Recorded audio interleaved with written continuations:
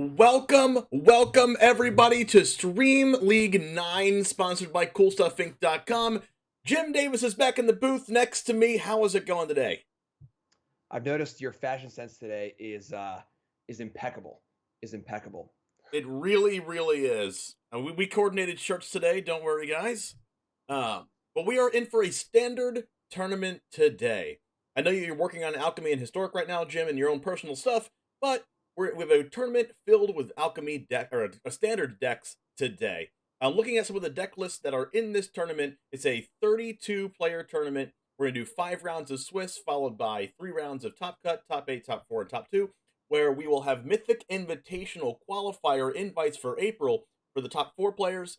5th, 6th, 7th, and 8th will get MTG Arena Gems, courtesy of MTG Melee, and $1,000 of CoolStuffInc.com store credit throughout the top 8.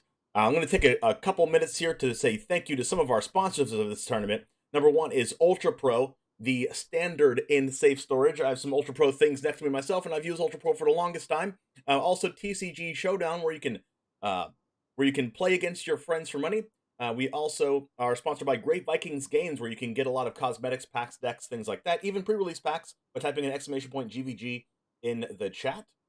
And also CoolStuffInc.com as well. You can type in code James5 or DGen5 at checkout to get 5% off of everything in the store. Also, Ultra Sleeves. You can get 5% off your Ultra Sleeves by typing in code DGen at checkout for that as well. And you get some cool sleeves with CovertGoBlue, Ali Eldrazi, people like that on the sleeve. So that's pretty cool. But aside from that, what do you think about the standard format? What are some deck lists that you like? What are your first impressions here of this tournament, Jim? It's really opened up. I feel like Kamigawa Neon Dynasty has been like a renaissance, in a lot of different ways. Very fresh, a breath of fresh air. The set is thematically very different. We've seen in Magic before with, big futuristic guys on turntables and stuff, which is awesome. Limited format's been super cool. And it's been affecting constructed formats across the whole spectrum, honestly. Modern, Pioneer, Historic, Alchemy, and Standard. Standard's been kind of a little rough, the last few years as far as, there was often been like 1 or 2 really good decks. But a lot of cool things happening in Alchemy. A lot of Alchemy in Neon Dynasty. A lot of moving parts too. A lot of the cards, they aren't just like Oko, Glorybringer. They aren't just like these really individually powerful cards. They're synergy cards. Cards like the Anvil or the Synthesizer. A lot of enchantment stuff going on. A lot of themey stuff, which makes decks actually care about things and therefore makes decks a little more widespread as far as what they're trying to do. So it looks really cool. Looking at a deck list here, it's like a pretty wide variety. Still, you're pretty, there's still some mono white aggro, mono green aggro. We're seeing, Orzhov mid range, the runes deck, sacrifice decks, kind of like the Jeskai kind of combo control deck with that 4-drop legend. Mono blue tempo here from Adam Ant, pretty cool.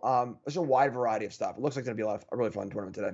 One of the things that is not in standard anymore outside of the bans is Faceless Haven. So it'll be interesting to see if the monocolored decks can beat some decks that can really go over the top. There's Orzhov mid-range, mono black mid-range, mono black control, Orzhov control, and Esper mid-range can all go over the top of these aggro decks that they can stabilize. There's also a really powerful card like Meathook Massacre in the format that can really put a damper on those plans. I'd be interested to see if we can get some appearances of some curves, like 1-drop into Thalia, into Raydane, into Elite Spellbinder, to see if we can punish some decks like that. But there's also the emergence of the new Runes deck. The Naya Runes deck has taken over Standard and Best of 1 and Best of 3 by storm. And it seems like those that can stabilize faster than a lot of the other ones can, because they can, number one, make huge creatures that also have trample, so has a good matchup against the chump blockers, as Eye Twitch and Shambling Gas do such a great job at stabilizing, being those chump blockers. And Lolth is really good at stabilizing unless your opponent has a big trampler. So it also can stabilize with a bunch of lifelink as well. Multiple lifelink runes, and the 2-drop Jukai Naturalist also just automatically has lifelink. So that's going to be a big deck in the format. I think that might be my favorite to win this if there's a Runes deck in this tournament. And also maybe like an Orzhov midrange or Esper midrange. Some of these decks that can pack a sweeper into their decks with already a lot of spot removal for the Jukai Naturalist and Runeforge Champion. Yeah, Runes is really powerful. It's The Runes deck is good just by itself. The new cards, it almost looks like a block constructed deck in some ways, where it's playing a lot of new Kamigawa cards mixed together with the Kaldheim Runes. But the real big card, I think, is Showdown of Skalds. Showdown of Skalds is the card that takes that deck from being sort of like a linear, I don't even want to say all-in aggro deck, but like a very linear focused deck to a deck that can grind with the best of them. And Showdown is already an amazing card just by itself. Showdown is unbelievable in the Rune deck because it costs one less with the Naturalist. It puts a counter with your visitors. You find it with Commune. It just like we've never really seen Showdown of the Skalds be a synergy piece as well as just a raw, awesome card. So when it's both, it's just an unbelievable tool for that deck. And it's the card that makes matchups that seems like they would be good against the Runes deck, does actually not good at all. So I agree. Runes is awesome. There's also the Sacrifice deck too. We're seeing Onicult Anvil, Experimental Synthesizer, kind of joining forces with the black sack things you were talking about, Medic Massacre, Shambling Ghast. And it's been a pretty powerful core. We're seeing it in a lot of different formats, actually. We're seeing it in Pioneer. We're seeing it in Historic. There's new versions of the Rakdos deck in Alchemy. And in Standard too. Just the Blood Scythe Harvester, Synthesizer, Anvil, make some blood, sacrifice some bloods, kind of just do that slow bleed, the Medoc Massacre and everything else. We're seeing Burn Down the House in these decks. Stesnia Uprising, no longer just a bomb rare and limited, super cool card. And Dota's playing a version of the Rakdos Sacrifice deck, have it up right now, looks pretty good. Has a lot of tools, good creature lands, seems sweet, and just another element. There's a lot of different things you do in this format. We're seeing a lot of different archetypes. Right, we're actually, speaking of that, we're going to actually start with someone that has won a previous Stream League. He's actually the only two-time Stream League winner in Elliot Dragon. We're seeing him play against Little Bo Peaches, which we didn't get a chance to commentate one of her matches last Stream League, but this is her second time around playing in Stream League 9 today, and we're going to see Elliot Dragon versus Little Bo Peaches. I'm excited about the Little Bo Peaches is one of the fastest up-and-coming content creators, and Elliot Dragon is a pretty big content creator in the French world and English world. It streams in English and French. So Elliot Dragon, being a two-time champion, what do we bring to the table for Elliot Dragon versus Little Bo Peaches, Jim? It's like Elliot is playing Dimir Control, which is not one of the decks we mentioned on our little breakdown there. And of course, Kaido Shizuki, new Planeswalker card is really, really good. Card is really, really good.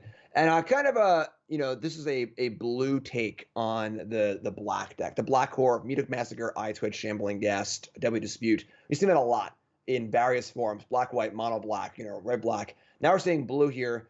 And it's funny, I had this deck kind of bouncing around my head for a little while. I never actually built it. Just the idea of just adding blue to the black deck for Kazuki the Planeswalker, some sideboard counter spells. Deck looks really, really good. Deck looks really, really good. All right, we're going to see Elliot Dragon be on the play here. Let's go ahead and get a look at this at the match here. One of my favorite cards, if not my favorite card, Kaido.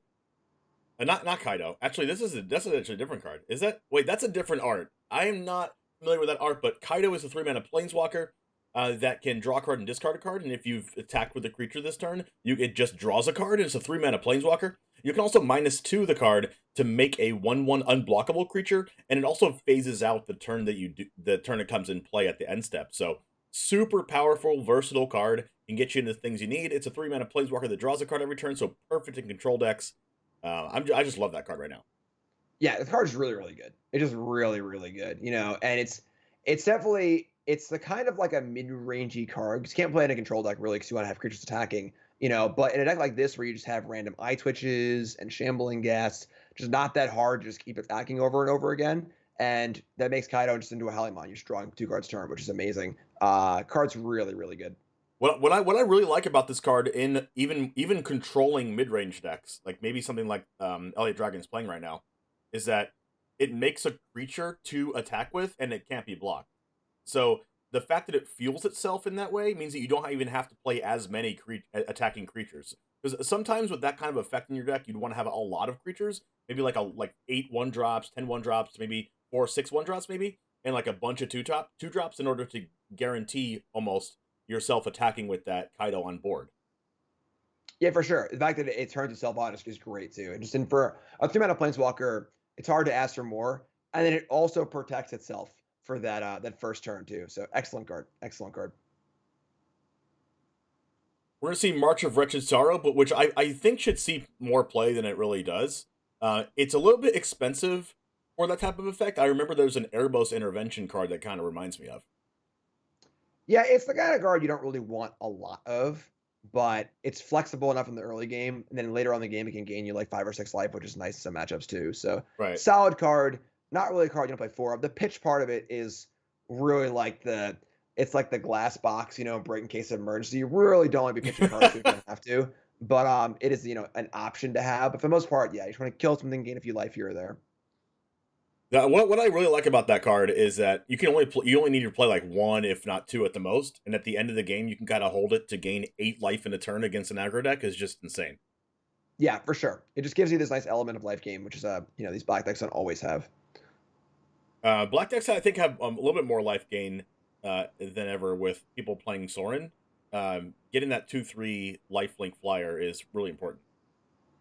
Yeah, I mean, there's a little nickel and dime store, and of course, Meat Massacre as well is a big one too. True.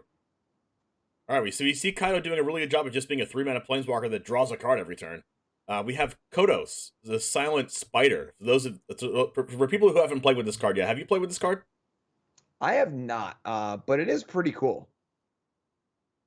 It reminds me of like a really, really expensive, like, I don't know. What's the card in Modern that's Phyrexian mana that you can exile things out of the opponent's graveyard?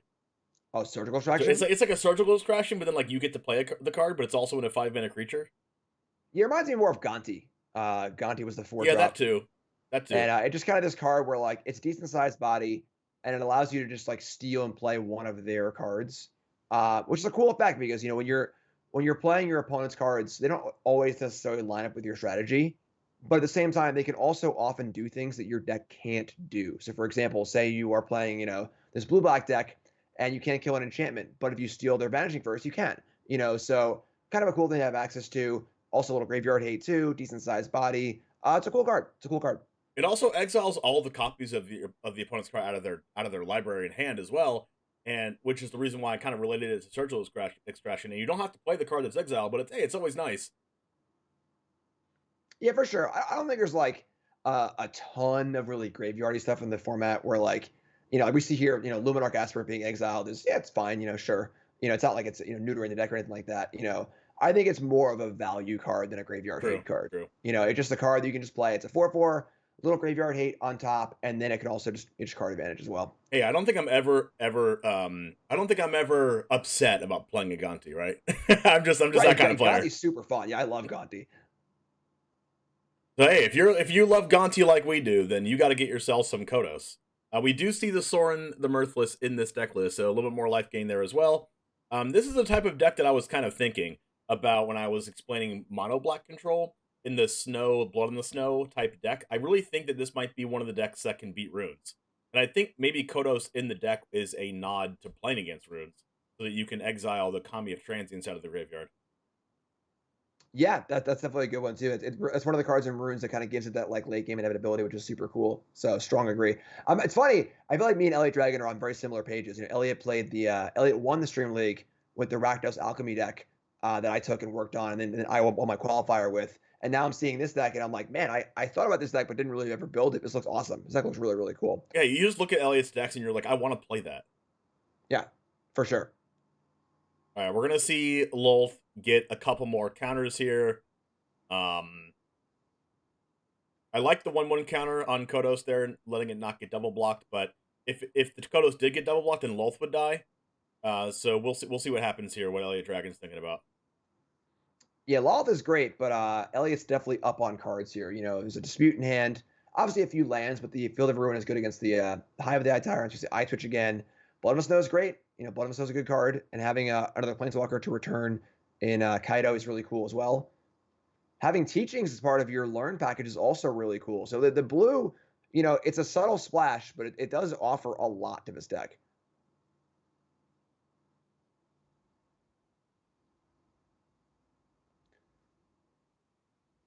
Little Eye Twitch action, Dispute up, Field of Ruin up, Mascot Exhibition ready to roll. A lot of grind here. A lot of grind on both sides.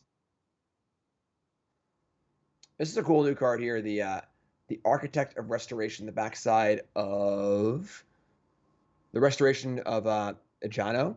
And kind of a cool card, a lot of value, gets a planes, can return a card, and the body it turns into is pretty good too. 3/4 vigilance, makes token every turn, kind of Bremaz adjacent, just a good threat.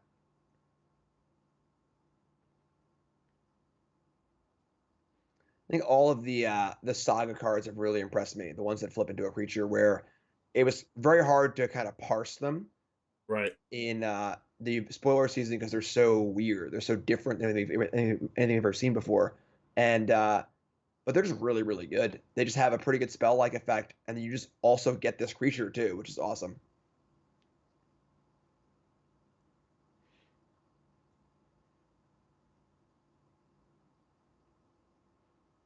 Some spell lands here making an impact as well. New legendary channel lands.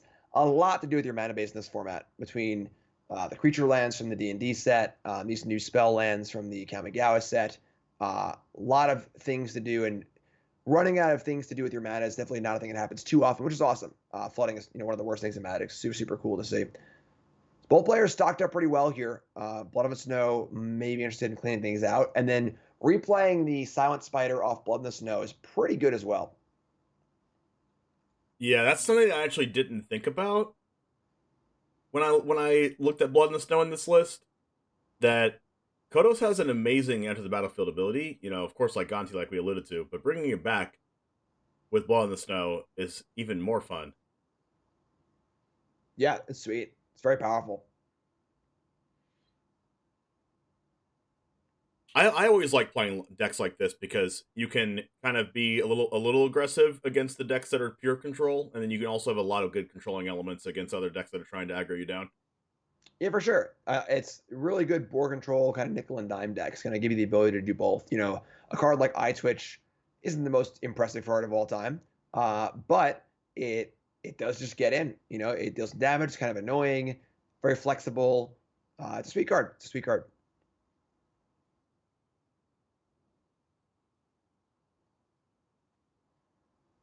Interesting. We're going to see a learn here, and we're not going to see a dispute. We're going to see a Field of Ruin instead. Looks like we're going to be setting up for a big Blood of the Snow. Looks like Elliot wants to get that extra snow land into play as well.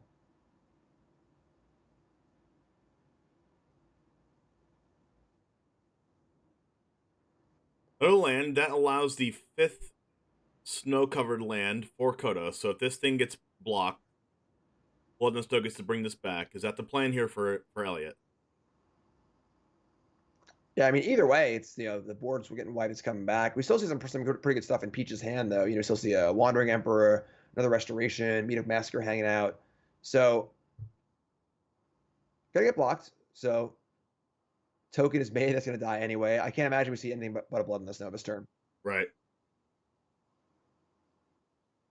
And there it is.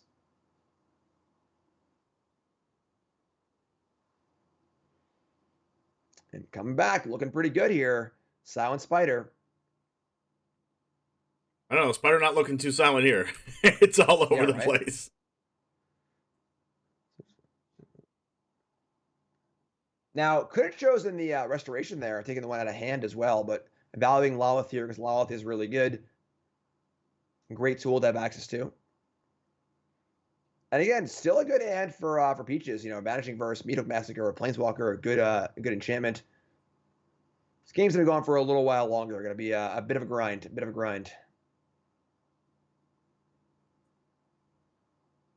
It's okay. I think I'm in for it being a little longer. How about you? I'm in for it. Let's rock and roll.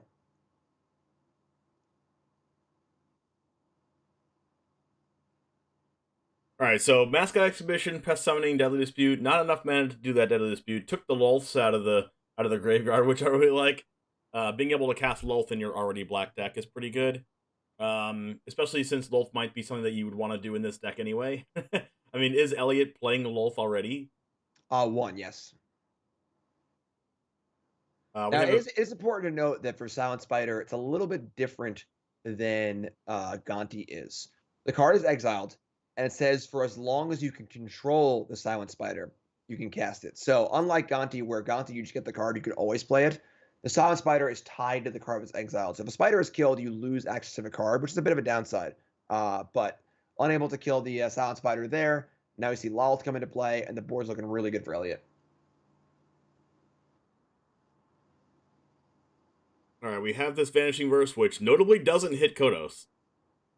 Oh, but you know what does? The Wandering Emperor. And this thing's probably just going to get deadly disputed. But Elliott Dragon smartly casting the card off of Kodos before getting exiled, knowing that the Wandering Emperor was in Lobo Peach's hand.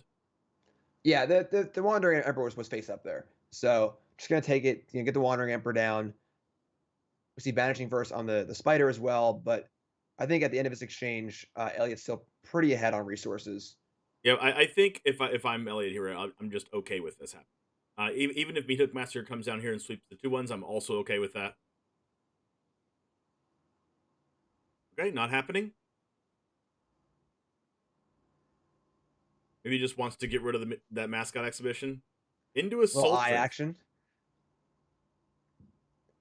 Soul Transfer is very interesting. Can get back the Kaido or the Soren out of the graveyard, or exile a creature or planeswalker on the opponent controls. Very versatile card. I like it.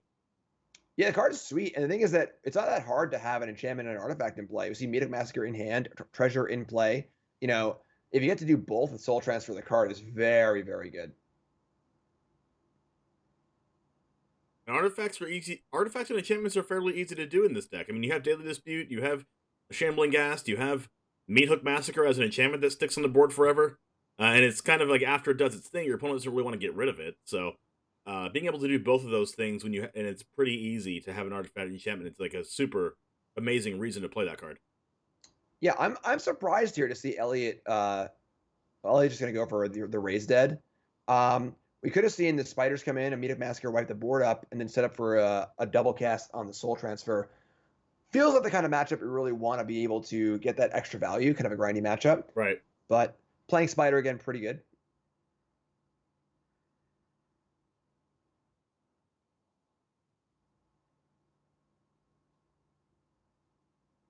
All right, being able to hold the Deadly Dispute, not attacking him with the Spiders. I mean, if I'm Lobo Peaches, I mean, this looks like a pretty darn good time to cast that Meathook Massacre with the Kodos on the board. Yeah, I don't think it's a choice, honestly, because the card, the Wandering Emperor, is tied to the Silent Spider. So if that dies, then Elliott loses the ability to cast the Wandering Emperor. So pretty big upside in killing Spider here. So Meathook for 4 was on the table, but not going to go for it. Not going to go for the Meathook. Very interesting.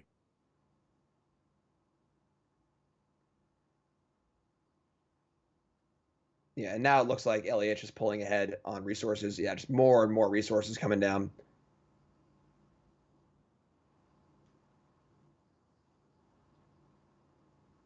Wandering Emperor can be played with Flash, obviously. It can be a combat trick. Good flexible card. Yep.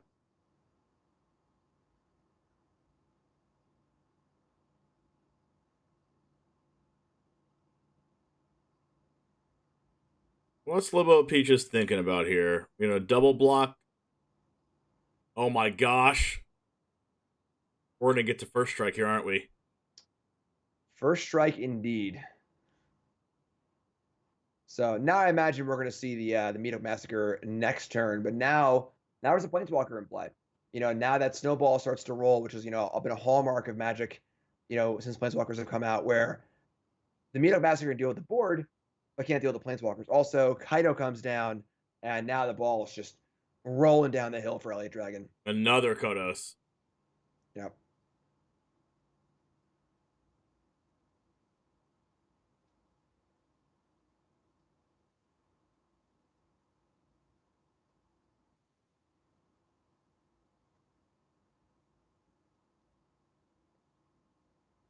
Interesting. Restoration discarding the Meathook Massacre.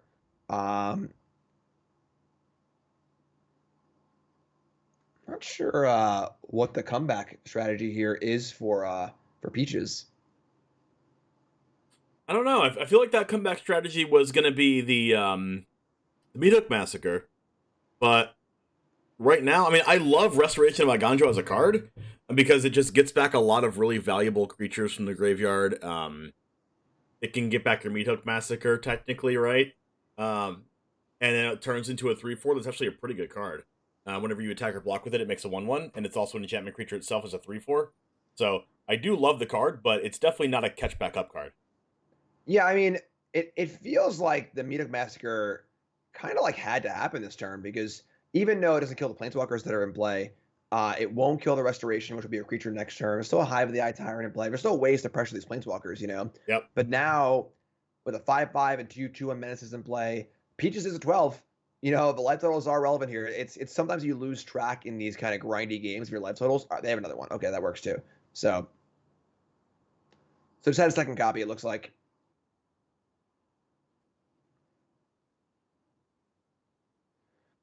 But again, those planeswalkers still stand tall. And there's 7 cards in hand. I have the Eye Tyrant just drawn. There's a Kaido in play. There's a Wandering Emperor. Gosh, it's like everything I want to be doing in a deck, Jim. Yeah, this deck is super sweet. This deck is super sweet. There's definitely I think on our first break, I'm going to be screenshotting this deck list and popping it over in the Pro Tour testing channel. Even though it's alchemy, obviously, but the points are very similar. This deck looks sweet. I'm actually surprised at myself that I didn't build this deck because I had the thought of like, well, mono black is cool and Kaido is cool and splashing blue and black seems to solve a lot of problems. So why not do that? I just never really got around to it. So Elliot Dragon's always getting to me before me. He's always like at the deck that you want to play in the meta before people start playing it. I'm always one step ahead. And now we see Elliot just unloading on the board here. Got the Revealing Eye as a 4/5, 1/1 counters and first strike coming every single turn at this point in the game. Elliot doesn't have to contribute to the board at all ever anymore because don't want to get blown out by Limbo Peach's Meat Hook Massacre if they commit more to the board here. Now Pest Summoning would just be 2 1/1s, but there is a Wandering Emperor on the board and a Kaido, so they will both be available to attack and get extra 1/1 counters every turn. So even if this board gets swept right now, Pest Summoning is just all you want to be doing. Pest Summoning plus Hive of the Eye Tyrant is also really good. Yeah, for sure. And look, another Spider. Would you look at that? Yeah, and Spider has looked phenomenal in this match so far. Just being a huge threat. I guess it is legendary, so you don't want to play a second copy. Might not actually factor into this game, but if kind of the card where even if Peaches is able to come back now, there's just another Spider waiting in the wings, ready to cast more spells, put a 4/4 in play, and go from there. Yep.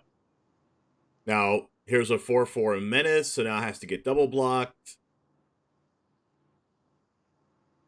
Yeah, there are not a lot of good blocks here for Peaches. I've heard some people say that there's not really a lot of different ways to eat. There's a lot of different ways to eat this Reese's. Yeah. It's looking pretty good. What do we say in commentary at this point, Jim? What do we say? We admire Elliot Dragon's deck. Admire. Think about game 2 a little bit, honestly. Once you get to sideboarding, we'll pop on over and take a peek at the Orzhov sideboard. Some Go Blanks, a couple more Planeswalkers. Honestly, not of like a ton of stuff. Ours Legion Angel's pretty cool as well. But on the Dimir side, now Elliot gets to bring in a negate, a disdainful stroke. And these counter spells are often really, really good in these mid-range mirrors as like a breaker. And I feel like it's a thing we've seen time and time again over the last 5 or 6 years. The really, really good mid-range deck splashes blue for some counter spells to win the mirror. Simple as that. And another great element to his deck. And like you say mirror, but there's no white in Elliot Dragon's deck, but it's kind of like a mirror, right? There's so many cards that are similar. We have the Wandering Emperor, bunch of the same cards. We have Meat Hook Massacre. I mean, is every deck with Meat Hook Massacre like almost the same deck? I don't know. Yeah, they're all structurally very similar, right? They're kind of grindy board control decks looking to grind to the late game, kill some stuff, play some planeswalkers. It's very, very similar strategies. The thing that gets me about decks like this is that like just really good hard removal spells like Fateful Absence are just terrible against decks like this, or maybe cards like Fateful Absence and Bloodchief's Thirst are a little bit better because they can hit the planeswalkers too, but just 1-for-1 cards against a card like it's a card like Wedding Announcement that just makes a couple 1/1s, or you have a card with that. But your opponent has like a 3/3 Shambling Gas because that's a couple counters on it. Like you never really want to do that. So it's It's a very interesting deck to play against. It's a deck that plays a lot of creatures, a lot of chump blockers, but you don't really want to kill them. Like, you really want to use a removal spell on a Night Witch? Exactly. Yeah, and that's part of it. It comes down to the whole paradigm of there are no wrong answers, only wrong, or no wrong threats, only wrong answers. Rather than trying just one for one their planeswalker and kind of lose on the exchange, you kind of want to just play your own planeswalker and just get into this real slugfest. And we see that a lot. This game's been a huge slugfest. Planeswalkers flying back and forth, Meat of Massacre killing the board. And it looks like that Elliott has the bigger slugfest cards right now. The Silent Spider has been phenomenal, both removing threats and producing more threats. The Planeswalkers have been great. And then Blood in the Snow is a nice reset. And Meat of Massacre is good in a matchup like this, but not as good. Whereas Blood in the Snow actually is a threat and a removal spell, which is very, very important. You know what's really cool here? Otawara bouncing the Wandering Emperor and then cast it with Flash and gives something first strike. I love Otawara. That card is one of my favorite cards right now. It can bounce your Planeswalkers, your own Planeswalkers, not only your opponents. You can bounce your own Meathook Massacres, and that's happened to me a couple times. You use it, you Otawara on your opponent's end step after they flood the board again, you bounce your own Meathook Massacre and play it again. It's just so good. That is pretty sweet. Yeah, and then a lot of value for a card that's basically an island. So much value for an island. All right. So hitting the point now where the scales are extremely tipping in Elliott's favor. There are no copies. There is a Planner Cleansing in this format, the white, like Mastery, which can kill everything. Mm-hmm. But that card's not in Peach's deck list. And even then, Elliott's hand is just so good, I don't even think it would matter. So there's also a dominating showing here in Game 1 by Elliott. Yeah, there's also a card that Peaches is probably playing in the 6-mana exile everything except for Planeswalkers, but that's especially not good against Elliott's deck with a bunch of Kodos, Sorin, and Lolth in it, right? Yeah, and that's the issue. Is that card is really, really good. That card's a knockout home run against runes, a knockout home run against the Anvil decks and the Sacrificey decks. But you're right. It has a blind spot. The blind spot is Planeswalkers, and as we saw in that game, multiple Planeswalkers in play. One of them wasn't actually Elliott's Planeswalker, but a lot of Planeswalkers in play. And, the card's good, but I don't really know if it's good enough. I mean, could have been Elliott's Planeswalker. There is a Lolth in the deck, but, that Kaido, this is what's so good about Kaido, though. Like, how many cards did Kaido draw that game? A lot. Every single turn, right? Yeah. It drew a card from turn 4 until the game ended. And it drew a card every single turn as a 3-mana Planeswalker. Yep. And the thing is that it's really good at, again, it dodges a lot of the things that are happening in the game where they play Meathook Massacre. All right, sure. You can keep drawing Kaido, they play, Farewell, they play whatever. And Kaido just kind of keeps on trucking, which is great. So the card's really, really good. There's also a card that I thought about playing, but I haven't got around to it because I was kind of unsure about it, is Bloodchief's Thirst. And we see 4 copies of that in the 75 for LA Dragon, if not main deck. And that's also, I think, a nod to runes. And you just need to be able to kill the huge... because the cards in runes, they seem so kind of mediocre, but then all of a sudden it's turn 4 and you die by a 12/12, right? And they're usually 1 and 2 mana. There's a 1 mana card that puts extra counters on things, and then there's the two mana Jukai Naturalist that can get huge as well, with Showdown of the Scalds counters. Kami of Transius is also a 2-drop, so it's a good 1 mana removal spell against that deck for sure. Yeah, the only card that doesn't kill is the actual Rune Force Champion, and yeah, Thirst is pretty good. The full 4 is a lot. That's a pretty big commitment there from Elliott. I mean, part of the allure of Thirst is that it can kill Planeswalkers in control matchups also, but it is very clunky when doing that. So, big statement by Elliott here with the 4 main deck Bloodchief's Thirsts to go along with the other kill spells. And, yeah, looking like we're going to see an exciting game 2 here. Also, Bloodchief's Thirst isn't as good against Hanada, and because it's 5 mana to kill Hanada in that case. And it's also not good against Goldspan Dragon because, of course, it does make a treasure, and it also has haste. Yeah. So if that deck was popular here in this tournament, I don't know how many copies of that is in this tournament right now, but oh my gosh, would you rather have an instant speed removal spell in that case? Yeah, I think Bloodchief's Thirst is the kind of card where when you put that card in your deck, you want to cast it for 1. You can kick it, but you really, really don't want to. The real goal of the card is to be this cheap answer to, a rune creature, maybe a Werewolf Pack Leader, a Thalia, just some cheap 2-drop. And it's a big statement from Elliott to say that I'm playing 4 of these. I think I'm going to see a lot of those.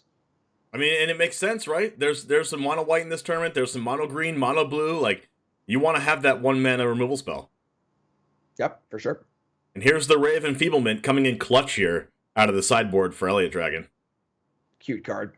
Not using it yet, cast it, though.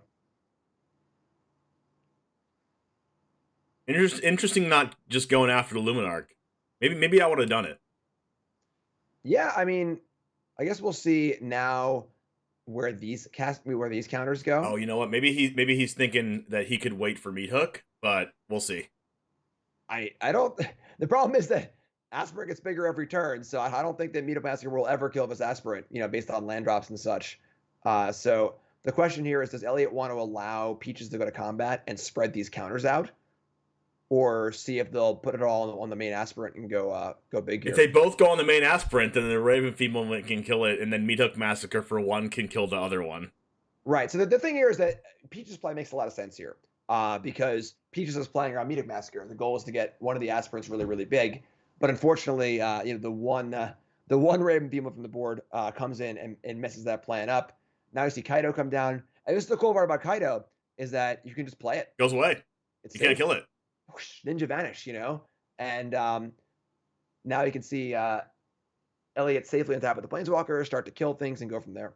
Gosh, how humiliating. The design of Kaido is so good. I can't even express this enough, how much I love that design. Strong agree. The Planeswalker design in general in the last few years has been really, really good. They've really moved away from like the generic 5 mana, +1 to draw a card in some way, -3 to kill something in some way, 8 mana, or 8 loyalty win the game. Planeswalkers that are so boring and generic, and really found a lot of cool ways like Wandering Emperor or Kaido to make Planeswalkers cool, interesting, and then play an interesting way as well. You see the Soul Transfer come down, exiling this, saving that Meat Hook Massacre and Lolth for a brighter day. And if you're Liberal Peaches and you hit that land drop, there's an opening for Kaido to die here. Yeah, and there it is. A lucky draw, honestly, from Elliott as well. There was no playback turn without a kill spell to keep Kaido alive, and then of course the Hive can kill Kaido here anyway. So now we see though the thing that Kaido does, where Kaido came in, it drew some attention, it drew a card, and now it's time walking for a turn. So for 3 mana, make a 1/1, draw a card, time walk on turn 5 is pretty good. Even though Kaido was killed there, that was still great. It doesn't need to stay in play every turn to be good. Right. Now, I definitely have lost to Dimir / Esper playing Kaido by just the unblockable 1/1 getting powered up. So we'll see how far that goes. Does it go the distance? Probably not, since there's a Meat Hook Massacre in play or in hand, but I've definitely lost to that going the distance before. We're going to name our ninja Joe. Jova Ninja. We'll see if Jova Ninja can go coast to coast here. Made a few spider friends along the way, and realistically, not much else happening on Peach's side. All right, Joe, you got this. Joe, go Joe. All right, there's Blood in the Snow. So, right now we're seeing these sweepers in hand for Elliott. Massacres now in the graveyard, Blood in the Snow in hand, but very ahead on board. And Lalo's doing Laloth things too. Laloth is great. I love Laloth as a Planeswalker. Yeah, me too. I mean, the card draws a card. I mean, I guess if it, like, even the fact that you can sacrifice your own creatures or kill them in a way where you can use it again after you've already used it the turn previous is awesome. Just being able to draw a card every turn is also amazing. Yeah, it's like the forgotten ability on Laloth. You're so used to making spiders everywhere, and you're like, oh yeah, I can just draw cards too. That's great. Now we're seeing the downside to Bloodchief's Thirst a little bit here. Kind of just rotting in hand. Can't kill this creature land. This is almost any other removal spell. It can defend Laloth here against this Hive of the Eye Tyrant for an absolute blowout turn. But kind of just hanging out in hand here. You can see Elliott's kind of mousing over it too, looking a little, a little forlorn perhaps. And this is the reason why I've kind of not really wanted to play Bloodchief's Thirst, even though it's super powerful, especially on the draw against runes. But in situations like this, especially in a control deck, you can find yourself in positions where you really lose to creature lands. Actually surprised to see this farewell here, considering not actually going after the Lolth at all. Yeah, goodbye, Joe. Thank you for your service, but... Go didn't go the distance, I'm sorry. Yeah, I mean, still a Planeswalker in play, like I was saying in the sideboard, I think Farewell doesn't seem super great here. It's just going to kill the creatures. Planeswalkers are still going to be there. And I see another Planeswalker here in Sorin. Going to see a Vampire. Now the blocks are available for the Hive of the Eye Tyrant. Now there's 2 Planeswalkers in play. And Blood of a Snow is still in the chamber as well. And we've seen sort of what I was saying earlier for Peaches here. Peaches is kind of killing things, but not really playing their own engine, not really getting things going. Kind of just like, all right, I guess I'll kill that thing. I'll kill this thing. And Elliot always has something left over every time. So the advantage is just kind of like accruing as the game goes on more and more and more. And now, since Elliot Dragon now has the 1/1 and the 2/3, now the Hive of the Eye Tyrant can't kill the Planeswalker, and then all of a sudden Elliot's drawing 3 cards a turn. Draw for Sorin, draw for Lolth, attack for 3, and that can happen every single turn now. Yeah, and that's part of the allure of the walkers in this deck, because this deck is very good at making blockers. Random eye twitches here and shambling gas there, spider tokens. So this deck protects the Planeswalkers really, really well. Can you imagine if there was also a Kaido in play? We could see Dimir Super Friends. Yeah, right? Look at this. Yep, draw a card, draw a card, draw a card, keep going. And all of a sudden, Level Peaches is going to be drowned in card advantage. Is this what the definition of drown in the lock is? Basically. Oh, no. I mean, I don't even know what Peaches can have right now, Maybe a Wandering Emperor or something like that, but... Oh, I got it. Death Shadow. That still doesn't work. There's a Blood Chief's Thirst. Yes. All right, so called the Emperor. What's left? Another Farewell. Oh my gosh. Yeah. I don't think I agree with Peach's choice to bring these Farewells in. They have not looked very good. Well, they don't seem to be operating on an axis that matters. I like the axis, actually, if your plan is to kill every Planeswalker on site. With Vanish, Sure. Like, play the Planeswalker Vanishing Verse. Okay, Farewell everything. Like that, and that's fine for me, I think. So if that was the plan going in, I could see that. Duty. But the fact that there was Farewells in hand, and then the Planeswalker didn't die from Hive of the Eye Tyrant, to like make the Farewell as good as it could be. But I think Elliot Dragon has enough experience playing decks like this where the game's basically over already. Yeah, and the thing is, like, even if things go horribly wrong, there's still Blood of a Snow in the end. So that can just return a Planeswalker, sweep the board again. It's looking pretty good. We can see the Hive command get a counter, but we see a Hive and an eye touch on defense, which can kill it. And we can see Luminarch Aspirant here. While it is a very good card, looking a little awkward because it's not really kind of a grindy threat. It's just sort of like a singular creature. And a lot of the value that Elliot's gained in this match is every card has done more than one thing. I play a Lolth, I make some spiders, and I have a Planeswalker. You kill the spiders, great, I have a Planeswalker. I play a sword, make a token, play Blood of a Snow, get a thingy. Whereas Aspirant's a very one-dimensional card as far as being, it's one thing. You play it, your opponent kills it, that's a one-for-one trade. So the trades just aren't going in Peach's favor here at all. Yeah, I mean, it could have gone horribly wrong for Elliot, too. Remember on turn 3, there was no blue source, top deck blue source for Kaido? True. It could have, like, in turn 1, had the Ray of Enfeeblement already, didn't have the Blood Chief's Thirst yet, had the Ray of Enfeeblement for the huge Luminarch Aspirant with the Meathook Massacre in hand. This game could have been over in 5 minutes from Lobo Peach's side if that wasn't the case. For sure, absolutely. And maybe that was the angle that Lobo Peach's was going for. Just make a huge Luminarch Aspirant. Okay, you can't deal with it. All right, you're dead. And I agree. I think that the sideboarding of bringing the Farewell sort of is a counterpoint to that. Where you kind of need to decide, like, all right, do I want to get in a slugfest, or should I try and just end this game and go duress Aspirant, kill you? Yep. Which makes the Farewells a little weird. So, but here we see this, monstrous attack from Elliot, and down to 1. Is there a way like with Blood in the Snow that could be game here somehow? No, right? I don't think so. I feel like this deck does such a good job of just doing incremental damage that, like, yeah, I feel like every time I'm at under 5 life, it doesn't matter where I feel like I'm just dead against decks like this, especially with Meathook Massacre. Sure. All right, Elliott Dragon back to 20 life. Silver Quill Silencer is actually a really cool card in open decklist formats because you know what your opponent's playing already, even if they haven't played anything on turn 2. Yeah, definitely a card that improves an open decklist for sure. We actually saw that in the last Stream League, right? Someone was main decking the 1-mana white clue card, or was it that, or was it something else? Curse of Silence. Yeah, it was Curse of Silence, not the clue card. Someone asked in chat, has anyone ever ultimated Lolth? I definitely have, for the content. I could have won if I didn't do it, but I did it. I've won doing it, but it probably wasn't necessary, honestly. If you have 11 Lolth in play for that in that long, you're probably in pretty good shape.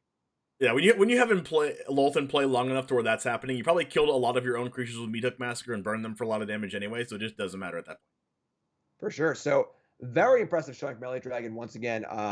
Former 2-time champ, and showing why. Decklist looks awesome. Looks really, really good. Right-click, save desktop. Right-click, save desktop. We're going to see if someone else is playing right now to see if we can get the matches to you as soon as possible. We do have... Let's see here.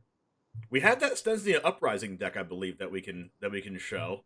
Medicus Dota is currently playing that, I believe, against Tixahan, it looks like.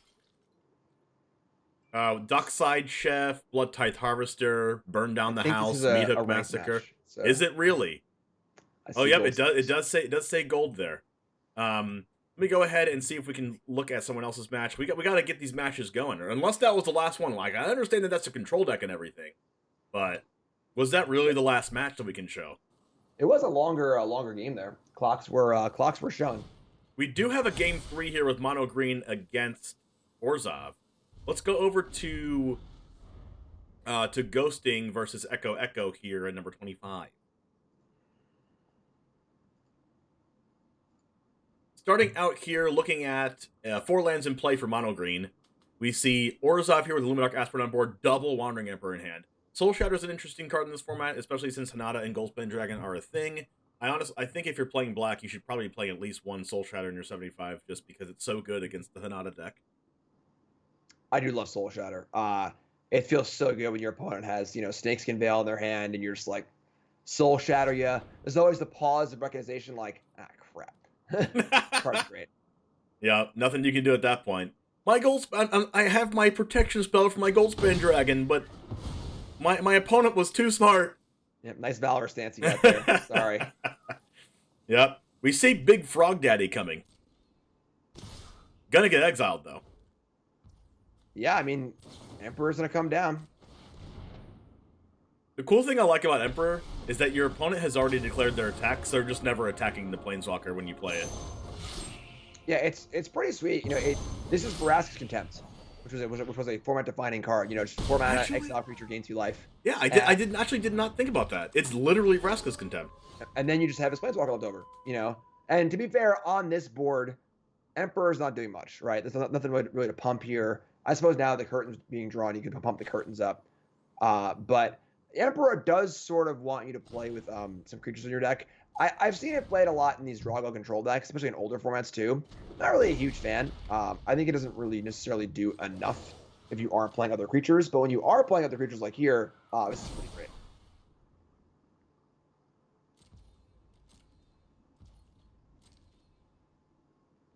Now we see Soul Shatter at the ready, Seed of the Empire at the ready.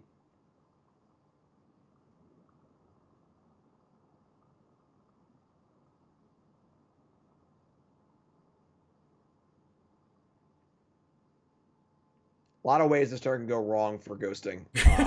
Yeah. Because, attacks on Wandering Emperor, try and draw a card with the Werewolf Pack Leader, whether it's pumping it or firing up a layer of a Hydra, they're all going to not work out super well.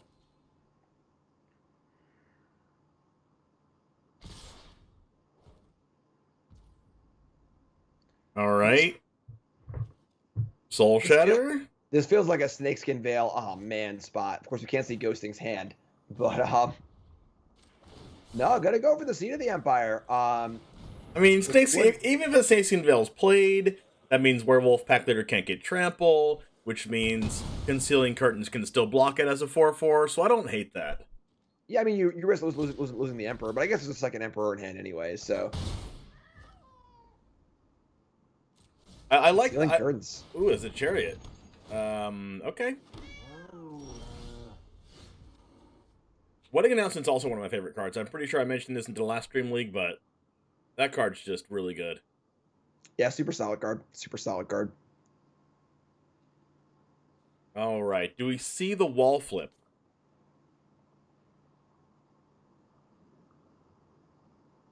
Probably not. I don't think we see the wall flip until we get 6 mana. So this might be just a Wandering Emperor, make a 2/2, play a Marius Call, tap, flash in the other Wandering Emperor, maybe. Yeah, Soul Shatter is live too. Yeah, Soul Shatter's live too, so either one, yeah. Soul Shattering the Chariot doesn't necessarily feel great, but you know, it's kind of the thing we were saying earlier, where Chariot's another card like that, where you play it, and if your opponent, you know, vanishing versus it, all right, I have 4 power in play still, you know, it's not necessarily a great exchange. You know, you want to beat Chariot, the better way to do it is not try and kill it, just to play your own Chariot or your own Planeswalker or whatever. Or your own Runes deck and power up your thing to 15/15 lifelink trample and attack. Sure, works too. Well, That's a cool oddity. one. It's an odd one. Not card. Actually, It's even mana cost. Alright. Is that a flavor fail? What? Oh, sure. 4 mana, 4/4 oddity. Was that on purpose? Wizard? Can I send you an email? Now Soul Shatter has choices, because Soul Shatter won't just kill Chariot. Interesting, actually. So this might actually just be play second Wandering Emperor turn. Yeah, I mean, now if the Chariot gets to attack, there was more 2/2s, and the board's starting to get gummed up here. Pretty big swing from 2 turns ago. Ghosting looked way behind, and now there's a lot of powerful cards in play. Right. Well, see, from a mana efficiency standpoint, that's why I was like, well, draw a land, do Wedding Announcement, and hold up Soul Shatter. Play Wandering Emperor this turn. Sure, the other Wandering Emperor dies, but you get to exile another threat. You get to make another +1/+1 on your vigilance thing.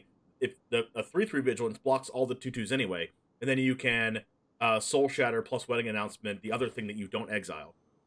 So I like this play a lot, actually. So Ghosting is just going for the face, not even attacking the Emperor, because, I mean, it would be far too difficult to try and actually kill Emperor. It would require a huge committing attack. At that point, you should let the Emperor die. And then, of course, with 4 mana up, the second Emperor feels somewhat likely too. So, like this play a lot.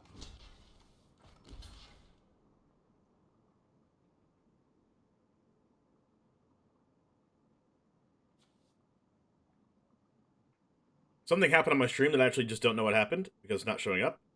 Hey! Spike feeders. Sounds good. Welcome, welcome.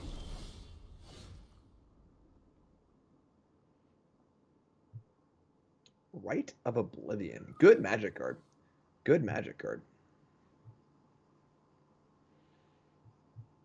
So Echo's answered part of the problem here. Now the Chariot is gone.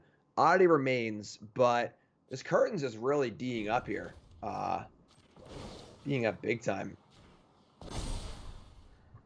Concealing Curtains, 2/6 wall, no land drawn, so that makes the Soul Shatter plus Wedding Announcement line unfortunate here. Rite of Oblivion can sacrifice the Emperor? Like, what do you do here if you're Echo? Honestly, I kind of like that. The problem is Emperor's dead no matter what. So, like... Yeah, so just sacrificing it, get rid of that Wolven Wall Oddity, hold up your Soul Shatter or Wedding Announcement, and... Honestly, yeah. I don't even mind playing Wedding Announcement instead of holding up Soul Shatter. Like, the 2/2s you don't really care about. They don't really... Ghosting doesn't really want to play that into Concealing Curtains anyway. Or attack into Concealing Curtains. Yeah, I think that that Emperor here has done its job, you know, because now Emperor's dead. And you didn't really get any value for it. Whereas, and now you have, I guess the right can sacrifice token next turn, but I guess that would be like die anyway. I don't know. Yeah, I mean, yeah. Maybe holding Rite of Oblivion for a Old Growth Troll. Fair. There is obviously exile value there, but you can always flash it back too. So you know, Rite's a super solid card.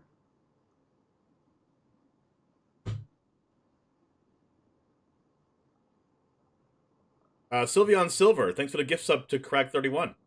Appreciate it. Oh my gosh, it's a lot of gifted. Wait, whoa, how many is that? 25 gifted. Oh my god. Damn. Big, huge gifties in the house. Thank you so much, Sylveon. If you'd like, you actually get a deck submission, so make sure to join the Discord and submit a deck if you'd like to. But make sure to give everybody a warm welcome in the chat. That's a lot of gifted subs. Thank you so much. All right, so we see everything attacking the Wandering Emperor besides the Oddity, I think. The Concealing Curtains obviously can get to block that for free. But as you were saying, the Wandering Emperor just dies, and Rite of Oblivion could have maybe got some value out of the Wandering Emperor going to the graveyard anyway. Just send it to the graveyard on your own accord, get rid of that Openwall Oddity. Also, I think Ghosting was tapped out, so it also plays around Snakeskin Veil. Played around. Yeah, like, I think the thing about Wandering Emperor is it's not a planeswalker like Lolth is, where Lolth's kind of planeswalker that really sticks around, and you want it to kind of stay there, you want to protect it, keep drawing cards off of it. But Wandering Emperor is like almost more of a spell.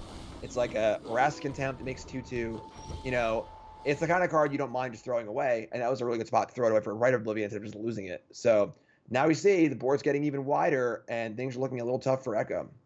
Echo's going to need to draw Meathook Massacre pretty soon, or else the game's over. Rite of Oblivion can tag the Outland Liberator, I guess, now, and then Soul Shatter the Oddity, leaving a bunch of 2/2s and not really wanting to attack 2/2s into Concealing Curtains. So I don't even know if that play is. I think I like the play that I said though. Yeah, I mean the Oddity's got to go here, and I think you want to just probably write the Liberator too. I don't know. I mean the wedding announcement is very valuable. So I mean I don't hate getting rid of the Outland Liberator, especially since Ghosting didn't leave mana up for it. Yeah. So now you see an army of 2/2s versus the 2/6. The problem is that here's a 1/1.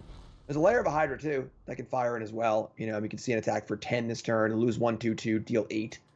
I think the thing that Echo has going for them is that they're at 15 with the ability to fire up the Hive of the Eye Tyrant to block a 2/2 next turn and not actually take 8 more points of damage the following turn.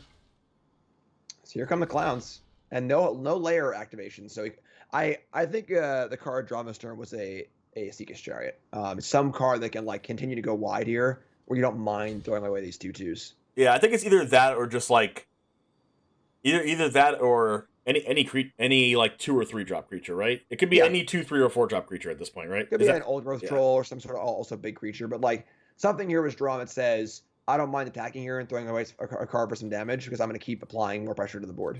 Right. If there was no card here, if there was no card in hand here, I'd be surprised. Yeah. There it is. There you go. All right. 2 for 2 on called shots today. Let's go! Exclamation point! Called it in the chat. Okay. We have another fortune teller in the house. So super wide now, and again we can see the Chariot get killed, but there's just a bunch of 2/2s in play. Yeah, I mean, Rite of Oblivion plus play Silencer. I don't even know if I like that. I think I like holding Takenuma to get back the Wandering Emperor, weirdly enough, but this has to be done, I think. Yeah. And then there's going to be another 1/1 that's going to be a 2/2, made for Wedding Announcement. That can block a 2/2. Concealing Curtains can definitely block the Lair of the Hydra. So I don't hate the spot considering, all things considered, but maybe I would have held up the Takenuma to get back the Wandering Emperor, but it's definitely a close play. I mean, Silencer being a 4/3 here is pretty important. So now there are 3 good blockers against Bears. So get the old 3/7 Concealing Curtains. How does Mono Green out of 3/7? All right, we see a land drop, and now you can fire up the layer as a 3/3 and attack with everything, but you lose a lot of resources to get in for only 6 damage. So might have turned the corner here, Echo. Silverquill Silencer not really doing its intended purpose here, just being a creature, but at this point, a 3 toughness creature is kind of good enough. I mean, Rite of Oblivion really showing you how powerful that card is in Standard. Getting rid of the Ulvenwald Oddity. No, it didn't get rid of the Oddity. It got rid of something else. And then it also got rid of the... did it get rid of the Frog? It got rid of 2 really important cards. It got rid of the Frog or the Oddity, and then also got rid of the Chariot. Yeah, the card's good. Just there's so much foddery stuff happening in the format. There's always something to sacrifice to it. That even makes you want to kind of brew up like a Mardu Anvil sacrifice deck with a bunch of copies of Rite of Oblivion in it. Could be a way to go. Right, it's definitely I feel like the premier rule spell for these tokeny decks. All right, gotta go for it. The old Yeah, I mean, the old attack with everything and then attack with everything again and hope. Yep. So this is gonna be a massacre, but I mean, do you really have a choice if you're ghosting? yep, 6 damage goes through, a 2/2 dies, and now you know a Liberator would be a really good draw. Even like a okay, that's it. Oh yeah, that'll log it up. Even a Blizzard Brawl just to like kill the Silencer and get it for a bunch would be really good too. So yep, if you're Echo, you can also fire up the Hive, block with it, and then use the mana from the Hive to Vanishing Verse with the mana that's available now. So, I might have even, yeah, Vanishing Verse is definitely feels like the lockup card here for sure. It's nail in the coffin. We'll see. You know, if we see good spell from Ghosting, and you know, brick from Echo, you know, we see like Chariot into, you know, Oddity or something here, it could definitely be a bit of a change. Weirdly enough, Snakeskin Veil could win the game. No, because like attack with everything, Snakeskin Veil the one that's not blocked after Vanishing Verse, but like there's the Hive with the Eye Tyrant to block anyway. Right. Yeah, I think every cat's getting blocked. So it would be cool to see a win like that. This is aggressive. I thought that was too aggressive. I'm surprised that was cast. Yeah, I mean, that Vanishing Verse was like your safety valve against any big top deck, and the extra cat's not doing anything right now. I think that was a little bit aggressive on Echo's side. You're trying to make sure they don't die here, but a lot more value being held in hand, I think. Echo lives life on the edge, though. You got to give it to him. Really adding to the suspense here. Knows they're on camera. Knows they're in front of a couple hundred people. Wants to add to the suspense. I can understand. I can respect it. This game just got a lot closer, I feel like. So yeah, all of a sudden. I can respect the pull off a big draw step or two here and put some more things in the battlefield. Doesn't Concealing Curtains get Menace or Lifelink on the other side? Menace. Okay, it's the other one that gets Lifelink. There's an Old Growth Troll at the top. Now we have Trample. I mean, we're like a Blizzard Brawl away from taking this over, right? Yeah, Vanishing Verse would look pretty good here. I mean, ooh. Is Ghosting gonna do it? Still a ways to go, but yeah, I mean, safety valve is gone. You know, that Vanishing Verse, obviously just tagging Troll would have been great, and then just holding it in hand plays around. Blizzard Brawl also, so things are getting dicey.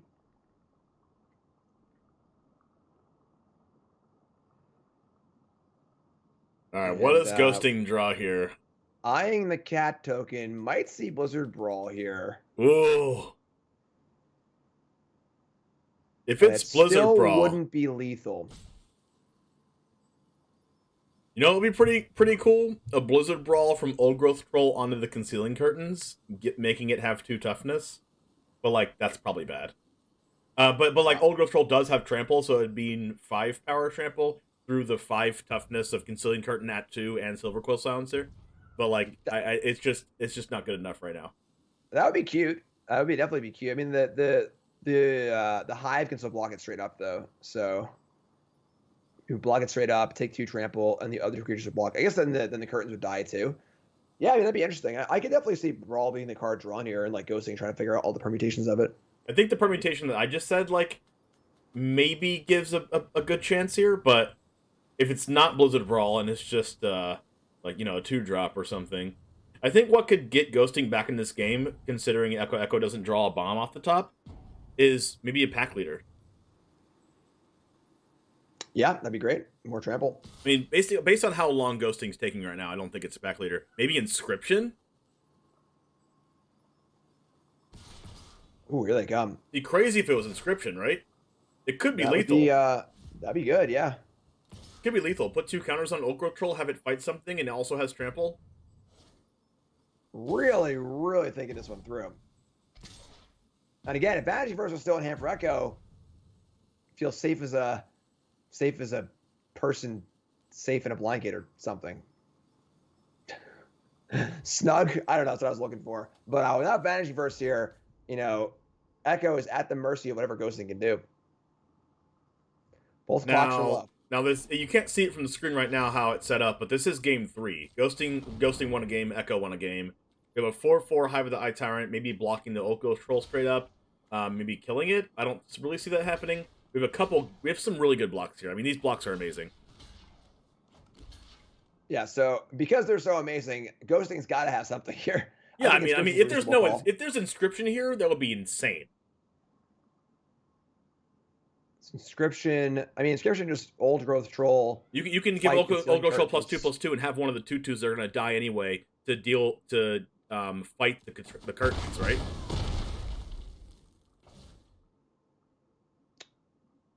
Okay, bold strategy. I mean, a Secret Chariot's not the worst thing possible. Maybe. Oh my goodness. Okay. Wow. Yeah, that was a good draw. I think Ghosting was hoping that maybe the old growth troll would have died there, and therefore they could have fired up the whole copy old growth troll with the chariot next turn. That might have been the thought process, because the attack did look really bad. All said and done when the dust clears. So, but that was a pretty obvious block with curtains on old growth troll. Like nothing dies, troll doesn't die. Yeah. Attacking with the silencer. Oh my. So yeah, long, knowing they're gonna farewell. farewell anyway, attacking there is fine. So we're gonna see a board of Hive of the Eye Tyrant, Wedding Festivities, Field of Ruin versus nothing. And I like that spot if I'm Echo. But 5 minutes on the clock, a couple lands in a row. I mean, in this spot, a couple lands in a row from Echo, followed by a couple creatures in a row from Ghosting, could actually just bring Ghosting back into it. For sure. Because if you don't farewell here, then they still have no answer to the 3/7 wall. Seeker's Chariot, go. Oh my gosh, if it is Jim, please stop calling it. I'm gonna have to not have you back in this tournament for a while after that. There have been a lot of Chariots cast this game. I can't imagine there's that many left. It's gonna be Oddity. I imagine Oddity would already be in the battlefield. So yeah, it's not hard to imagine a card here that would not be slammed. Okay. Okay. Oh, okay. Okay. All right. Give me a break. Back to back. Gonna let go. a possible draw of Snakeskin Veil here. Weird. Again, it is open deck list. I don't have Ghosting's deck up right now, but do not be afraid to use your instant speed cards at sorcery speed, guys. Oh my god! Oh my god! Oh my god! That's oh wow. Now, ouch, wowie. I like to say in this chat, wow, wow, we wow. All right, we're gonna get to trample over this thing now and kill it. Wow, wow, wow, wow. All right, so there's your trample. This is why you use. Echo goes to 1. Now the board is clear again, but now the board is actually clear. There's nothing in play for Echo except for the Silver Coal Silencer. This is why you use your instant speed cards at sorcery speed when you know your opponent can't draw something like Snakeskin Veil off the top. Yeah, like it's a kind of thing also where you just know you're casting the verse anyway. You just already know you're casting it. Like, there's no point in letting them draw anything, whether it's Snakeskin Veil or just whatever, you know? All right, Pack Leader. Silencer again. I mean, a couple silencers still aren't even that bad, right? You just call whatever card kills you, and then you draw a card if they draw the card. What did the first silencer name? I did not catch it. Only we had spectator mode. Oh my gosh, you know what would be really cool? Yeah, you know what would be really cool? That's a great idea, actually. Interesting. Yeah. Interesting idea. No attacks with the 4/3. I don't like that either. Here we go, Blizzard Brawl. That's a land. Brawl, okay. Oh my gosh, Blizzard Brawl would be so good, it would get rid of both silencers. Oh my god, what's happening? What? I think that was a misclick. Little Space Jam. All right. A little anticlimactic, but misclick on the Space Jam, and there you go. I'd like to report a robbery. Someone call the police. Well, that concludes round 1 of Stream League 9. Oh no! Yeah. No! That was a Space Jam. Done it before many times. It's an oopsie, you know. You know who didn't spacebar at the end of the game to attack for lethal? This guy right here. You guys don't remember that at all, do you? Yeah, I'd like to erase that out of my memory, please. But yeah, that was definitely a robbery.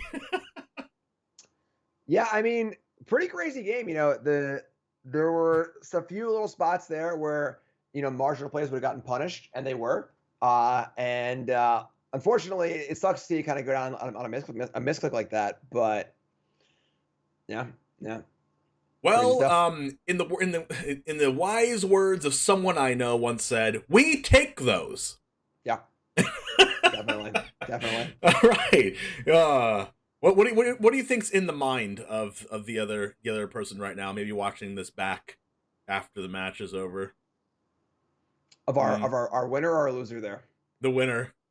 No, yeah, no. I mean, you got to play to your outs, I guess. I'm sure it was very, very surprising because when you see that attack, you're like, ah, crap. They drew like a Lalith or something. They do some sort of like really big card that's gonna allow them to attack. But then nothing happens. So yep. You know that the control opponent is already won the game when they start attacking with their threats, right? When they start attacking, you're like, oh god, yeah, it's locked up. I can't win this game anymore.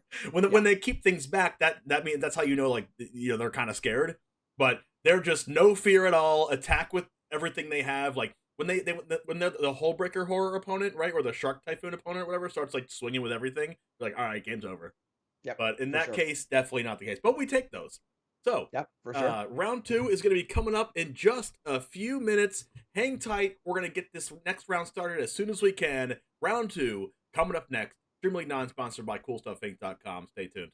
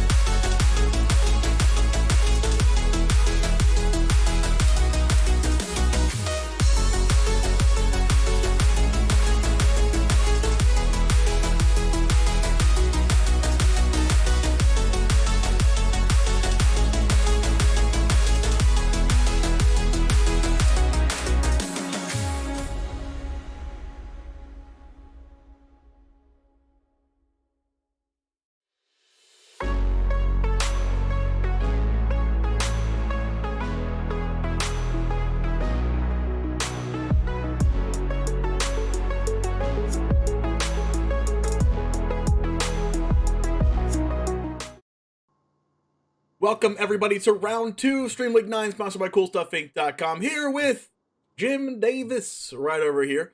We're going to feature Jaffer playing against Sean Barber Crane. We have Mono Green against Mono Red. Give us the deck shout-out against these two mono-colored powerhouses, Jim. Classic matchup, one that often favors green. Typically, when it comes down to these aggro versus aggro matchups, the deck gets a little bit bigger is usually when it's favored, and we look at the mono green deck here, 2 mana 3/3s, 3 mana 4/4s, a lot of really huge creatures. New card here, Invoke the Ancients, makes 2 4/5s. A lot of good defensive cards here. Well, they're aggressive, but they're also sized well. And while the red deck is playing a lot of cool new cards here, Rapid Battery, Ogre Head Helm, their removal spells, they deal 2 damage and they deal 3 damage. And that might not be enough to kill the larger creatures here. So I would assume that mono green is favored. That's historically the case. But, of course, red can steal it. There are some burn spells in this deck, Play with Fire, Igneous Inspiration, and Chandra can do some ping damage as well. So it's going to be an interesting one. I think green is favored, though. Oh, sideboard, do we have any copies of the 6 damage to a green card? I think I've seen that card go out of favor a little bit as more Orzhov and Esper and Jeskai decks like that started becoming more popular. Are there any cards like that in the sideboard of this red deck? There are 0. There are 0 copies of Burning Hand on the board. Okay, no Burning Hands might mean that it's a problem. One ways that mono red can win, I think, is putting some burn spells in the face. Maybe just ignoring creatures. I don't know. Mono red winning the draw is important here. I think on the play, if you can get a good creature curve going, kill the first creature or two, you can get some damage in. But it's gonna be challenging. And Jaffer is one of our degenerate gaming creators as well, so go ahead and give him a follow if you would like. You can also type in chat !degen to see all the degen gaming creators as well. We have a 3 snow-covered forest here for Jaffer, kind of just the hand you want to see. We got a Blizzard Brawl, we got a couple Sculptor winners, an Old Growth Troll, which is pretty impossible for that deck to deal with. Sculptor winner being a snow permanent, turning on Blizzard Brawl, even though there is not there's not 3 snow forest in play. There's going to be, but. So this is what I was saying, where, on the play, the red deck can, if they can get a good 1-2 curve and kind of get the jump on each creature, we can see a path to victory. On the draw, this game would have been totally different. On the draw, this would have been, playing Adversary to attack into the Sculptor, which maybe it just blocks there at that point. But big advantage here for Walker to be on the play. Old Growth Troll is huge, but some damage has been dealt. Here's a Dragon. That's a big flyer. Right. So we could see, maybe a sneak out win here from Walker. But I'm not really used to mono red decks curving out to 4 on turn 4. Yeah. But now you see the Blizzard Brawl and the Snakeskin Veil also. It's going to be tough. That's going to kill Atsushi. Atsushi's going to either exile some cards or make some treasures. I'm thinking we exile cards. Yeah. Probably going to be a draw 2 here.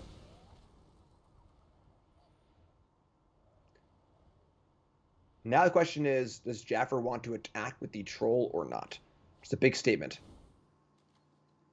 Attacking with Troll... Yeah, yes, it has Trample, yes, it is Indestructible, but is that what you really want to be doing against the mono red deck? I mean, there's a bit of tension because you want to close the game before you get burnt out. But if the Mammoth gets killed and another attack comes in, that kind of stinks too. So, gonna play it defensively. Killing SPC Walker a little harder with the Environmental Sciences in hand. Not too much harder, though. But the thing is with Jaffer's deck isn't really going to be doing chip damage, right? That's a chunk deck. Yeah, Jaffer's going to win the game by miles, not by inches. So, but now you see the damage is starting to chip up here. 1 damage here, 1 damage there. Here's a Chandra.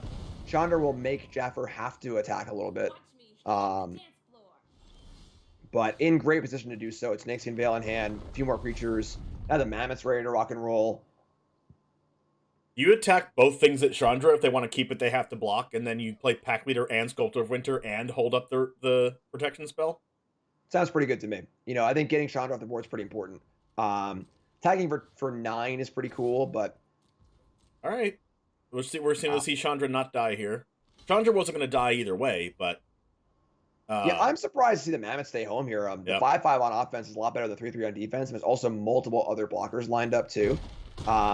There is an amount of Jaffer does need to close the game out before Walker just draws, a few more burn spells. There aren't a million burn spells in this red deck, but there are a good amount. And being at 9 when the red deck's at 20, that's kind of scary. You're going to have to kill them before they draw 3 burn spells. Yeah. Or 4. And especially Chandra doing a damage every turn, I would have really liked to see the Mammoth attack there, because that's how you know the Bloodthirsty Adversary just wouldn't be on the battlefield anymore. Because it would have to block. and all of a sudden Chandra does 1 damage to face. Now they're at 8. Then next turn 7. Next turn 6. Yeah, I mean, Adversary is definitely not doing a lot on offense here. That last card for Walker is a pretty big one. You know, is it a big play like Volatile Arsonist, or even Adversary to flashback burn spells is pretty sweet too. An Adversary right now will be huge. I mean, there's a Snakeskin Veil in Hand of Jaffer, so it's not as huge, but oh my gosh, blowout here. Yeah, Snakeskin Veil. Pretty good last card to have. Whenever that happens to me on ladder, I'm just like, yep, and they had the Veil. Yeah, I mean, not much that Walker can really do here. I mean, the creatures are just huge. Kind of what I was saying in the pregame. Like, the reality is the green creatures are just monstrous, you know, and the red deck isn't that fast. You know, it's pretty fast, but it's not that fast. It's not like modern levels of fast. I mean, even historic. If you play as Burn in Historic, have you ever played against Burn in Historic? Probably have. That deck can kill you quick. I've died on turn 4 a lot of times.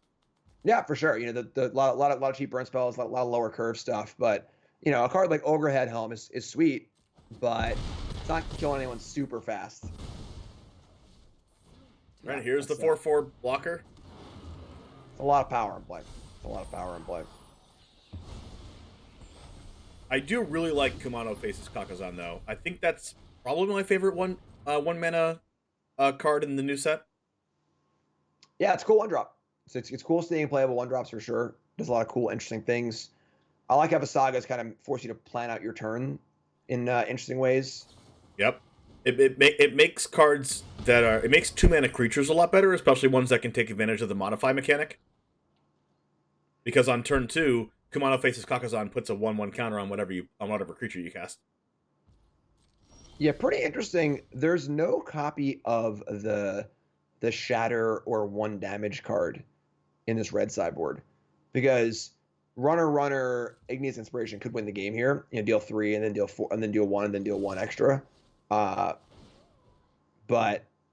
kind of weird to play the Learn card and not play that card. Yeah, especially in a mono red deck, you want to be able to either deal 1 damage or kill an artifact. And there's some really good artifacts. There's Reckoner Bankbuster, Asika's Chariot, a bunch of artifacts in this new set that people are playing. Yeah, for sure. Strange omission. Only lessons on the board are 2 anatomies, a spirit summoning, and an environmental sciences, and a mascot exhibition. All right, well... oh my goodness, I didn't see this coming, but here we go. Woo! Yeah, that is... oh, yeah. That Sculptor Winter was not playing defense. It was playing offense, just sneaky offense. All right, yeah, that's... how often have you seen Ulvenwald Oddity use its other ability? Not that often, honestly. It's a real investment. That's obviously face up on the table too. So even when you can do it, you often just don't want to, because if you do it and then they play a kill spell in response, the game's over. It's not over. It's pretty bad for you. But yeah, sideboarding wise, I mean, the green deck gets even better, and red deck doesn't really have much. A couple heated debates, a couple burn down the houses. Again, just a tough matchup. You know, the cards just don't line up well with this red deck against these green cards. Now, we see a copy of Invoke the Ancients, and I can't tell you I've seen this card being played before. Can you tell us about that card? It's busted. Is it? Is it really? Really good card. Yeah, I mean, Invoke the Ancients is a much better Ren and 7 in this deck. It makes 2 4/5s. They have Reach if you want them. They have Trample if you want them. They have Vigilance if you want them. And I wouldn't say they're necessarily better to copy than the Tree Folk is with Chariot, but they're still really good to copy. And just 8 power across 2 bodies from 1 card is unbelievable. It's a really good card. I actually have not read the card. Is that all? Is that what it does? It just makes 2. I'm saying just, but is there another ability of the card? It makes 2 4/5s, and you can give each one of them either Reach, Trample, or Vigilance. Wow. So if you need to block flyers, they can have Reach. If you're in a race situation, they can have Vigilance. If you're just smashing, they can have Trample. You can mix them up. The fact that you can mix them up is really nice. Yeah, really powerful top end card. The kind of card where in a matchup like this, it's insane. It's just like a bunch of huge creatures. There it is. Against control decks, they wrath you. You just cast Invoke and have 8 power in play. You know, just a really powerful card. God, I feel like I probably should have read that card earlier, but this is the first time I'm like almost ever seeing the card. Yeah, it's super good. Then again, I don't think I've ever played against mono green as much on the ladder. Yeah, I've cast it in limited too. It's pretty silly. You cast it in limited? Did you just win on the spot? Did they scoop? Yeah, it's pretty silly. It's a lot of power. It's a lot of power. You know, like We see Reckoner Bankbuster being played here. This is one of my favorite cards in the set, if not my favorite card in the set. I mean, it's between Kaido and this card, right? I think I also really like the new Tameo, but Reckoner Bankbuster does a pretty good impression of Mazebind Tome, which is a standard All-Star, but it can also attack for 4 in a deck that's already playing a lot of creatures. Can definitely crew this consistently. You can also when you use it up, it doesn't gain 4 life like Mazebind Tome does, but it makes a treasure token and a 1/1 pilot. yeah, it's unfortunate for Walker here, where this green hand is pretty slow and crappy, but Walker's hand is much, much worse. If Walker had the hand they had in game 1 here, they'd be rolling over right now with the 1-drop and the 2-drop, because there's no blockers on the board for Jaffer, and Jaffer's stuck on lands now. You know, the Bankbuster, it's kind of cool in this deck that they can just attack. But, you know, tapping 2 to draw a card is not like the most exciting thing to do in your like curve out beatdown deck. So, all right, here's Jaffer going. Please don't have another answer. yeah, I mean, the problem is that, you know, it can't really be like a burn deck in this format. Like, there aren't really enough good burn spells. But here's a creature at least to get some damage in. So, Seeker can come in, get some more damage going. Pretty telling also, Walker just played the Spikefield Cave as a land where the science is already in hand. So, really wants that extra mana. Maybe for a dragon or a flashback on Adversary. I think Adversary is a very likely card here. Jaffer really, really wanting that extra green source there. If I was Jaffer, I might have even drew with Bankbuster to see if I draw the land, and then I play the Snow Covered into Blizzard Brawl, the Reckless Stormseeker. But this play is also pretty nice. Oh my gosh, I didn't see this. Oh, never mind. This play is much better. Yeah, I mean, Brawl could have been on the pack leader also. The problem here is that now the shields are down for a haste creature.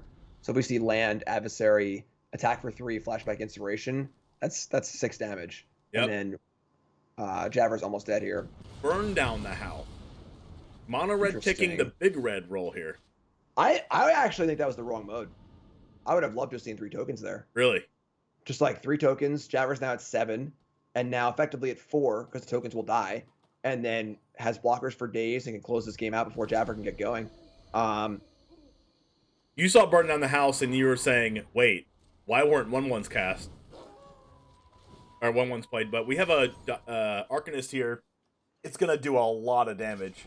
Actually, yeah, it is nice. Actually, that makes the Burn Down the House for 1/1s like lethal. Yeah, like it was a random 2/2 and 3/3 in play, kind of whatever, you know, like. All right, that's a huge swing. Actually, and, it would have been lethal. Actually, that's 3 life of Jaffer. Yep. So if Jaffer can get down, Jaffer plays the pack leader. Reckoner Bankbuster crews it. Actually, there's not 3 snow covered permanents on the board for Blizzard Brawl for the +1/+0. Can't kill the Dire Strain. Yeah, this game's obviously very unfortunate for Jaffer. Missed multiple land drops. These Bankbusters have looked awful, though. Definitely a cool card against control decks, you know, and grind your games. But in a matchup where you just want to put things in the battlefield that are large and block and attack, Bankbuster seems really, really bad. So we'll see if there's an adjustment here for sideboarding. You're probably going to see Jaffer just snap take him out, unless Jaffer isn't a results-based thinker. Yeah, like I'm surprised to see the Sculptor taken out as well. And then honestly, even like Blightblade, Liberator. If I'm Jaffer, all I want to do is just make sure I don't die on turns 1 through 3. Just put things in the battlefield every turn. Don't take too much early damage. Keep the life level pretty high, and then just win the game because your cards are so much better than your opponents. Something like Tajuru Blightblade and Master's Rebuke are not in the deck. Maybe Tajuru Blightblade's too bad against their Spikefield hazards that he knows about, but the Rebuke being a deal damage equal to its power type card at instant speed seems like something that can be valuable. Yeah, I would just want to have the lowest curve possible. And there's Bankbuster again looking really awkward. You know, like. I mean, if I'm Jaffer, this is a snap. I'm snapping this off. Yeah, the hand seems great. You know, just 2, 3, and then a 5. Sculptor into Mammoth. That's one more land drop into Invoke the Ancients on turn 4. Yep. And Invoke seems unbelievable here. 5 toughness is huge. Blocks the dragons. Super good card. Very aggressive. Very aggressive. Turn 1 shock you. All right. Ranger class, not a terrible draw.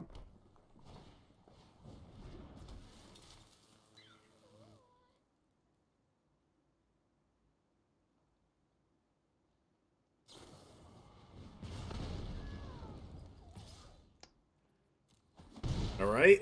Rabbit Battery is one of those cards I really like against control decks playing a red deck. I think it's a kind of niche card, but it can give your other creatures haste, which is valuable, and it also can reconfigure onto one of your other things to play around in sweepers. But against mono green, it's gonna get outclassed very fast. Yeah, I'm surprised to see no attack there.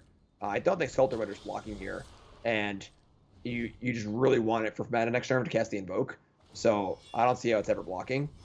Here we go. All right, so pretty easy block with a Mammoth, and now cast Invoke the Ancients at 17 life and feel awesome about life. Probably, maybe not actually. We're just going to 14 here. Attack for a 5 power Mammoth with an Invoke the Ancients play. Yep, that works too.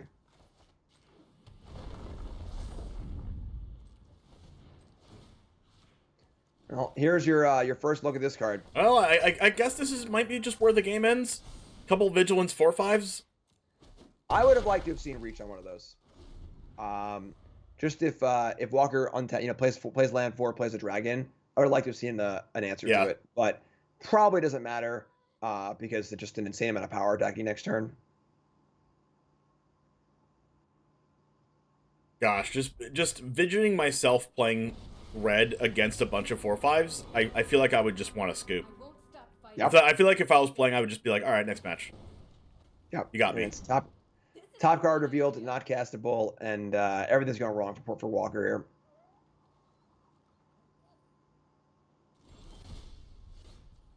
here. Sometimes just a bad matchup. You know, mono red could beat every other deck in this format. Every other deck that they play against here, especially with the Arsonist being like pretty good against like trump blockers and things. But playing against mono green, not the position you want to be in if you're mono red. Yeah, the creatures are just too big, and the problem is the mono red cards just like aren't really good enough. You know, there's just a lot of like 2 mana 2/2s, 1 mana 1/1s that just don't really get through well enough through blockers, and their removal spells just aren't really there either. I think if mono red goes far in this tournament, it's how many Atsushis and how many Dire Strains do they draw. Yep. But then again, Vanishing Verse and Rite of Oblivion are all over this tournament, so those cards don't really fare well. Oh, no pun intended on the farewell. Don't really fare well against the rest against those cards. I mean, it doesn't really fare well against Farewell either. Yeah. All right. Yeah, it's a lot of power coming through. How many times can I say farewell in one sentence? All right. Coming in for a lot of damage. There we go. You two just going for it all.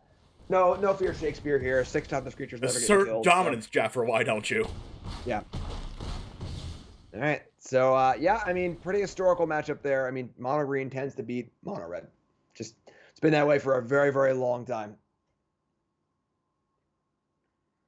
All right, let's see if we have another match going on here. We're currently in game 2 with Hearsay playing against Auto Aim here. Playing against a Jeskai deck, playing against his own Jeskai deck. So we could be here for a while. We're in game 2 still. We're currently resolving a Farewell right over here. And yeah, this could be the last match we cover this round. The old empty board Farewell. There's one treasure in play. Obviously, this is just exile graveyards, but it just looks very silly. I mean, with 2 Farewells in hand. Oh my gosh. Wow. Countering the Farewell for literally an empty board. I love it. This is great TV. Oh my gosh. The control mirror we always wanted. Farewell to exile your treasure token? Nah, need that treasure token. Yep. All right. Now, if you can see these deck lists from Hearsay and Auto Aim here, I mean, Memory Deluge doesn't really do anything. Goldspan Dragon's not going to get countered this turn. I mean, Goldspan Dragon against Just a Farewell is pretty big game here, even though auto aim's at 9. Yeah, I gotta imagine the auto aim's hand is stacked too, with the iteration already in the graveyard. Looking like auto aim is way ahead here. Well, I mean, there's a witness to future, negate. Those things can stop a couple things. We have Farewell, and then we'll have 3 more mana left over unless we draw a land off the top for Hearsay.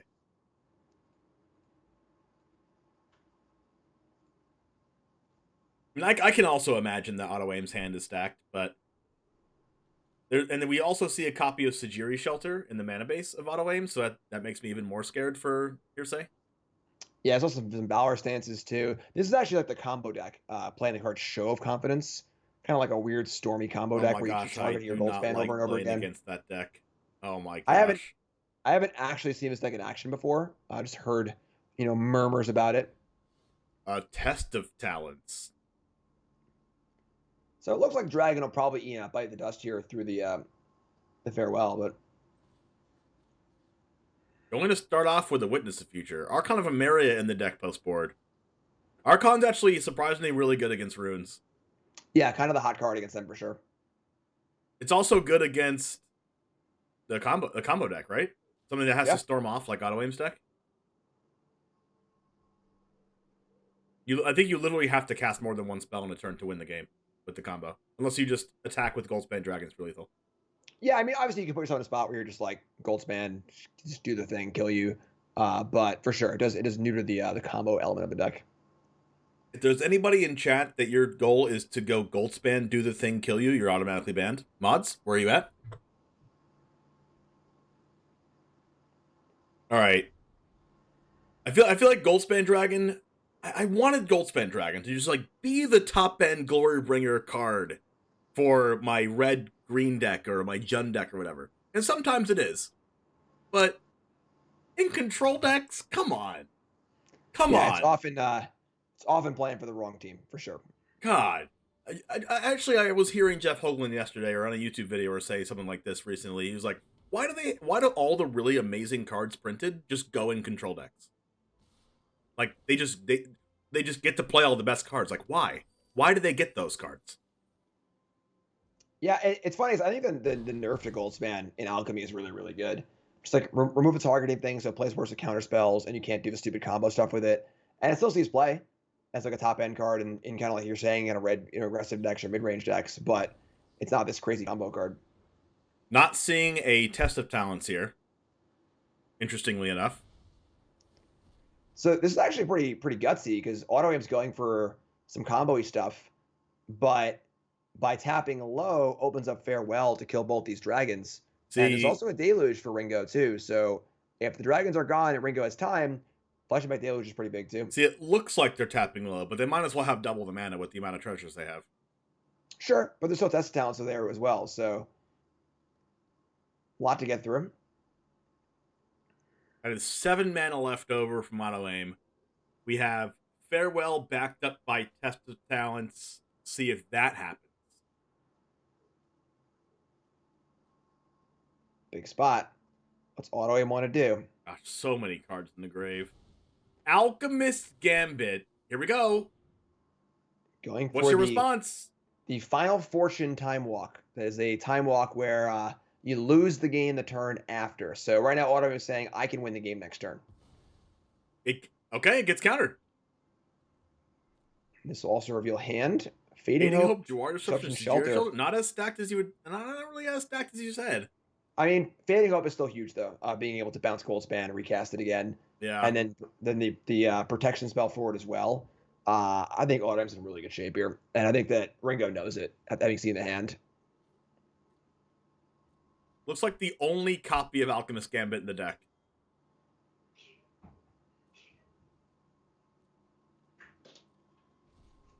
Test of Talents gets to go through, sees the hand, and Archon of Emeria, pretty terrible right now. Yeah, I mean, I think Farewell's, pretty obvious. It's going to be Farewell, Fading Hope, the dragon, make a treasure again. Can't really hit the graveyard here. Hitting the graveyard gets rid of Memory Deluge. Obviously a big benefit to get rid of Auto Aim's graveyard, but the cost of losing Memory Deluge is, oh yeah. I don't know if I like this. Because you know everything's face up right now. And that Fading Hope is face up. So you know if a dragon's gonna survive and you're at 5. You kind of need stuff to happen this game. So I don't know. It's not, it's not your graveyard. It's all graveyards. So Memory Deluge is going to hit the bucket here. Archon of Emeria is hanging around too, but I guess at 5, there's a Hall of the Storm Giants in play for Ringo. So Emeria plus Hall is 9 damage. But we'll see. Of course, Auto Aim doesn't have to attack either. So it is kind of a weird position with this might be just the out that Hearsay needs, right? With the 9 damage with Archon and Hall. And if Auto Aim decides to attack, there's just going to be a really huge no blocks from Parkside Ringo. I don't know what just happened. So the Shelter was cast to make a treasure, I guess. And then the treasure on exile. The treasure also died anyway. I don't know why that happened. So now Auto Aim has to keep this back. And now there's a Sod coming backed up by the Hall of Storm Giants. And now the Hall of Storm Giants gets in for 7, and I don't even think Auto Aim can afford to block this. Yeah, and the thing is that with the Shelter gone too now, like... Oh my god. I don't know. I don't know what's going on. I'm lost. You lost.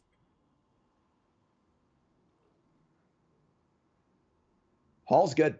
Hall's really good in these control mirrors. It really is. All right. What's up now?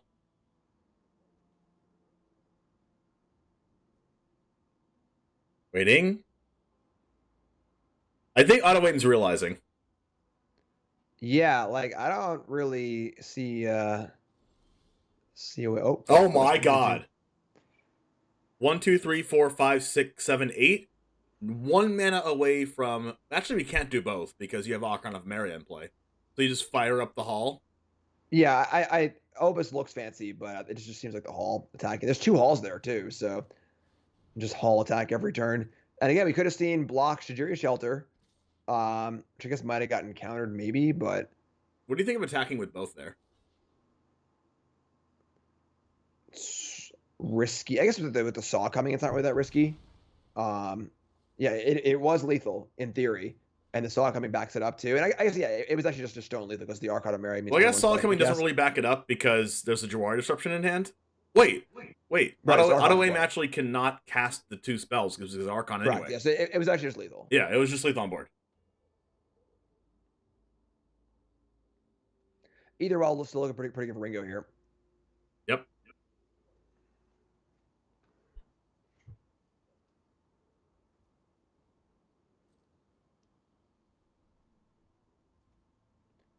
All right. I mean, I would say that Auto Aim needs a miracle here. I don't know what that miracle can be. And we were just saying how Auto Aim was so far ahead, and it just turned around just like that. Yeah, I think that I just didn't see the Hall of the Storm Giants, which probably changes things monumentally. Yeah, this game's just over. I don't see what could possibly happen here. Maybe there's a Magma Opus for Auto Aim. Just with the Saw coming, it just doesn't matter. You know, like the thing is, Archon plays very oddly with counter spells because like 1 player plays a spell, 1 player counters it. That's it. That's the whole turn. So, and then this is it. That's the only spell that Auto Aim gets to play. Yep. So yeah, pretty crazy turnaround. Going to game 3 here. Wow. I definitely didn't expect this game to be like this at the end, especially after what we saw when we first got into this match. Yeah, Hall's insane. Hall's really, really good. Just a really, really good card. Especially that backup Solid coming was just all Hearsay needed. Yeah. Yeah. I definitely thought there was going to be a counterspell to the Alchemist Gambit, because if there was an Alchemist Gambit and counterspell, then the game would have just been over on the spot. But kind of surprised there was no counterspell left over with the amount of card selection that Auto Aim had before that went off. And then, you know, with the little misplay on the Shajiri Shelter, kind of sealed the fate there. Yeah, it may not have ended up mattering overall. It's been like one more turn of attacking with the 7/7. But yeah, crazy game. Crazy game. Especially since Hearsay was at 5, barely not being able to kill Hearsay with that 4/4. Yeah, yeah, that was the huge part. Yeah, Very just being different at game of 5. 4 life. We see some Wandering Emperors in the sideboard, some Demon Bolts. Wandering Emperor is very good against Goldspan Dragon unless there is a copy of Sagiri Shelter in the hand, because it exiles it as an ability rather than targeting it, which is very, very important. There has to be Sagiri Shelter because Valor Stance doesn't stop that interaction from happening. Yeah, that's a pretty good one. I'm a little surprised to see that one not brought in all the way. Maybe they're playing like maybe the opponent takes the Goldspan Dragons out of the deck post board, and maybe that's why Hearsay doesn't want to bring in the Wandering Emperor. But I can't see 0 being brought in. I can see 1 being brought in. I can also see both, but I think I would have liked to see at least one of those brought in here. The Emperor seems good in general too, just a good flash threat also. So a little surprised as well. Yep. Also because it just makes the deck operate at a little bit of a different axis post board, that they could take out some of the removal spells in a control mirror, and all of a sudden you just win with a bunch of 2/2s. Yeah, which is great. Honestly, being able to end step a threat is awesome. All right, what do you think Auto Aim is thinking about right now? About how that game went off? Maybe more answers to the Hall? These sort of like combo control matchups, there's just like so many moving parts. You can adjust your deck on any amount of the spectrum, from being like just take out the combo stuff, be a control deck, stay combo stuff. What interactive pieces do you want? There's a lot of Archon on Marius floating around too, which makes it harder to combo. Yep. So a lot of moving parts here, a lot of different options. There we have a copy of Wandering Emperor that was already in the deck, so good draw there. Going to choose to play the white land on 1, which means that iteration will not be available on turn 3. I don't know, maybe Parkside Ringo just doesn't want to play iteration on turn 3 in the mirror match ever, but that's kind of hard to believe. Yeah, it's possible. All right, double Sagiri Shelter being drawn from Auto Aim. There are 3 of those in the deck list, so 2 are now gone. All right, so double white can't be played with red mana available, so you have to sacrifice the expressive iteration if you want to play double white for Wandering Emperor. Deserted Beach to bail them out here.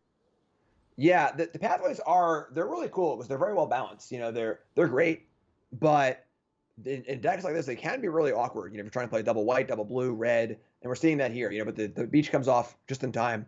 An actual dual land is very important.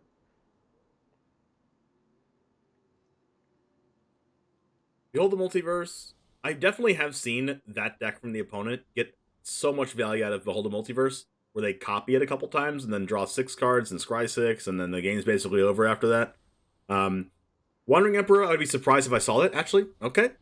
Oh, it resolved. Okay. That was quick, and this is huge. It's a very big thing to have something in play and have your mana untapped in a matchup like this. I was very surprised to see no stop there. Something tells me Auto Aim has a Demon Bolt, and they're trying to Demon Bolt the Wandering Emperor. Yeah, they just looking at so it, yeah. That's my guess here. Very weird interaction, because obviously you're used to being able to do that, but you can't play a card you foretell the turn you foretold it, even though it's your end step and it feels like later in the turn.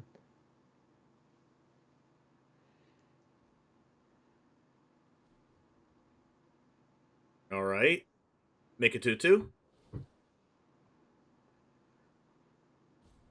So probably gonna see the Emperor die on upkeep to the Demon Bolt, or not. Now, not playing any red or blue mana on those first 2 turns, really coming back to bite this expressive iteration here, because maybe you want to cast that, especially since you can't Memory Deluge and Gerard Disruption in the same turn, but you can saw it coming in Gerard Disruption in the same turn anyway. So I think it's fine whichever way you do it. Me personally, I would just prefer playing the red mana sooner, but we'll see how it works out for Parkside Ringo here. Yeah, I mean, the thing is, now with a threat in play, things are pretty awesome. Now it was a multiverse, okay. Maybe trying to cast the multiverse in response doesn't make much sense, though. So yeah, I don't know. Top, though. You love to see double top, Jim. I mean, or hate it, depending on what side of the board you're on. Exactly. Yes. Every time someone double bottoms with Holding Multiverse, I start singing double bottom jeans boots with the. Okay, never mind. I guess I'm not sponsored by MTG Melee and Cool Stuff Inc. anymore after that joke. All right, so Fading Hope comes down. I mean, the cool thing about Wandering Emperor is one of those tutus are going to come back next turn.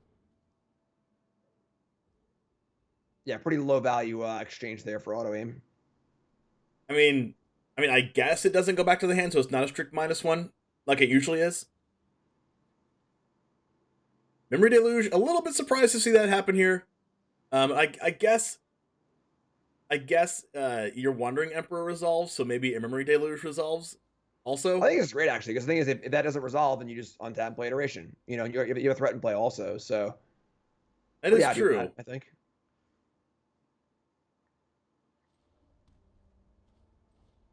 All right, here's the Archon. All right, so now we see the Archon, you know, each player gets one spell scenario happening where if this turn cycle goes through here with the Archon living, it's not going to. Now, you know, each player is locked into playing only one spell, and there's counter spells involved too. So it's a lot of play a spell, counter it. That's it. That's the whole turn. Really interesting that he couldn't counter the thing killing the Archon because it would have been the second spell. Correct. It's just so awkward sometimes. Yeah, the Rule of Law effect has a very strange effect on control mirrors. Someone said in chat, "Isn't it apple bottom jeans?" Yes, I know, but it's a It's a joke. Double bottom. It's a joke. See. It's a joke, chat. I know Twitch chat isn't really good at picking up jokes, especially from me, but pick this one up this time. All right, maybe there's a Goldspan Dragon coming down. Gonna get stopped by Sod coming. I mean, hand's great right now. You know, like multiple counter spells, double iteration. I suppose like Dragon plus backup counterspell, kill Wandering Emperor would be pretty good, but I feel like that would have happened already. So curious what's going over there on auto aim side. There are like combo permutations too, so maybe something like that's happening. When there's like 6 cards in hand, a bunch of mana, some things happen. Most things happening at instant speed. It's kind of like really difficult sometimes to figure out what the correct order is. Yeah. All right. So no defensive counterspell, and now we see Archon again, and now the turn's going to pass through here. Archon's going to live. It looks like, and interesting. We could have seen the iteration first. Try and find another land. Gosh, at this point in the game, I think I like even playing Jawari Disruption tapped. Like, when are they ever going to tap out now? Right, and the problem is with the Archon in play, like, you're just not getting in a counter war. Yeah. So, wow, their hand is show of confidence, show of confidence. They actually had everything rolled up. If that Goldspan Dragon resolved, that might have been lethal. With all the show of confidence and stuff. Yeah, I think it was lethal. I think they were just going for it, right? And it would have been lethal through our removal spell because of the shelter, but it couldn't beat a counter spell, which is why Auto Aim thought about it for so long and decided to go for it. I think Auto Aim was like, well, if I'm gonna do it ever, I have to do it now. Yeah. Yeah. And just hope they don't have a counter. Like with Hearsay being at 3 mana, the card literally has to be it can't be Test of Talents, right? Right. It has to be the card that Hearsay had. It had to be Salt Coming. If it wasn't that, the game was over. So I feel like it was only kind of are okay for Auto Aim to go for it. So took a shot. Didn't work out, unfortunately. Sometimes playing against counterspell decks, you kind of have to take your shot and hope it happens. Really cool here. So, of course, Seed of the Empire is it's sort of like a spell, but it's not. So can be played through the Archon. So if you Dragon comes down, try and counter it or whatever, and you can just kill it. But another Goldspan.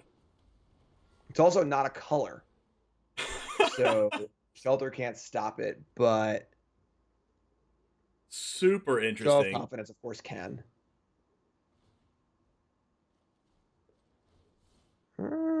So here's the Seed of the Empire. What? All right, 2 spells. Right. Archon. Oh my gosh. Archon's been a house. Wow. Archon's been an actual house so far.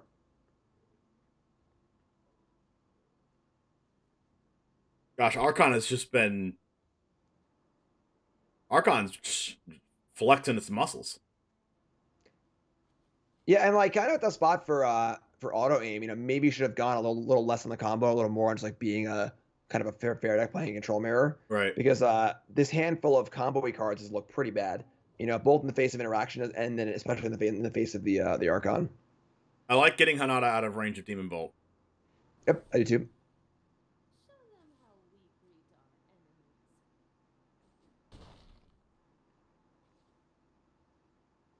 Yeah, someone in chat saying they really like the channel cards. Yeah, I really like the design of the channel cards. I like the design of both MDSCs, and I really hope they do something more things like that in the future. All right, Stance still kills it. 3-mana Stance. Not killing Archon, though. Yeah, Archon's still going. Not killing Archon, knowing that Parkside Ringo was going to draw Archon for turn 5-hit. Yeah.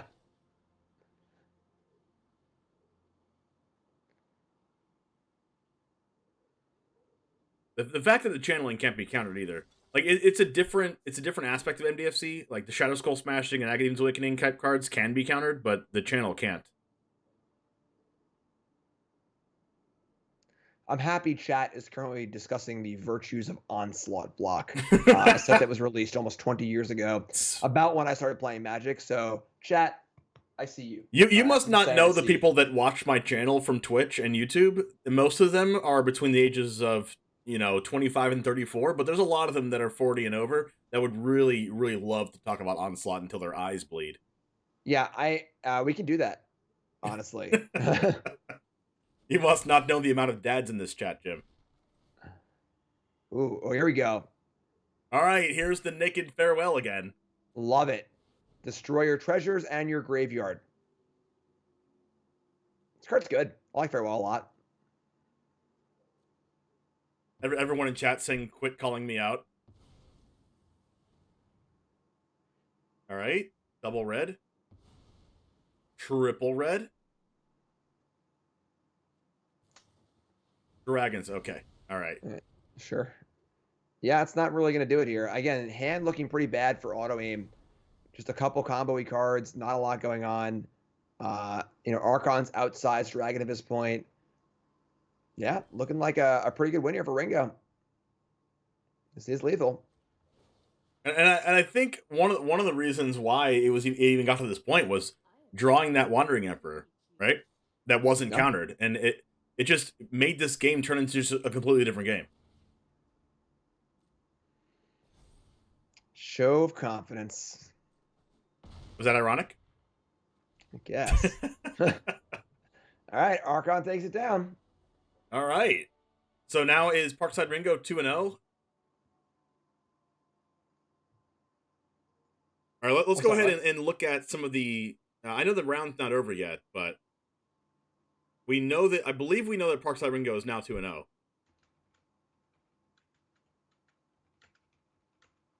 Let's go ahead and see if there's any more other players playing. I don't think so. Let's go over to I'm going to go ahead and see if Elliot Dragon playing that control deck is still playing. I'd love to see more of that deck. That deck's sweet. Not still playing. We're going to catch Elliot Dragon every single round just because we like the deck. No. We're probably going to see Elliot Dragon in the top 8 anyway. Being our only 2-time winner of Stream Leagues, probably going to see him in the top 8. Now, this is a larger Stream League, though. This is 64 players, not... Wait, no, it's not. No, this one's 32. Next one we're looking at being a little bit bigger. We were discussing 64 for the next one, right? Right. Oops, spoilers. Oops, gosh, wow. All right, guys, stream's over. Cat's out of the bag. All right, Jim, you're not coming back next time. All right, where's anyone else? Did I say 64? I meant 128. Don't give Chad any ideas. Don't give Chad any ideas. They don't really want to play in this that bad, right? All right. I mean, I'd play, but I'm stuck here, so. Stuck getting paid. All right.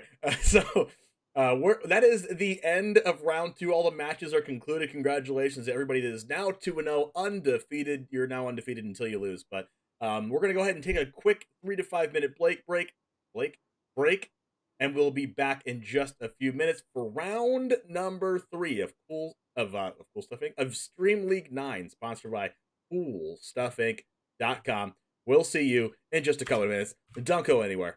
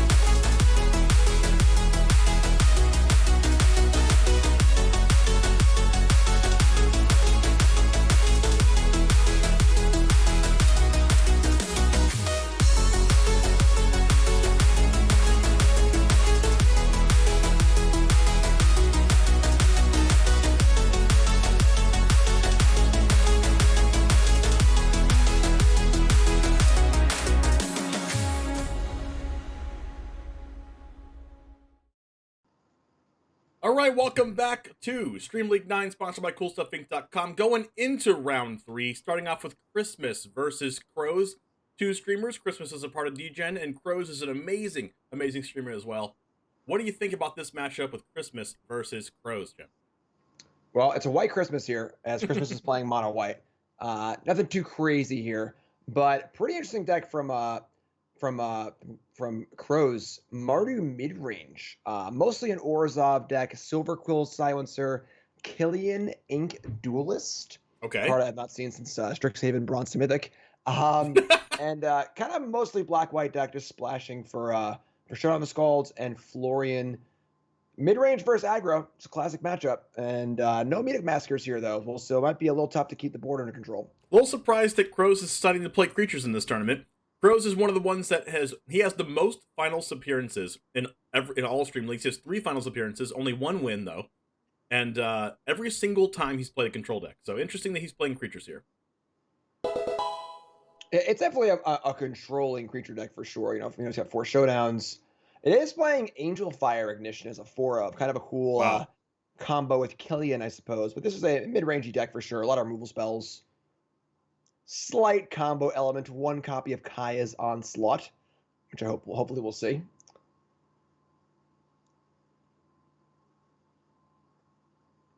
I mean, Usher, like 1-drop into double 1-drop. Like, what more could you want? Oh my god! Yeah. You have to be kidding me. Yeah, I mean, it is open decklist. There are 2 of those. That's a pretty good one. That's a pretty good one. Name a better card to have in that exact spot. Not even Meathook Massacre, because that doesn't kill the 2 toughness initiates. Yeah, pretty hard to name a better card than that. And Consumes All is a somewhat narrow card, but potentially very, very powerful one. Somewhat narrow? I mean, the only format that's not narrow in is like Legacy, Vintage, and Modern. Yeah. All right. Well, a little Spellbinder action, but things looking pretty good. My goodness gracious. Also, another player playing Bloodchief's Thirst in the main deck in this format. Crokeyz and Elliot Dragon might be onto something. Interesting, though, a little anti-synergy here with the Consumes All, Exiling All Graveyards, so the Trespassers have nothing really to eat on. Christmas is just having PTSD right now. Christmas is staring at that card like, what else could happen wrong to me right now? Killian's got Menace, too. A lot of keywords for a 2-drop. Lifelink and Menace and cost reduction.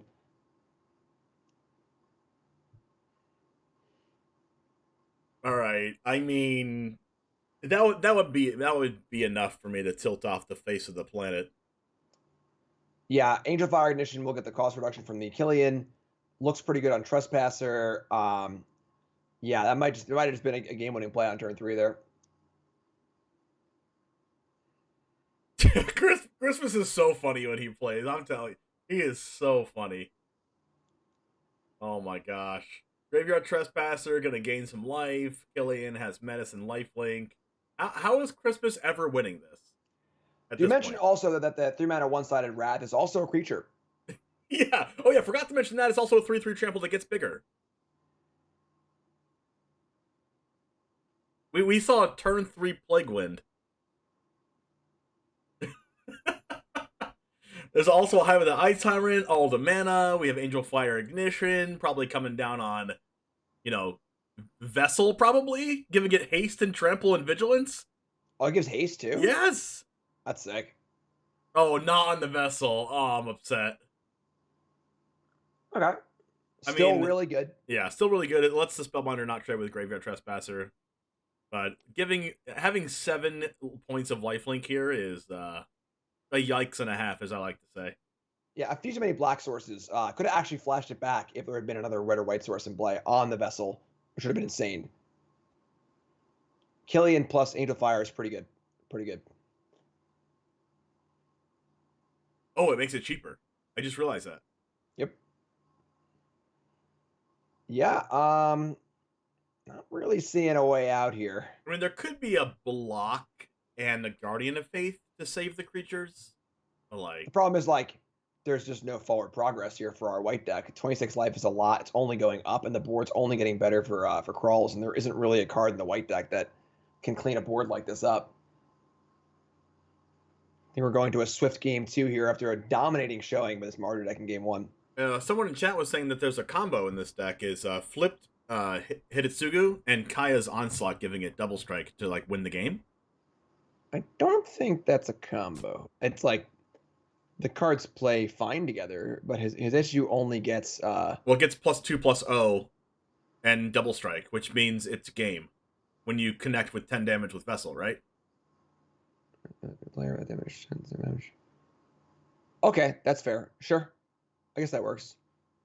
It has to be +2/+0. Yeah, that works. All right, sure. That's cool. So it just wins the game on the spot. And it's actually a really good way to win the game against a deck like Runes that can go super over the top and gain a bunch of life. Yeah, that's sweet. A little backdoor combo. Only one Kaya's Onslaught. Not a primary focus of the deck, but pretty cool. But hey, I mean, if it's something that you can draw towards, if you're like, well, wait, how do I win this game? And you're like, wait a second, I can cheese this game.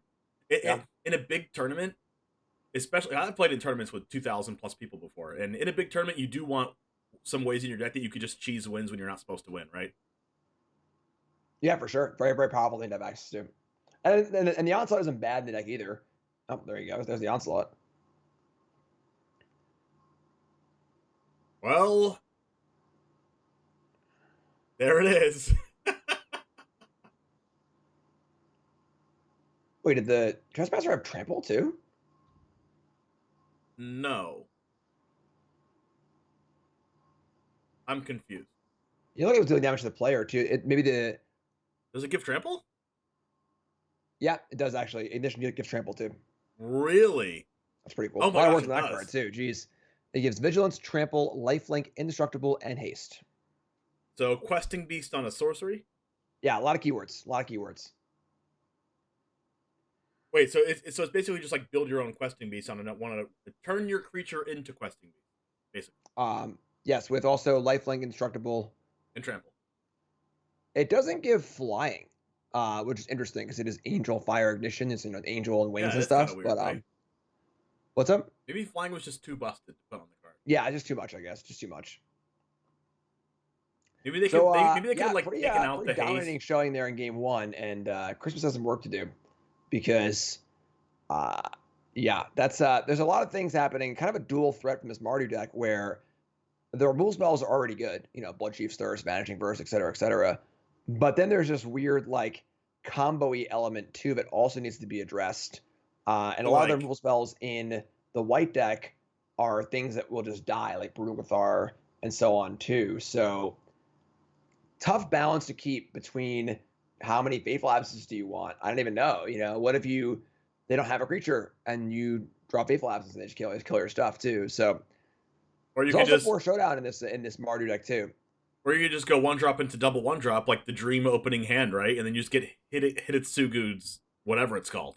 Yeah. Imagine that one won't be happening again.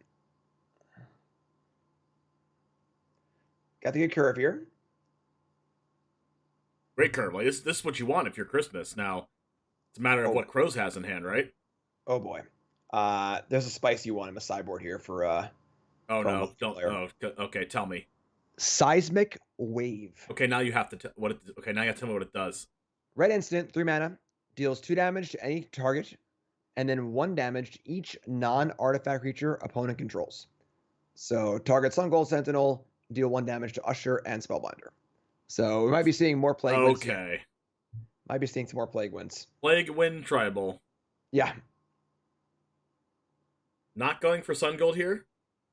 Also not going for using the Usher. Interesting. Oh, maybe I would have used the Usher. I don't know. Yeah, I mean, I guess wanting to grow initiative makes sense, but now a little weak to the second whatever it's called, Consumes All. Apparition doesn't get destroyed by the Consumes All. It also gets rid of the Aspirant. Let's see what angle Christmas decides to take here. Some merit also to just Spellbindering, seeing what's up, getting a flyer in play. Tokyo Gringo in chat saying, I've never seen 2 more macho men than our 2 hosts today, chat. Kind of a weird turn to Skyclave because realistically, the Aspirant wasn't blocking that turn. So could have deployed a flyer, got more stuff on the board. Oh my god. Oh no, come on. Yeah. And it costs 1 red with Killian. That's really cool. That's really cool. Wait, how does it cost one red? Because of Killian. Killian reduces the cost of all things you play with target creatures by 2. Wow, so that's like a pseudo sweeper that targets? That's like crazy. Yep. Pretty good. God, Crows, how do you come up with these things? Killian deck. Killian deck. That's something that It's funny, though, if I said that playing Spellbinder probably would have been better in a vacuum, but would have been much worse there against the Seismic wave. So the Seismic Wave has to be like just for mono white. Like I can't imagine it being good in other places. I guess besides against Lolth decks, I guess. I don't know. yeah, it seems fine against decks playing a lot of X1s, realistically, you know? Well, you already have the Consumes All against them, too, so I don't know how much more you need against them, but... I guess tokens are a big spot, have a big... I guess Consumed All isn't as bad as I thought it would be, because there's Chariot tokens, there's Ren tokens, there's Lolth tokens, there's Wedding Announcement tokens, and there's also a bunch of just one-drops in general anyway. It could kill a lot of stuff. And then worst case, it's just a creature, you know? Yep. That also happens to kill your opponent with Double Strike. We have a Sun Gold Sentinel that can use its ability, since it does have Coven here, 1 power, 2 power, and 3 power on board, and call black to have itself be unblockable, which is not nothing. There is lifelink and first strike on the other board, though, which is like a kind of a trouble on the backswing. Yeah, the problem is here that 12 life, 2 mana here to Lava Spike your opponent, basically. And then can play another Sentinel, but this is a pretty big house of cards where if any creature dies, the Coven turns off. Florian's got some work to do as far as drawing cards. This could be a very, very scary turn for Christmas.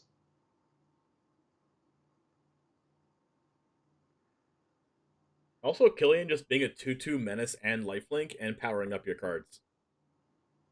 Yeah, solid 2-drop. I don't think if we spoke before the tournament about decks that I would have said we would see a Killian tribal deck. I would have also not thought that, but the card is sweet. It is sweet, and that's what we get to see from tournaments like this, from other streamers that want to have fun, and also in a really cool, interesting way. Like, who would have thought to play Seismic Wave, right? Yeah, it's funny because when I saw it on the board, I was just like, oh, that card's good against X1s. I didn't consider that it only costs 1 with a Killian in play. So that's really insane. 1 mana, deal 2, deal 1 to everything else. Really strong.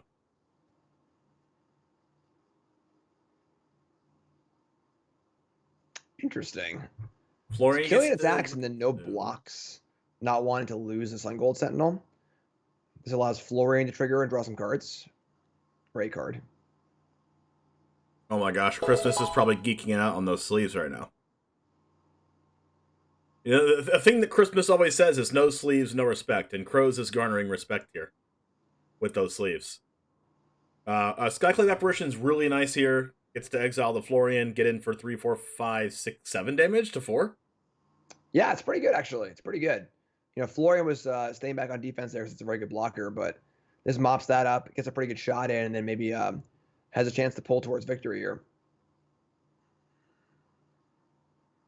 One thing is, if Hopeful Initiate does get a counter on it, then they can no longer use Sun Gold Sentinel's ability, but I don't think I care about that at this point. Yeah, I think you just take your damage.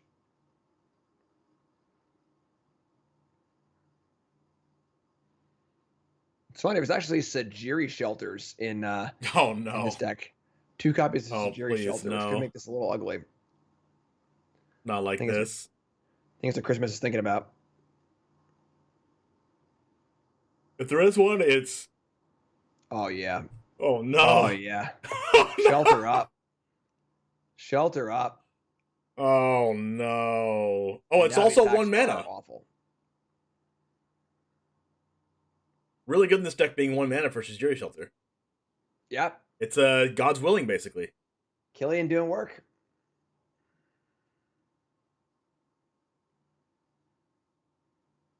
One card that's really bad against Crow's deck is Vanishing Verse. Can you imagine how good of a matchup this has against an Orzhov deck, playing only Vanishing Verse as kill spells?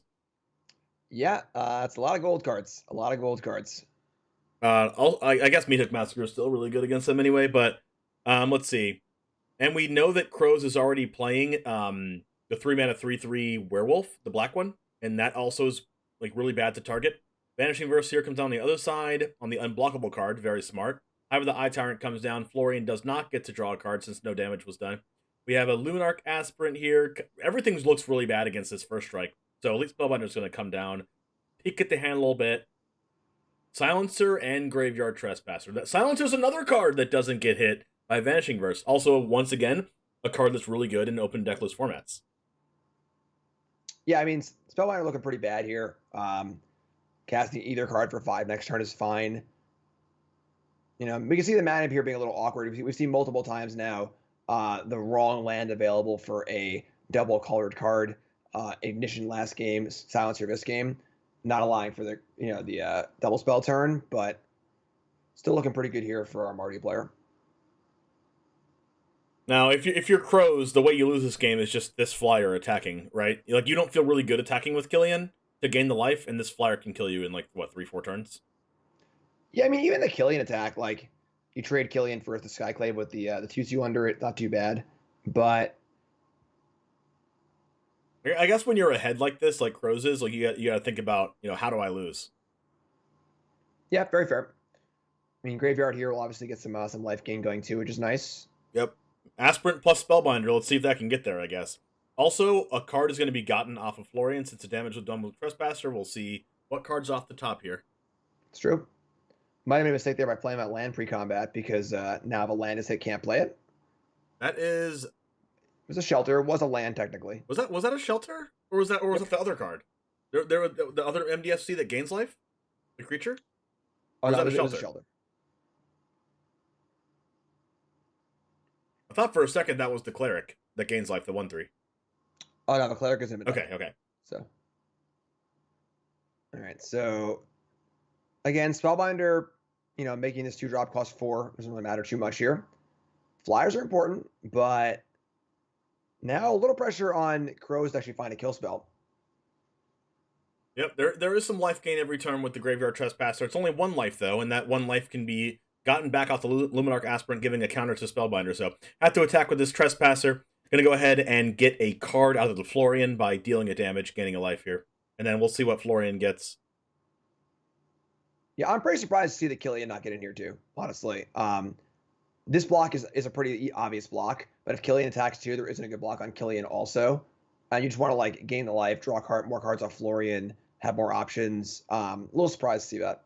I guess the block could be just block with a Spellbinder on the Graveyard Trespasser, and then double block the Killian with the Hopeful Initiate and a Skyclave. With nothing. I think you're very happy with that because the goal right now for Crows is not die to flyers, right? And not die. Here we go. Is this a kill spell? It is another Silencer. He can cast both of those. See how good the names are here. Brutal Cathar. Okay. Did you see a little cursor from Christmas come out of this? Weird. Christmas really knows how to put on a show. Vanishing Verse. That's a kill spell. All right. Yeah, that cuts the clock in half. Oh my goodness. Adversary's only okay here. It's doing the same job as Aspirant does by pumping Spellbinder up by 1. The 3/3 Skyclaves don't matter much against the Florian and the Silencer anyway. So seems like it's mostly going to be put a counter on Spellbinder and get in and hope. Well, yeah, it's a Luminarch Aspirant, put a counter on the Spellbinder, attack for 4, put him to 6, and then Intrepid Adversary, pump it up by 1, make it a 5. Luminarch Aspirant, put a counter 6, so that's actually lethal in 2 turns if you play Aspirant this turn. That's true.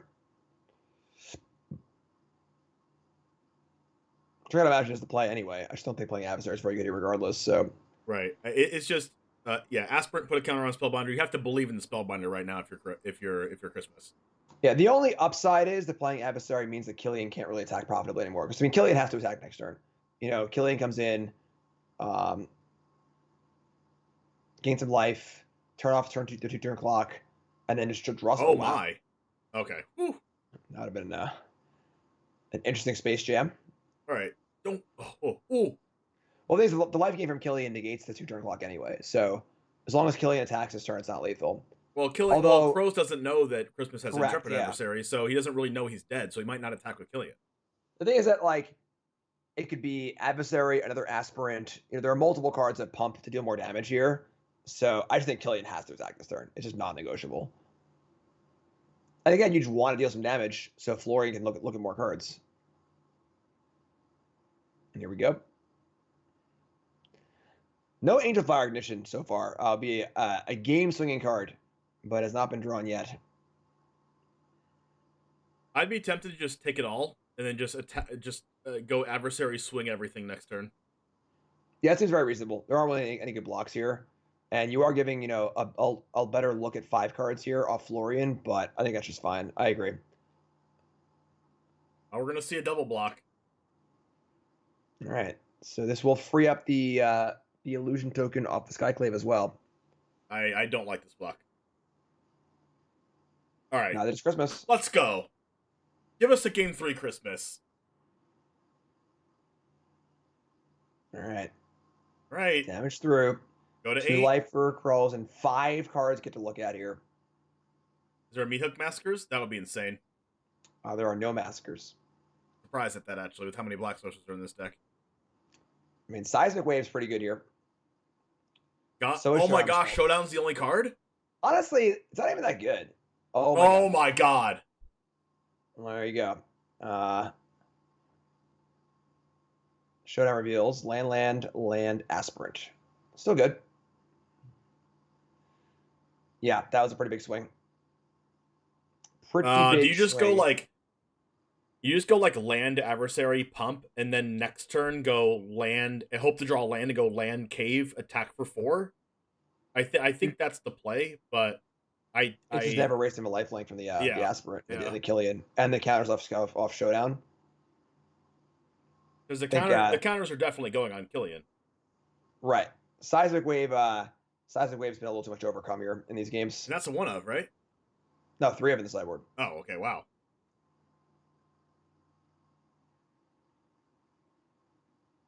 Yeah. The thing is, even a swing out here, you just take 6, untap, and kill them. Yep. So, pretty impressive showing here from this Smardu deck. Very interesting build. Definitely a lot of unexpected card choices that all, excuse me, have worked out pretty well.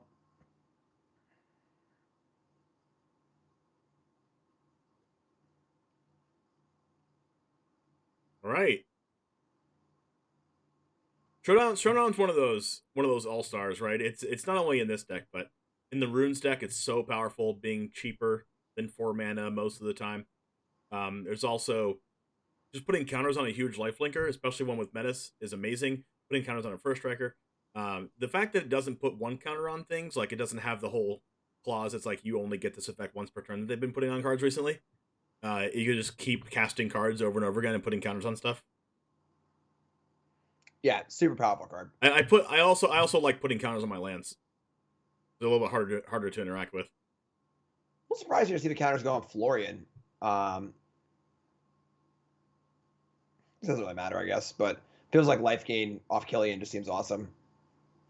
I mean, it's a fine double block, I guess, with double Skyclave into the Florian. That means the 1 Skyclave with the Luminarch Aspirant under it gets to trade for the Florian straight up.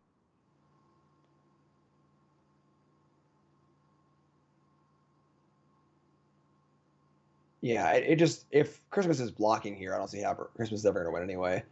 So, Crows is effectively at 10 with that 2/2 Killian. Got the Silver Quill Silencer to attack through, Luminarch Aspirant to attack through. Yeah, it's a lot. Got the 2/2 now. Down to 8. Do we draw the untapped land for Cave? That would be 4 damage. And then at that point, Killian just attacks for Crows anyway. Gets a Vanishing Verse off the top. Yeah, we're done here, right? That'll yeah. It wasn't done yet. That is actual everything. Flawless victory. Very impressive. Super sweet deck. Gosh, all of a sudden that board is just so big.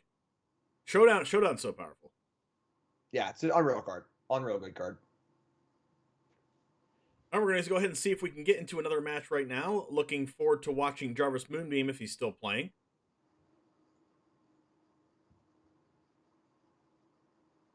One moment. All right, looks like he is in game 3. Just played a Shambling Gas and an Eye Twitch. We have we're playing a Demir against Orzhov. You know, classic for standard right now. We have a Hive of the Eye Tyrant coming in for 3. Meat Hook Massacre on the other side. Looks like we've used a Field of Ruin on a deserted beach. No cards in hand for Jarvis in game 3. What happened in this game? And Jarvis is actually playing Esper, not Demir. Oh yeah, Esper with the deserted beach in their graveyard. Yeah. Oh sure, yeah, I missed that one. So, yeah, just Kaido, mostly what you expect here. Some Spirited Companions, Wedding Announcement, Musical Massacre, etc., etc. I mean, you just go teachings here, draw a couple cards. Well, I guess you had to play a land first. Play an Eye Twitch into teachings. No. Oh no. Oh, I can't look. Sometimes you try to get taught and you just don't learn anything. Happens. No. Happens. Oh. You know. Those days you just go to school, you're just not feeling it. You know, you're just like, I'm just not feeling it today. I'm not gonna pay attention. I got nothing. You know who we are, though, Jim? We're the Harbingers of Doom. Yeah, clearly. Ouch. Ouchie wowie.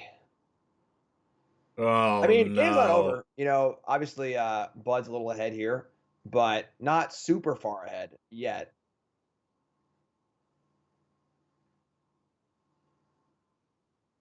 All right. Down to 17. Kind of a stalemate here, but one person has Field of Ruin and a Creature Land. The other person doesn't, so I'm inclined to think that person's dead, especially with Meat Hook Massacre in play. Creature Land's so good right now, especially since Hive of the Eye Tyrant does exile and has menace. What can we draw here for Jarvis? I mean, it's funny because the second white source actually opened up most of the hand. There's Wandering Emperor from his deck, Legion Angels, a lot of double white cards too. But all right, no attack first. It's okay. Gonna go for the hook. Worries. Going for the hook. All right, and, now's where you get the draw spell, but there's not another one. I don't think. Yeah, I mean, I think that Mascot Exhibition is pretty good here. So you're happy drawing land or spell next turn? Yeah, Mascot's fine. It's pretty hard not to get Mascot here. It's always nice to be in a good spot where you're drawing a land or a spell and you're happy, especially on turn 7 or 8 or whatever. And of course, Mascot extra go with the Massacre already in play. Yep. I mean, unless that spell is just Shambling Gas or something that can't block the Hive. Sure. Odawara? Or a land and a spell. That can bounce the Meat Hook to get it off again. But you got to play it as a land there. I love Odawara. Such a good card. Yeah, card's sweet. Vanishing Verse on the Meat Hook. Interesting. No other targets, so I mean, you don't really have to play it that turn either, but correct. I guess the one with the Meat Hook Massacre left over is going to be the one that eventually wins if it's just a slog fest. Yeah, now it's back to being a slog fest. So yeah, big trouble in for Jarvis. Obviously, 5 attackers and 3 blockers, and all the trades are awful. So we got the red Valky land, right? Is it actually Mardu, or we're black white splash Valky? Just Valky, yeah. Yeah, just 2 Valkys in my deck. There are 2 red lands in my deck. I mean, this is a good opportunity to block the 2/1 and then double block the Hive. It takes 4, 5, 6, 7, 8, 9. Go to 1. Top deck something. Get rid of the Hive. Just gonna trade off the mascots. And taking 5, 6, I don't know. 7, 8 here, going to 2. It's Meat Hook Massacre lethal, right? If the blocks are like this? It's 8, right? Wait, 1 through 3, 4, 5. Yeah, it's 8. Oh, well, the 4/4 is going to live also. So pretty devastating. And now the problem is, I guess the Meat Hook Massacre for Jarvis would gain enough life where the Hive wouldn't be lethal, but that's going to do it. All right. Massacre Mirrors. Yep. And they go down. The important thing to do is to find an edge in these Massacre Mirrors. I guess finding the edge in the Massacre Mirror is just killing the other person's Meat Hook Massacre and leaving yours on the battlefield. Yeah, right. All right, I believe our next one up, we'll go ahead and see if Elliot Dragon's still playing. Elliot Dragon doesn't play super slow, so we're going to go ahead and double check to see if that's still going on. There's a control deck, so we'll see if it's still playing. He is in game 3 against Todd Turkey, so let's go ahead and catch the end of this match here. Oh my gosh, Elliot Dragon's at 3 life. Just resolved the Meat Hook Massacre, gaining 3 more life up to 6. There's a Wandering Emperor on the other side of the board, Blood in the Snow, and Power Word Kill in hand, so maybe doing a little bit of dodging defeat on Elliot Dragon's side. Yeah, a little awkward because Blood in the Snow. There's only 2 Snowlands in play right now. You know, that's kind of an issue with when you add a color to your Blood in the Snow deck is how many Snowlands can you afford to play, how many dual lands can you afford to play. I mean, we see utility lands here in Soaring City and Field of Ruin, both not Snowlands. You know, we do have a Power Word Kill to take care of Thalia, but of course Emperor's hanging out as well. A lot of pressure on top of Elliot's deck right now. Yep, Power Kill can get rid of Thalia, but untapped land here is basically game over, right? I wouldn't say it's necessarily game over, but it's basically very good. 1, 2, 3, 4, 5, 6, 7 mana. Yep. Easy Blood in the Snow, castable. depending on what Elliot Dragon has in the graveyard. If there's a 1 or 2 drop, which there may be an Eye Twitch or a Shambling Ghast, the Wandering Emperor is going to get to make another 2/2 Vigilance next turn, but that can also be handled by Power Word Kill. So we'll see what Elliot Dragon decides to do here. Yeah, I mean it's got to be Blood in the Snow. I don't think you can not guess. I guess. All right. Oh, okay. Elliot disagrees. So we'll probably look into Field of Ruin first. There might be a Shizuki in the graveyard trying to return that one. So wants to field first, get the 3rd Snowland, and then cast Blood on the Snow. That makes sense. Luminarch? All right. The only scary part of this is like, what if they have a Spellbinder or Redain or something that had been cast this turn? Yeah, that is true. That is true. The good news is that you can see here Todd's just playing all the stuff out because it felt like if Elliot had a sleeper, it would have been cast last turn. So a well concealed Blood on the Snow, but will it be enough with the Wandering Emperor still in play?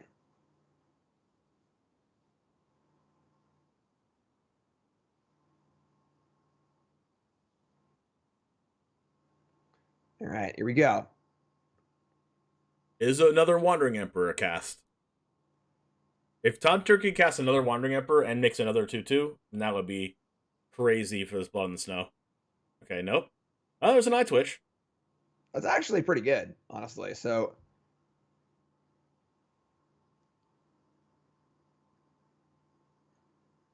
there's Blood in the Snow. 3 snow spent. Again, no. Oh my gosh. Kaido's gonna. I was right. I mean, now a blocker can be made here. So I was gonna make a blocker, but if the blocker can be removed, the game's over. No cards in hand. Big draw step for the win. Oh my gosh, gets the block. All right. Wandering Emperor's gonna get to make another 2/2. Kaido's gonna get an extra draw. It's off the top. Sorin lifelink. It's pretty good. Sorin gets to block the 2/2 unless the Wandering Emperor makes it a 3/3 first strike next turn. Yeah, I guess we're seeing 2 chump blocks here, but the thing is the Eye can then go get a oh my goodness exhibition. Maybe. Ooh. We can Bloodchief's Thirst and Sorin. Yeah, it's funny. I think that Thirst plus Eye might even be better. Because you want to get Mascot Exhibition, just like gum the ground up with the Massacre in play. Unless there's no land drawn, right? Because you can't cast Mascot yet. Oh wait, no, the Bloodchief's Thirst kills Thalia. Right. Yeah, and then if you play Sorin here, I feel like there's a risk of just dying to a number of things. Like your lifelinker has a chump block. You won't gain any life as a first strike. That's true. And you don't really want to draw cards off it because you just gain life. I think it's just Thirst Eye Twitch. I think Sorin's trap here. It's an extra bad trap because it's the most mana efficient thing you can do. Yeah, for sure. Tough spot. Elliot agrees. What if we see another? Oh my god. The backbreaker. Oh, Todd Turkey. Pack it up. So insane draw from Todd there. No cards in Andros, Guardian of Faith. The perfect card. Well, that was off the top too. Yep, I'll do it. I will do it. Impressive showing. White decks beating black decks is tough. It's pretty hard for the white decks to beat the Medic Massacre decks typically. So impressive match for Todd Turkey. Holy crap. Wow. Wow. Impressive top deck, I must say. That might be the best top deck. The sneaky top deck too. It's not like you're at 3, draw bolt and kill you. It's that's gonna be really good when they go to their turn. They do their entire turn. They think they're in great shape, and it's like, actually, nah, I'm sorry. All the hopes and dreams are crushed here in Stream League 9. Let us see what else we have going on here. But yeah, that's pretty interesting. We saw 2 mono white decks here in this round, didn't we?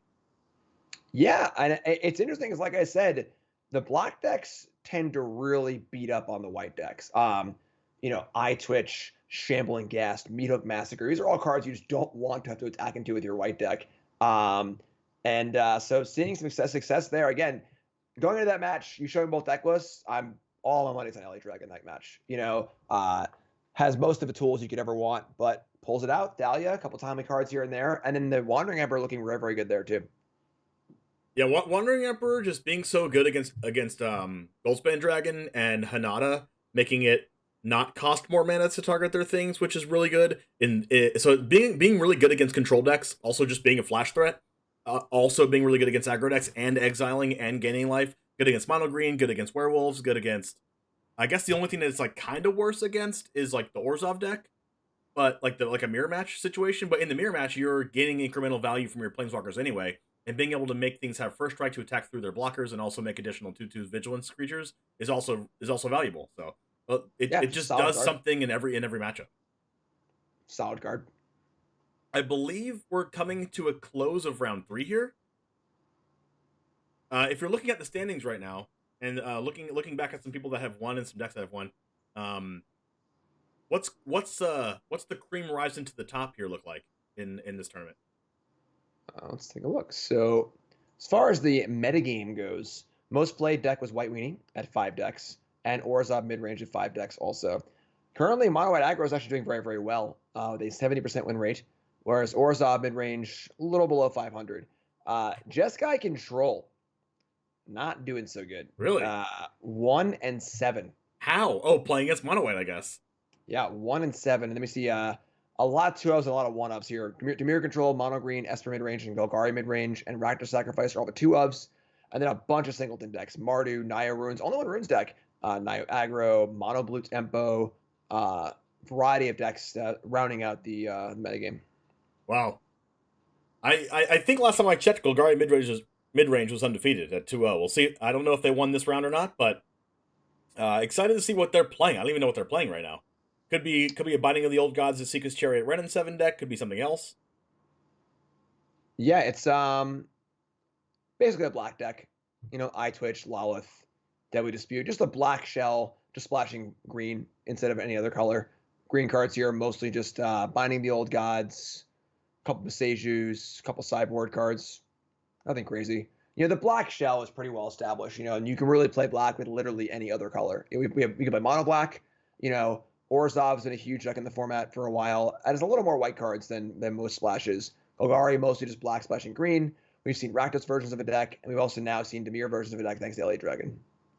Yeah, you can put the Eye Twitch Deadly Dispute deck in literally any shell. Deadly Dispute makes the mana that you need anyway. It's such a powerful turn 1, turn 2 play. Lolth is so powerful. I honestly have just taken Lolth out of my Sultai midrange deck because of how much trample is in the format with the Runes deck. Oh, that's fair.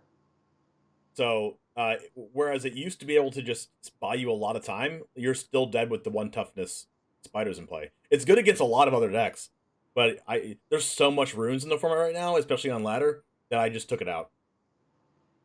Yeah, part of the reason why the black deck has a good matchup against white also is that the blockers from Lolth are usually really good. They block the flyers, they block the ground creatures, just buy so much time. Right. While we go ahead and get round 4 paired, this is going to be a 5-round tournament with 3 rounds and a top cut. There's a $1,000 of CoolStuffInc.com store credit for the whole entire top 8 to split. We also are doing a bunch of arena gems courtesy of MTG Melee and Mythic Invitational qualifier invites for April for the top 4 players in this tournament. So a lot on the line to play for, and I can't wait to see what rises to the top here. I wouldn't be surprised if the only runes deck in the tournament made top cut.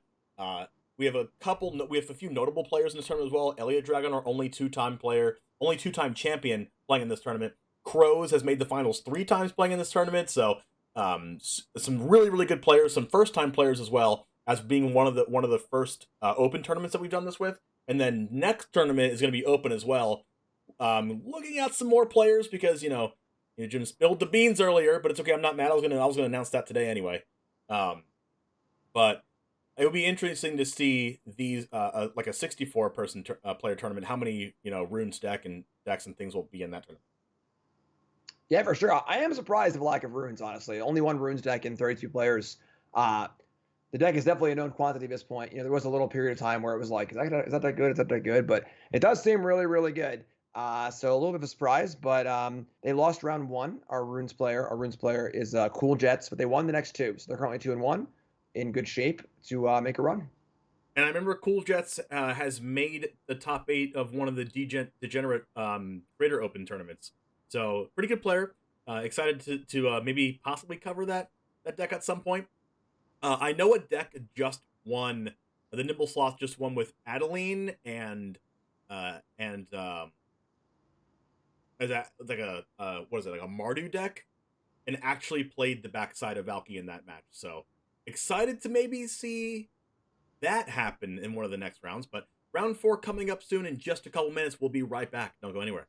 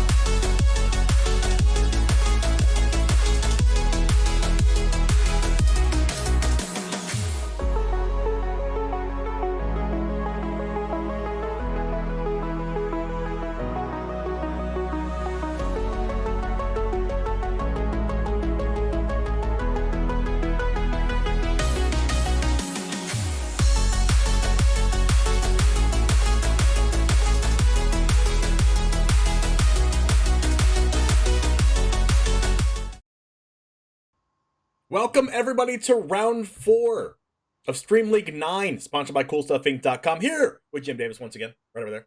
And we're going to be highlighting what we're covering today in our feature match. It's going to be Crokeyz we're watching once again with that glorious Angel Fire Ignition Killian deck, playing against Nicholas Prieto, playing Orzhov. So we're going to get to see a cool Orzhov plus Orzhov Splashing Red deck.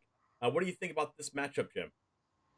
Yeah, a little more normal. Orzhov / Mardu deck. There are 2 red sources here for Valky. Meetup Massacre, Wedding Announcement, the usual suspects here, a lot of Planeswalkers. This is going to be interesting because, cards like Angel Fire Ignition are really good in creature matchups. Not so good against, removal spells, Meetup Massacre, and stuff. It is important to note that there are 4 Vanishing Verses in the Orzhov deck, and this Mardu deck is built to basically be the anti-Vanishing Verse deck. 2 Florian, 3 Killian, 4 Silver Coal Silencer, And then, of course, the graveyard trespassers are also pretty hard to hit, too. So, should be interesting. I think that the mid-range deck has a little bit of the edge, with the Planeswalkers, more removal spells and stuff. But we'll see. It's going to be interesting. I think it's actually going to matter how many Angel Fire Ignitions are drawn. Maybe we get a nice blowout play on one Angel Fire Ignition, but that thing goes back to the graveyard to be cast in a turn after that. So we could see, the Orzhov deck really thrives off of having really good chump blockers like Eye Twitch that can get more cards, chump blockers like Shambling Gas that can put a 1/1 counter -1/-1 on something or make a treasure token. Well, those things don't do really well against Trample, and we know that Angel Fire Ignition makes a humongous trampler. So we'll see how many Angel Fire Ignitions. I think that's going to be the sleeper. How many Angel Fire Ignitions are drawn? It's actually pretty interesting. There are no Eye Twitch or Deadly Disputes in this Orzhov deck. Wow. Which is quite surprising. Leaning more on Planeswalkers and Reckoner Bankbuster. Still playing for Shambling Ghast, but no Eye Twitch, no Deadly Disputes. Well, I think that actually takes some of the explosive power out of the Orzhov deck when you're not playing Deadly Dispute and Shambling Ghast in the same deck. If you're just playing Shambling Ghast, it's just you play it on turn 1, you play a Bankbuster on turn 2. Like, you don't really have the turn 3 5-mana play that these Orzhov decks are accustomed to having. I agree. Yeah, that's one of the elements of, you have this mid-range deck that all of a sudden casts Lawlith on turn 3, and you're like, whoa, I thought we were playing a mid-range game here, not a ramp game. Yeah, then you just lose to turn 3 Lilith. Yeah. Now, we see a Graveyard Trespasser and a Showdown of the Scalds here, keeping 4 lands. I think in this situation, I might keep 3 lands. I would agree with you if the spell wasn't Kaya's Onslaught. Right. I think Kaya's Onslaught is going to be exceptionally bad in a matchup like this. So just trying to guarantee that 4th land for Showdown of the Scalds, I think is a very, very smart play. It doesn't really matter what land you play here. Just play a land, hold up something that you could potentially have that you don't have. Something, air quotes. Something, yeah, exactly. And weird that it's, open deck list, right? So Crows are just like, yeah, they just don't have Deadly Dispute. So you can just, if you draw a removal spell, you can just fire it off on Shambling Ghast if you really wanted to. You can just never have to worry about it. This is a great spot for Trespasser also. I love this card. You play it, it's beating the board right now. And what are they going to do? Verse it and discard a card? Awesome. This is great. Yeah, this feels so good every time. Yeah, it goes more into what we were talking about, right? Against Crows being the anti-Vanishing Verse deck. Graveyard Trespasser gets Vanishing Verse, but they also have to discard a card. Yeah, which is a great, for your 3-drop to eat a removal spell and something else, that's great. It's a 3-drop. It's not like it's your really important card, just a cog in the machine, And so also it could be a 4/4. Also it drains life as well, and it exiles the graveyard. Like, what more do you actually want in a 3-drop? Yep, card's great. Now you get to see another one, and then we get to get a turn 4 Showdown, which looks awesome as well. So as long as the Showdown resolves, and there isn't a way for our Orzhov player to stop it here, it's going to be a huge game. Huge game. Restoration is one of those cards that I really like. Can't really get any cards out of the graveyard right now outside of a land, but it does ramp you a little bit into Edgar. Is there an answer to Edgar in this deck for Crows, or is it just running over the top with a bunch of Angel Fire Ignitions? I mean, it can be killed, but not exiled. So two thirst, 1 stance. That's it. All right, no Rite of Oblivion, no Soul Transfer. Just going to get in for 4 here. If nothing's played, then Graveyard Trespasser becomes a 4/4. I really like Architect of Restoration. Not only does it ramp you if you want to, not only does it recycle a 2-drop if you want to, not only does it help you hit your land drops, but it also becomes an actually relevant 3/4 Vigilance attacker that makes 1/1s when it attacks or blocks. Yeah, we're about to see that Angel Fire you were talking about come into play here. It's funny, it was actually a Consumes All. We could see a Consumes All to eat the board, and then Angel Fire on the Trespasser to kill the Lawlith, which is pretty sweet. And also we'll see counters on the Trespasser too. It's going to be a huge Trespasser. Now, Killian can make Angel Fire Ignition 2 mana, so that's 1, 2, 3, 4, 5, 6. You can't cast everything out of exile right now. Yeah, I think Killian's the weakest link here, honestly. I think that while Killian's cost reduction is nice, it's now turn 6. It's not going to matter as much. And consuming to kill all these spiders and the Angel Fire to kill the Lawlith seems very, very important. I don't even know if it can kill the Lilith, right? If Bud decides to put a -1/-1 onto Graveyard Trespasser and discard a card, I don't think Lilith dies. Because it counters him a Showdown too. Oh, So never mind. Yeah, it definitely dies. Yeah, it's going to be huge. It's going to be huge. Yeah, I think this is a pretty easy Hitotsugu plus Angel Fire Ignition, right? Yeah, it seems pretty clear to me. Gonna take our second here and make sure you figure it all out. And there's the board Yeah, wipe. I thought it was too narrow in the standard format, but honestly, it kills a lot of things. Yeah, it's not bad, you know. All right, so Lolith goes to 4, but now we're going to see, let's see, 7 power trample. And I guess it lives. the Architect could block and keep Lolith alive. That's still a very good exchange. So, Also, there's another Angel Fire Ignition in the graveyard. Like, you gotta, like, when you turn Graveyard Trespasser into a 7/7 that you also have to target and discard a card, it's even better. Like, you thought this card was better now. Like, wait till it's a 7/7. Although there's some anti-synergy here. Once Chapter 2 of his Hidetsu goes off, Angel Fire goes away. So a little anti-synergy. You're right. Yeah, you're right. Angel Fire does get exiled out of the graveyard. So that's going to hurt a lot, actually, because now we're going to see the Trespasser get taken out here. And Agrimalling's hidden text coming in, being 1 less mana with no basic lands. Yeah, honestly, it comes up a lot more now with there's more spell lands, and then the new lands as well. I've seen it cost 3 a lot lately. All right, now the problem is goodbye graveyards, and Vanishing Verse is pretty good, but yeah. So Angel Fire's gone, unfortunately. Ooh, we can see Verse on the Lolith, but now the board's starting to really gum up for Bud. Probably want to cast. Yeah, I think like standard right now has just so many cards that come up the board that trample is just so important. Yeah, yeah. And I keep bringing up runes, but that's an axis of runes that is an incredible reason why runes is so good. Like if the cards didn't have trample, I mean, no one would be talking about it. Yep, strong agree. All right, so we had the you're right. Standard is a huge blocking format. Yep. There's just a lot of blocking going on. You know, a lot of 1/1s, a lot of blocking. Yep. It's kind of the core of all these mid-range decks. Yeah, especially being a wedding announcement format, and that card is at 3 or 4 copies in 75 of a bunch of different decks, a bunch of different archetypes. Mardu decks play it, Orzhov decks play it, a mono white sometimes plays it. Maybe a couple of copies in the sideboard. I know that Runes decks sometimes play it in the sideboard too. It's just a very, I don't know. It's just a very, I would say well balanced, but it's also just a very versatile card. It can make a bunch of 1/1s if you need. It can draw cards if you need to. It pumps up all your creatures if that matters to you as well. It just does so many things.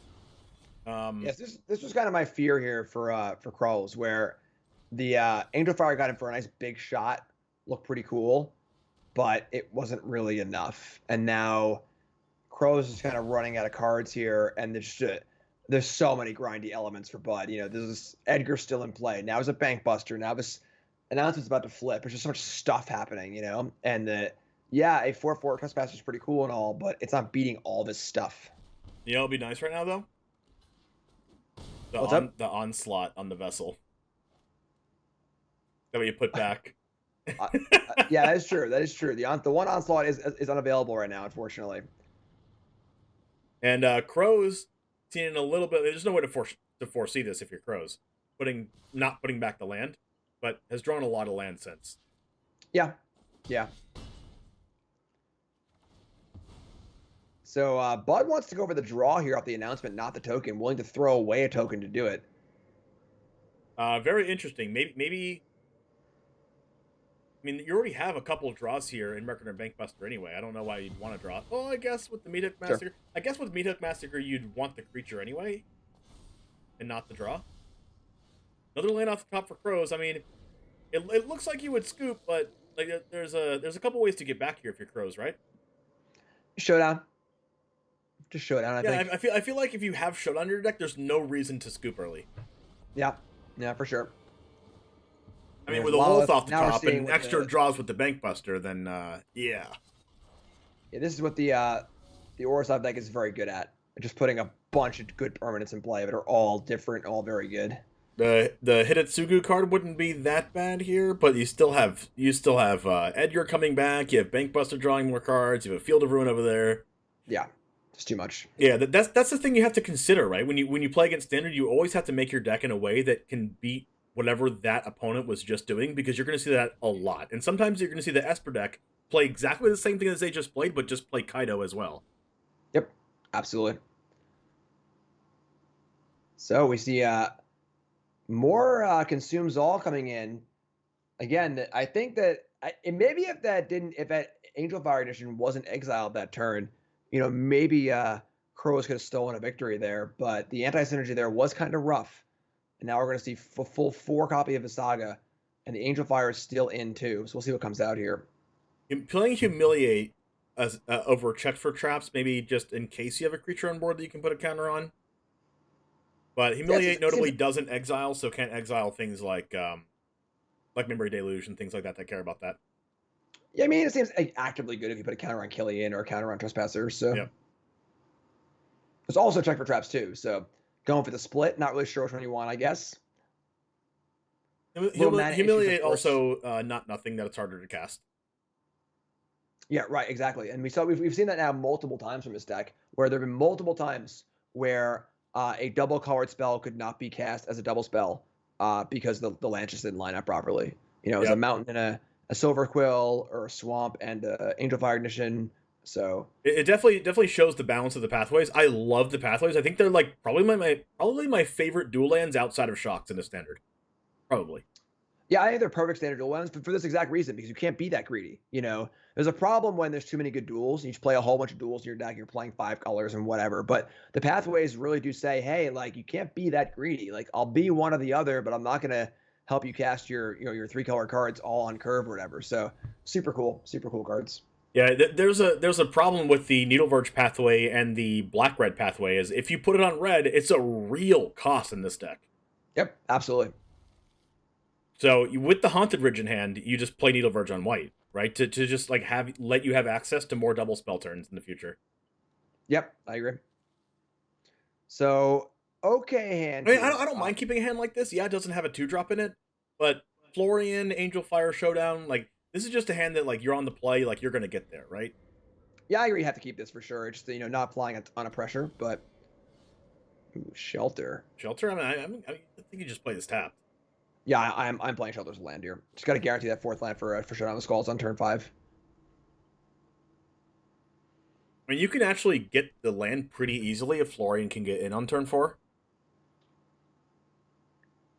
Yeah, it's interesting because the Florian's actually kind of hard to kill for this this Orzhov deck. And obviously, they can block it pretty easily, but as far as actually killing it, ooh,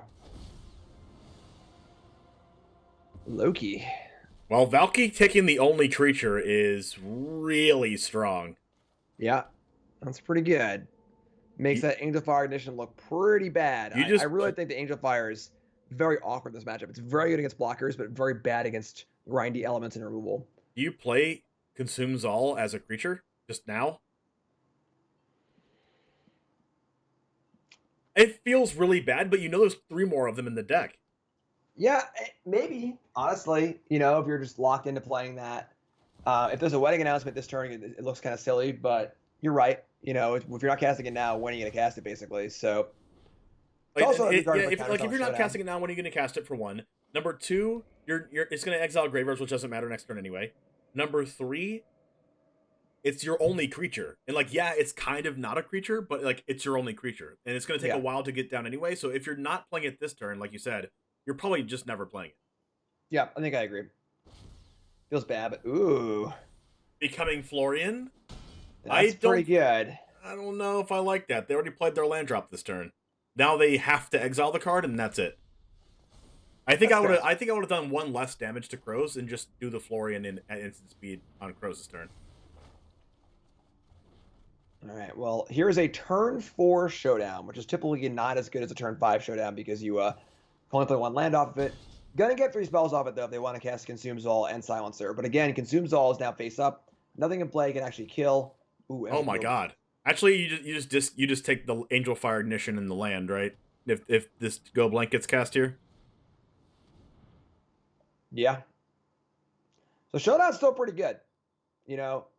I agree. I think you dump land Angel Fire here. Next turn you go Silencer plus Hidetsu, and then still got Showdown in play. Now I actually have to have some things in play too, which is kind of cool. And the rest also drawn. But again, these showdown cards go away with turns. They must be cast or they are gone. And now, like we were saying, also now there's a creature in play for the counters too. So he was thinking about casting Duress. Yeah, it looked very odd to play the Saga on turn 3. It ended up working out really, really well. A Nuno in chat says that they're a bad mod. That is totally preposterous. Okay, everyone pet the mods. Pet the mods, everyone. Nuno's the best mod ever created, outside of your mods, Jim. You know, have to shout them out. All right, so Hitotsugu doesn't feel good, like you said, but gotta cast Silver Quill, gotta cast that. Oh, so you're losing them. There's 5 cards in hand of Bud going up to 6 next turn. Did Bud miss land drop? No, he didn't miss a land drop. Crokeyz was just on the play. Silver Quill Silencer, what are you calling? I gotta be honest with you. I hate this card. I think this card's awful. It's a little better in open deck list, though. Because I think it's bad for exactly this reason. What are you naming? It's just a 3/2. You try and guess the right card. You know, like I don't know. I have no idea. I mean, Lawless seems like a good name. I do like the sizing up against the Munich Massacre a little bit. I might have liked to have seen the counter go on the Vessel, honestly.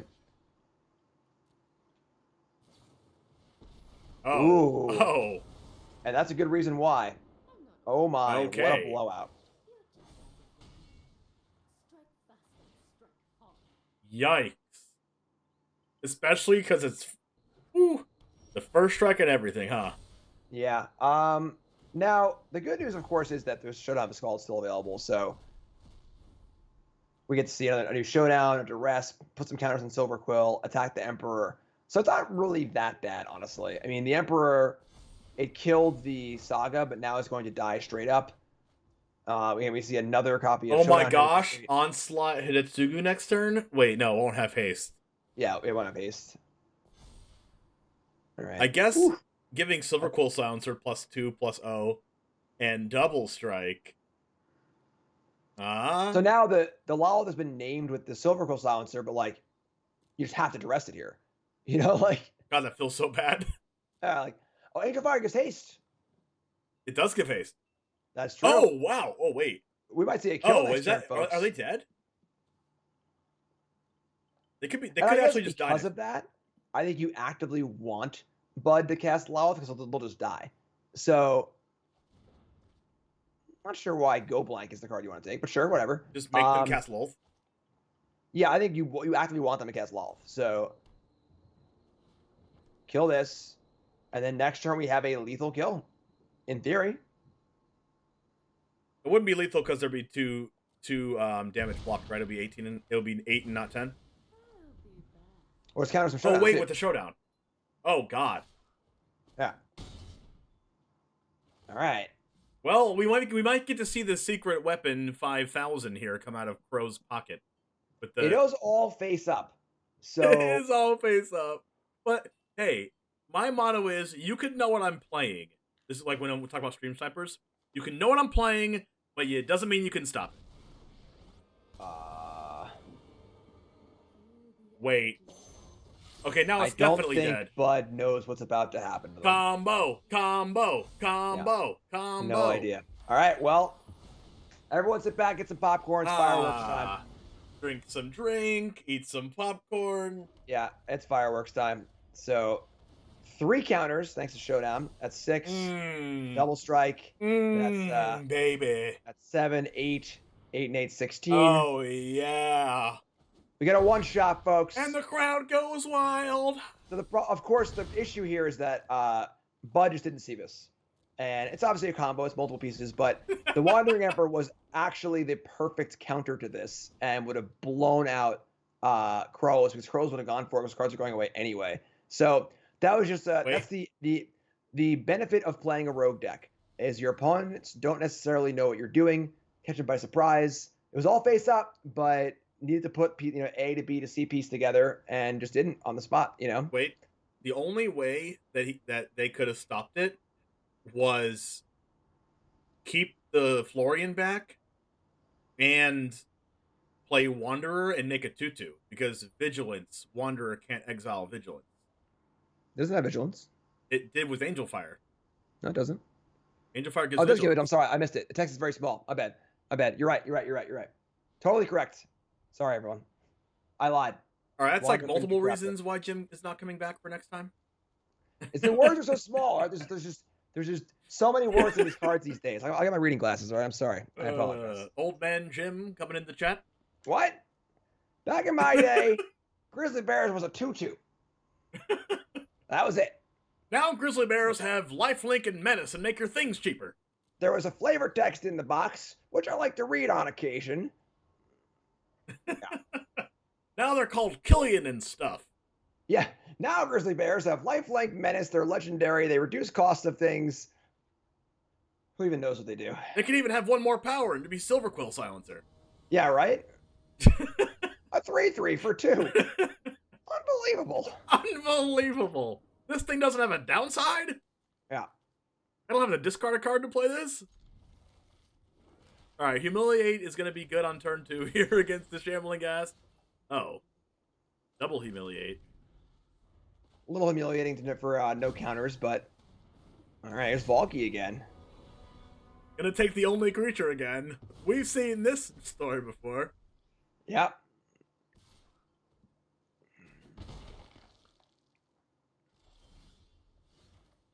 Ooh, so there's Vanishing Verse.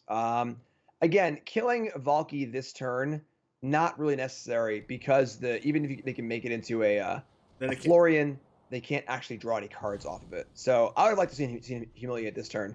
I don't think playing Verse is necessary there at all. I think once you can start with your life total. I think if Verse is cast, it would have to be in response to Valky, because Verse can't actually exile the card at all if he doesn't do it there. But the thing is, I think either they're flipping it or they're playing a 3-drop. So in either scenario, you can respond with Verse or do whatever. Like, I think it'd be very, very odd for them to go attack for 2 and just say go with their mana up, you know? Yeah. All right, so pretty awkward looking hand for Crokeyz here. You just do the same thing as last time? You just play Hidetsugu and just, like, pass? Well, the problem is now the Valky can draw cards because there's still a land drop to be had. So now that I guess you can't stop that anymore, but... I mean, you get to kill the Shambling Ghast, I guess, but then they can cast Lolth next turn if they have land Lolth to get the treasure token. Yeah. This is tough. I mean, now, like, not playing Humiliate last turn is, like, compounding into, like, make it even more awkward this turn. And again, Angel Fire Ignition, you know, it did win the game last Magic's a hard game, Jim. All right, so Bankbuster, farewell Shambling Ghast. And the problem now here, though, is we're going to see Loki turn into a Florian, draw land, draw that fourth land, probably fix the mana here too. It's going to be a little tough. I don't really like casting Florian in turn 2 unless there's a creature combo deck that's playing a little bit less creatures than they should in Crow's deck. Alright, so playing what we talked about before, this playing Pathway on red could come back to bite a double spell. Wow. Saw 4 cards and didn't see a single land. Very unlucky for Bud. Missed a land drop this turn.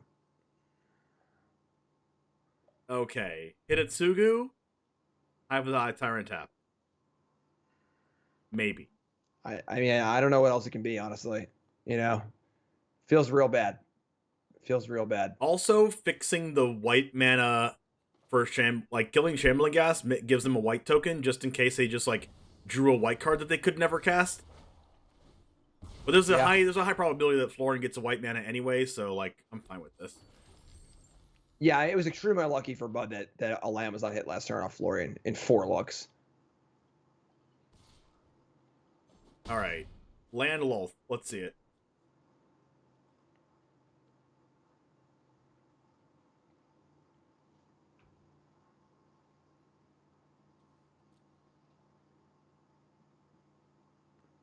I mean, wow.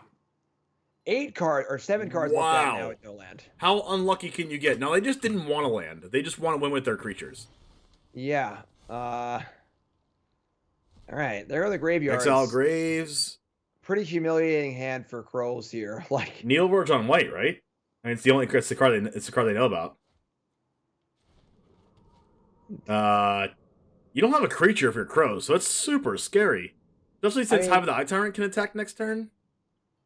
it's got to be Humiliate here, I think, because you're setting up for Angel Fire Ignition on the Consumes All next turn. And if you draw Onslaught for turn, then the game. That is true. That is true. I mean, I could see wanting to wait for Humiliate, try and like get a little extra value off the counter, but Nah, I think you just have to Humiliate here. yeah, I agree. I agree. Weird, awkward positions with taking one creature out of the hand of crows 2 games in a row could just like be so bad. Leaves the Vanishing Verse because his whole deck plays around it anyway.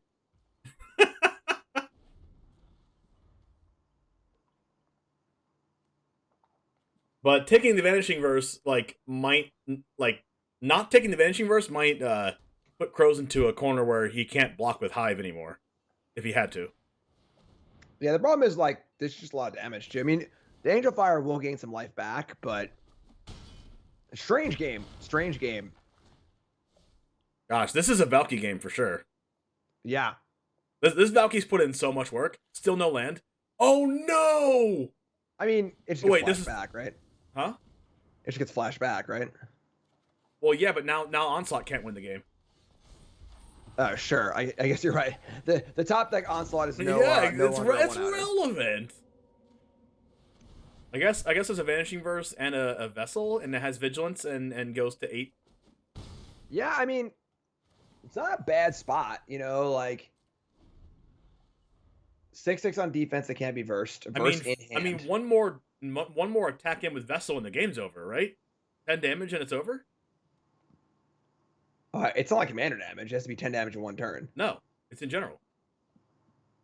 I don't think that's how that works. And there's no counters or anything. Like, how would it track it? Like, I don't know. Yeah, I'm pretty sure it's just 10 damage in one shot. Okay, it could be one shot. Yeah, if it's dealt 10 or more damage to a player this turn. Okay, yeah. okay, never mind. Similar to commander damage, but not quite.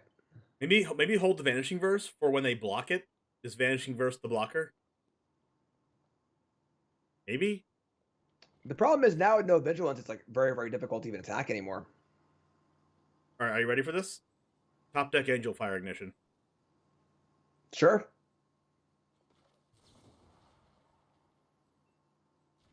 Alright, gonna take the Verse on the Sorin. Big draw. How about Double Strike thing instead? Okay, or it could be a Silver Quill Silencer.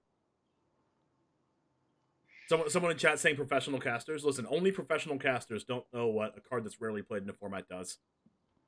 I know what it did, sort of. wait, Angel Fire Ignition gives Vigilance? Just kidding, I didn't know what this card does either. Do you play the Silver Quill Silencer, or you just like hold up the Hive to block? I don't even know. Well, you have to play it, right? Like, what else are you doing? Like, you play it, name Burst. Now the Hive can block next turn. I guess. Well, I guess there's a Field of Ruin in play too, but I don't see why you wouldn't play it. Like,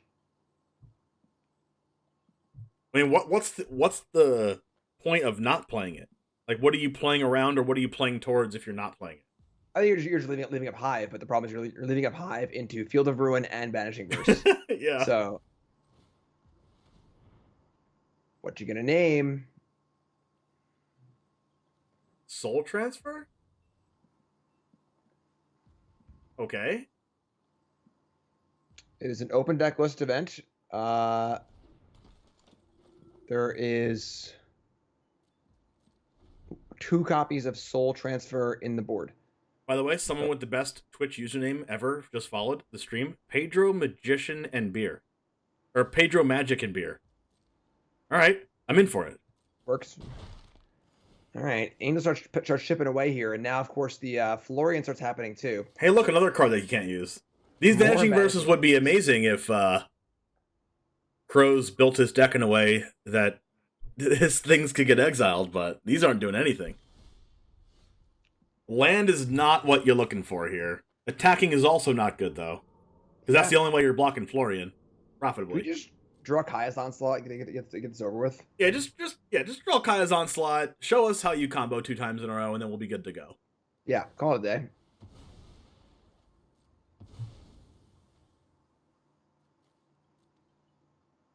Orion's in chat said Crow's built this deck specifically so Versus as useless as possible. Yeah, I agree. I 100% agree.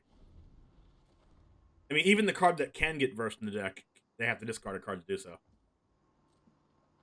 All right, so I mean, still under this Flyer plus Florian lock. It's draws 2 cards a turn. I mean, not a bad spot for Bud to be in at all. Amazing spot, actually. Oh, that was a great draw. There's also a, what's it called? Wait a second. Necrotic Fumes. Necrotic Fumes can exile a Shambling Gas to exile the vessel. Yep. Think the dream is dead, folks. Not dead yet. Dead. We're not dead yet, Jim. It's not dead. Looks pretty dead to me. It's not dead. Top deck, Showdown into Hidetsugu plus... Okay. Can I interest you in another Silver Scroll Silencer? That card has been so terrible today so far. Yeah. Not a fan. Not a fan of that card. I mean, if it was Valky, it would actually be insane. Oh, yeah. In this game. Because the first one would have taken the other Valky. The second one would be actual Planeswalker here, right? 7 mana? Yep. All right. Name Lawith. The problem is, if Bud plays Lawith, I think Crow's... I think Bud actively still wants to draw Lawith. You know, like... All right, draw your card, whatever. Here's my Lawith. You're going to lose to it, you know? Right. It doesn't, like, solve the Lawith. It just draws a card. It does 3 damage. Sure. It's calculated. Sure. Okay. So, yeah, I mean, here come the clowns. And at 4 this life, is pretty dead. There's a block here. Yep. All right. That'll do it. That'll do. So that's a win in round 4. The flashy steal there in game 2 with the combo, but went about as I expected. You know, the playing sort of like a creature combo deck against the mid-range grind of Orzhov is pretty tough. Gosh, Valky drew so many cards and also took the really good card from Crows. The Crows would have had that the whole game. That's the best I've seen Valky be in a long time. Honestly. Like almost. It's funny because I actually like Tybalt a lot, the 7-mana Planeswalker, but Valky in particular is often not great, but it was really good there. Let's go ahead and see if we can catch some Elliott Dragon still playing in the match. Elliott Dragon looks like he's done. Okay, I wanted to see the deck again. I want to see Kodos, the Silent Spider, come back with Blood in the Snow. All right, who have we not seen so far? Elliott Dragon was victorious, so it's now 3-1. All right, sick. Okay, we have the Golgari mid-range deck, so let's get into that one. We have SSJ Zek against Cool Jets. Let's go ahead and go over there right now. Actually, the game just ended. Okay, Harbingers of Doom. Here we go. High five, Jim. Wait, I'm looking at it, and they're currently reviewing the board state, so it looks like the game. Yep, it does look like the game. And then I see that the Cool Jet's currently at 0 life. So to show everybody that we entered into the Harbinger of Doom territory again, we have a Junji that attacked for lethal against Catilda Donhart Martyr, and it looks like Cool Jets with runes actually lost again. Yeah, that might be it for runes. Runes is now 2-2 with bad breakers. Probably not live for top 8 anymore. Wow, interesting. Very interesting. All right, let's see if we can get another match here going on and see if we have another deck being played. It looks like there's a few people finishing for sure. Let's see if we can get one.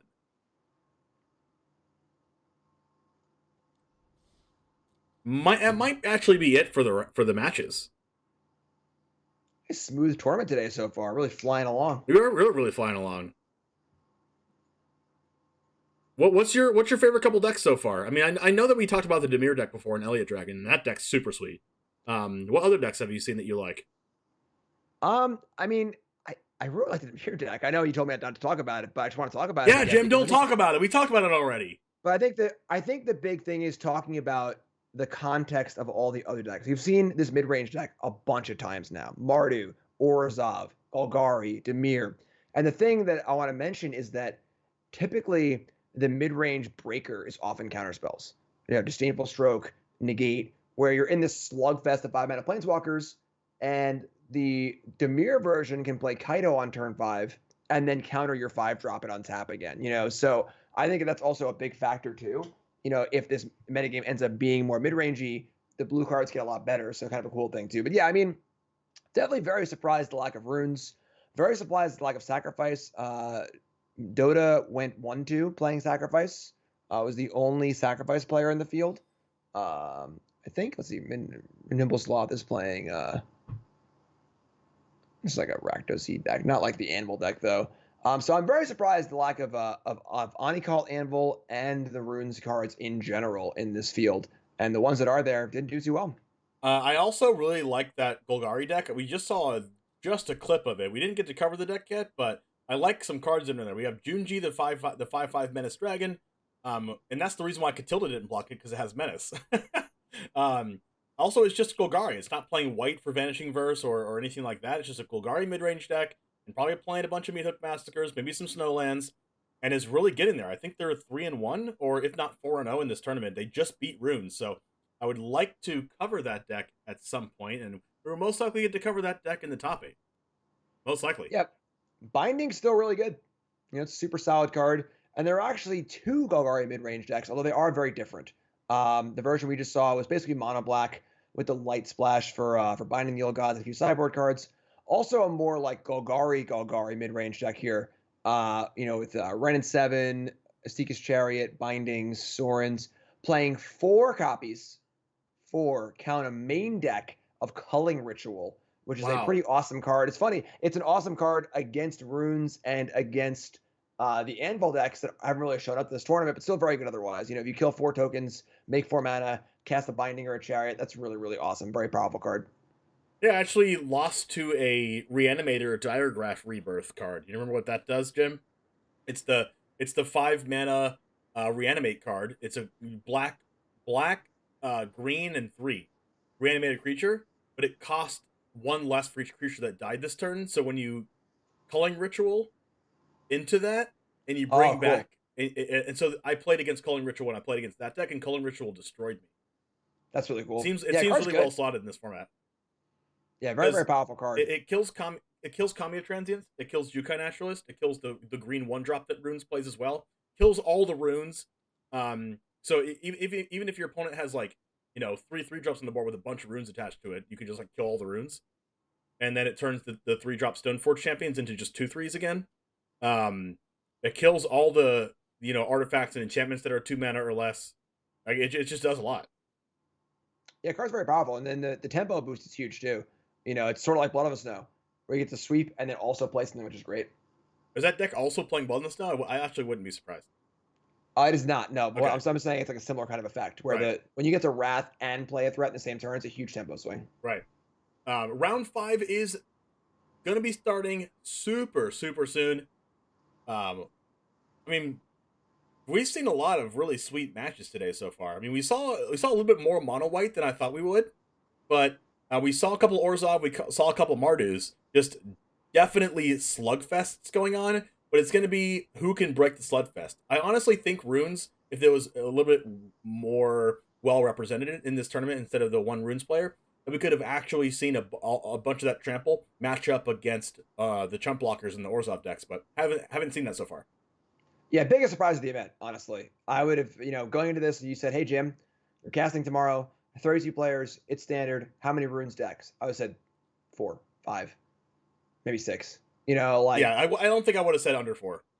Yeah, it's just a really, really good deck.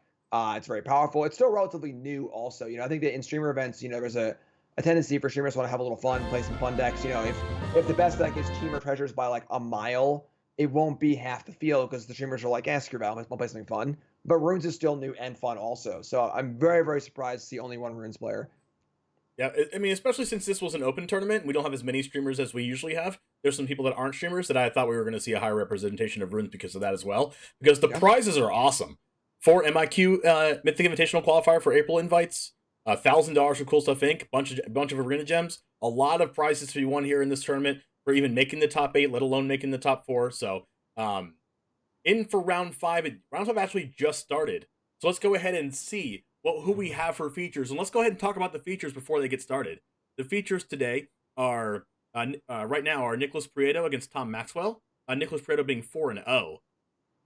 So They're actually both 4-0. This is our only match of undefeateds left. We got Nicholas and Tom with the remaining 4-0s. Orzhov mid range versus mono white aggro. And that is, and then we have Jaffer. Jaffer, I believe, is undefeated as well, right? Jaffer's playing mono green. Jaffer's 3-1. 3-1. Okay. Slight error in the Discord information. Jaffer's 3-1. Playing against Flush Donkey, who's also 3-1. All right, we have covered Nicholas Prieto and Jaffer as already. Why don't we cover the Berserksy against Juan Alvarez match, because this actually gives Berserksy a slight chance at making the top 8. 2-2, I believe, right now, or 3-1. But Berserksy has top 8 stream leagues in the past, playing standard rogues when it was in standard. Who likes to play against rogues? But Berserksy is one of the best rogues players that I've ever seen play rogues. So let's go ahead and catch Berserksy's match, and we'll see how that matchup goes. What do you think about that matchup with Juan Alvarez? So we got Juan is playing Naya Aggro, which is a very, very funny deck name for a deck that's literally just white weenies splashing for a red-green card. Just a white deck playing 4 copies of Hannah and Alana Partners. So we have that playing against Berksy playing Is It Control? Just kind of like a classic control deck here. Smoldering Egg, Goldspan Dragon, Hullbreaker Horror, and a bunch of good Is It cards you all know and love. Is it that we know and love? I can't remember the last time I liked playing against Is It. I mean, I guess there's no more divide by 0. So that was like the real like, I think annoying card everyone hated, like to a major extent. But there's nothing there. But Dragon's Fires, Spikefield Hazards, and Jawari Disruptions and iterations and stuff. Yeah, everything that you love to play against, right? Yeah, exactly. No, not really. And then we also have Nicholas Prieto against Tom Maxwell. Those are both 4-0s. What do we think about that matchup? How is that? Who do you think's gonna win that one? I mean, again, it just the mono white aggro versus the black deck. I would think the black deck is heavily favored, but Tom's got 4 main deck Wandering Emperors, which have definitely served him well so far. We saw in that last match, that was the card that allowed the deck to overcome the black cards. Again, on paper, the black deck is pretty good against white. Shambling Ghast, 4 Meadow Massacres, a lot of really good tools. But we'll see. Tom's been winning all day, so we'll see if Tom can keep it up. Yep. And then we also have as the last one, Jaffer against Flush Donkey. Jaffer's playing mono green. Flush Donkey is playing. What is Flush Donkey playing? Mono white. So we got mono green aggro versus mono green against mono white. And then we have and what is Berserksy playing one more time? Berserksy's playing Is It Control. Okay. So Berserksy is like a really good Flash player. Like I said, he was really good at playing rogues. And this is more of like, play an instant speed style deck, and he's very methodical. So I don't know, I can't really vote for the Is It deck. I don't really like Is It deck. But I think I'm going for Juan Alvarez here. Let's go ahead and go to Juan Alvarez here and see how we're doing in that match. Let's go ahead and get him started. Berserksy is going to be playing here against Juan Alvarez, and we'll go ahead and get them started. They're starting right now. Let's rock and roll. We got a top 8 to make. All right, this could be the end for Berserksy. Berserksy is 2-2, so a win could make it in. And Juan Alvarez is 3-1, so a loss could kick him out. So a lot on the line here for these players.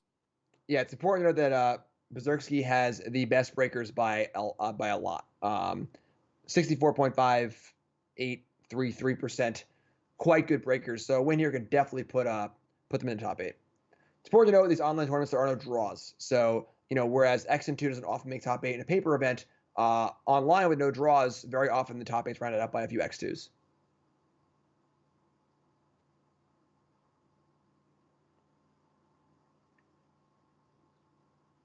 All right, so Celestis Iteration, Burn Down the House. Pretty good hand, honestly. And again, Juan's playing the Naya aggro deck, which is basically white weenie splashing for 4 partners. Thalia's, Spellbinders, all pretty good in a matchup like this. But realistically, Burn Down the House is great. Crush the Week is really great. It's a pretty powerful one to have access to. Celestis is good. Yeah, definitely good start for Berserksy. Not humans. There's Thalia, and a second copy of Burn Down the House. Thalia making this really, really awkward because now Iteration or Celestis can't be cast. So, Yeah. Over Field of Ruin. I think I'm going to go over to JP Cube's side of the screen since we're getting a little bit of a lag here on Berserkzy's side. So let's go ahead and go over there and see what is happening on that angle here. See if this is a little bit better for everyone here. Seems like we don't have much of a lag on this side. We have an Hopeful Initiate, Luminarch Aspirant, Intrepid Adversary, and Snakeskin Veil. We already know what's in Berserkzy's hand. Many burn down the houses. Many burn down the houses.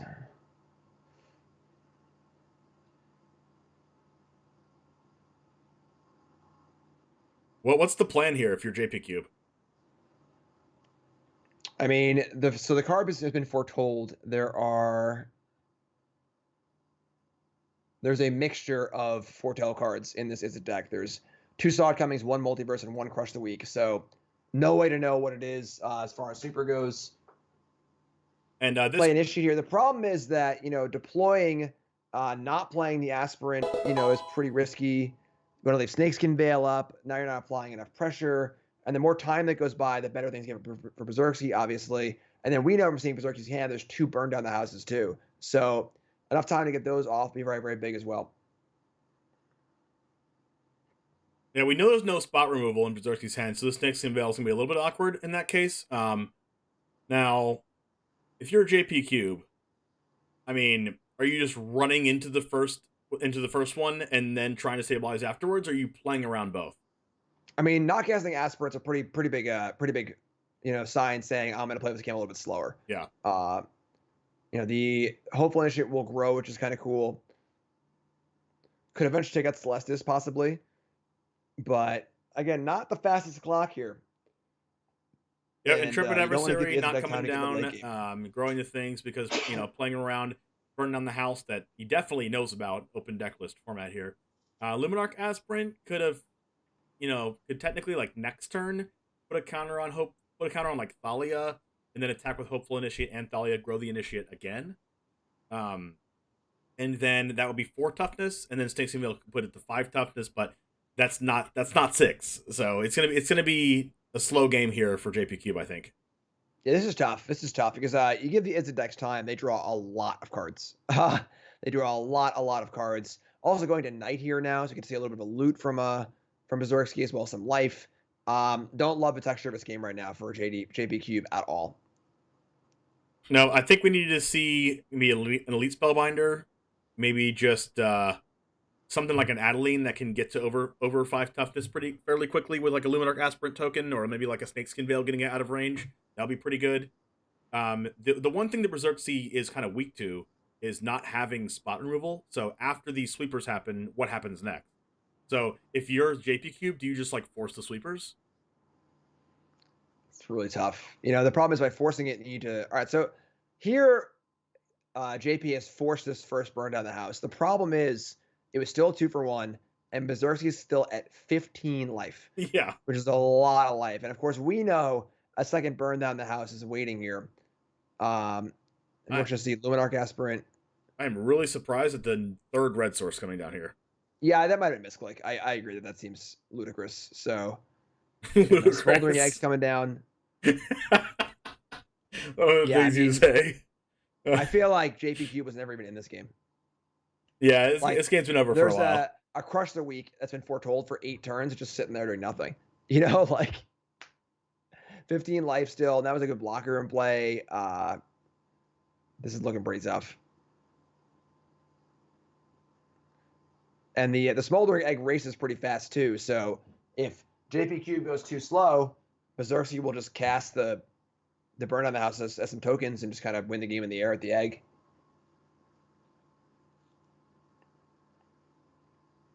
When the egg's out and there's no answer to the egg, game's over. Yeah, clock's ticking. Clock is ticking. I mean, I guess Aganyo does kill the Ashmouth Dragon. I suppose, yeah. And also, Snakeskin Veil protects against the Ashmouth Dragon on the Luminar cast sprint. Like, the damage. I'm trying to find a way that JP Cube is somehow going to win this game. Yeah, the problem is that this deck doesn't really have the late game power that Izzet has, and now it's 7 mana already in play and 16 life, which is gonna be very, very hard for JP to put it together here. Getting cheeky.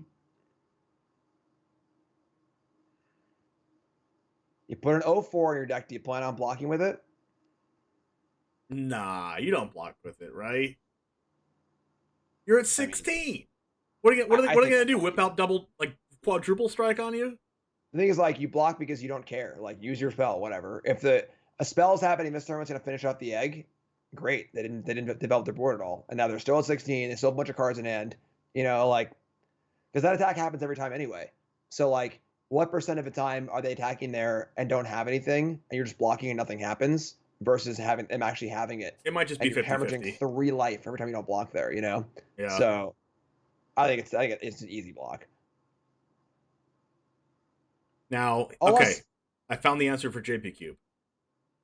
Berserksy only having lands. What were you gonna say? Yeah, I mean, I was gonna say, unless if there's only lands in hand for Berserksy, then I actually don't like to block. If the hand is literally just like burn on the house and 4 lands, then sure, you want to keep your thing in play and just flip it. That makes some sense. But with any reasonable hand at all, I just can't see it not blocking there.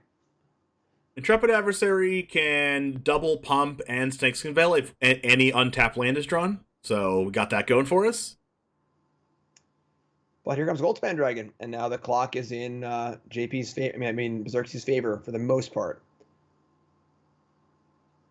Yeah, for the most part. If there's a removal spell in Berserksy's hand, then I think the clock's in the favor. If there's not a removal spell, I think the clock is in JP's favor.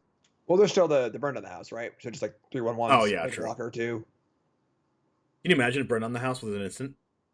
They would never make that, right? That would be really good. Yeah. Hey, untapped land. All right. Intrepid Adversary. Okay. JP Cube had the foresight. Put the pathway on red because you're going to draw 3 overgrown farmlands in a row. All right. Got to diversify your bonds, Exactly. All right, so you're gonna do this twice. There's gonna be a removal spell in the Marcast Sprint, sure. You get the Snakeskin Veil anyway, and then get in. Yeah, someone in the chat said they did make Magma Quake. That was a really powerful card at one point in Historic. Well, the issue with making Burn on the House an instant is not the damage ability, it's the token ability. Because you can't let your control player have a sweeper that's also an end-step threat. Like, that's just way too good. Wait, hold on. Isn't that just the Wandering Emperor though? Yeah, I mean, sure. It's not a sweeper. It's not like that really powerful. I mean, it's good. It's a 2/2 that makes another 2/2. All right, I mean, see, this is what we need. If you're JP Cube, let's freaking go. We have a 6/6. It dodges the sweeper. Now it doesn't dodge the sweeper. Kill the adversary, and then the aspirant does also. It dodges the sweeper if you try hard enough. And the thing is, even if it did somehow, there's still the Crush 3 available also. So, yeah, I mean, obviously, Berserkers have to throw a dragon away here, but I don't think they care at all. Chuck the dragon, kill the board, and then JP Cube's got to draw really hot somehow, some way. What does JP draw here? It's just like Adeline, right? It like has to be something that can Adeline just like be a really good top deck creature. Yeah, like Partners probably involved in some way. It's not looking good. You ready for this Alchemist Gambit? Just burn down the house, burn it all down.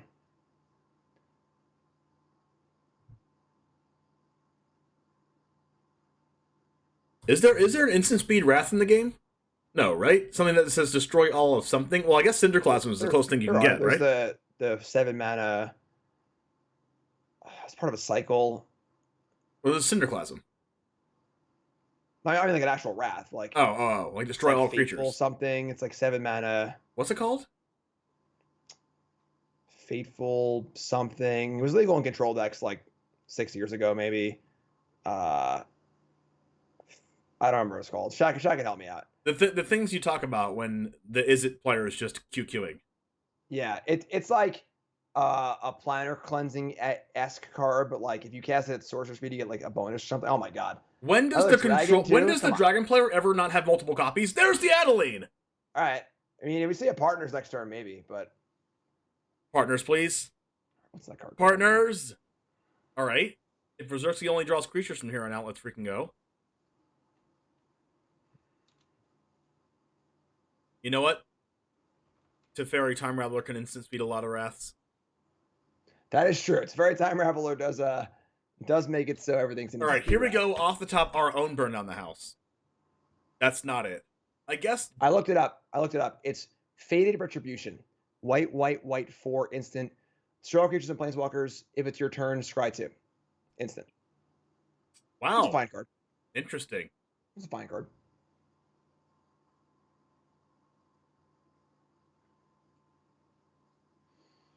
Redain is here, but a tiny bit late to the party. Just a tiny bit. I mean, what does Redain do to Smoldering Egg and Goldspan Dragon? Sits by and watches till it's time to chump block. I guess there's also Rout. Rout was the original gangster Wrath in instant speed.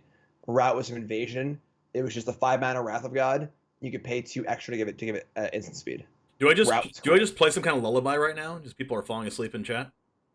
I'm just talking old Magic cards in a soothing, sensual voice. You know, I mean, what could be better right now? I don't know what could Rout. be better. This is why. This is the real reason why I have you here. You thought it was to commentate. Understandable. Is it chump block time? Because if you don't chump block now, then a removal spells game. All right, I guess we're not chump blocking. I just don't think it matters. Hey, let's go! All right. I mean, I suppose it's a start. Okay. Here it is. Berserksy only has a land in hand.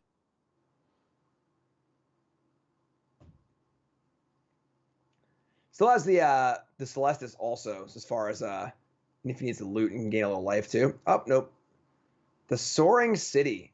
Honestly, that wasn't that bad. You know, that's not our rule spell. Here comes the dragon. Here comes the Empire. But still a long way to go for JP Cube here. Fading Hope? It's going to need to be a extreme Shelter. amount of bricks for Berserker. You got to build at least a house or two. Actually, Shelter doesn't actually help this, right? It's not colored.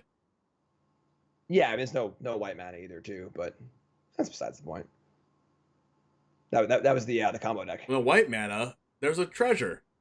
Oh, you're right. I guess there is white mana. You are correct. There's also a Celestis. There's literally 5 white mana in play. You're right. There's white mana. Spellbinder here to take a look. This opens up the door to cast the Crush the Week. It's been there for 1,000 million turns. And must be face up at this point because it's obviously not. Oh, Spike Field. Oh my gosh. This actually grows the Smoldering Egg faster. Oh, it's hilarious. That's so funny. At first I was like, why didn't you cast that? But then yeah, now you're tapping 3/4. It makes the egg bigger. Oops. Great. 5 counters. Shields up.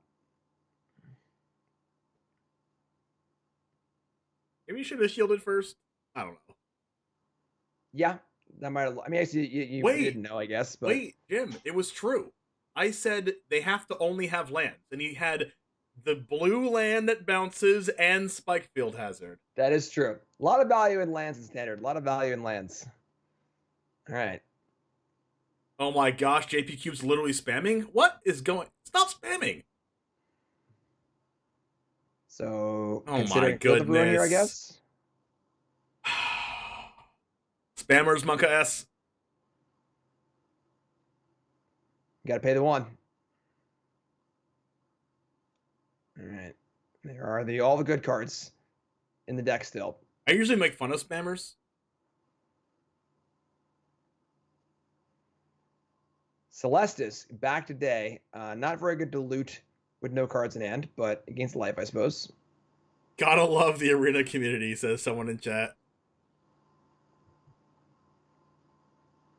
I have emotes off, so I never know when someone's spamming me. But you can't have the emotes off in this situation since like we're covering JP Cube's side, the emoter side. Oh, I know. I'm just saying. It's not a thing that I experience very often because I just have the emotes. Actually, blocked. speaking of that, I have emotes on my opponents on purpose just so I can make fun of them when they spam me. Max value. It is max value. All right. Oh, that's a Hullbreaker horror. Oh, really? No spam now, huh?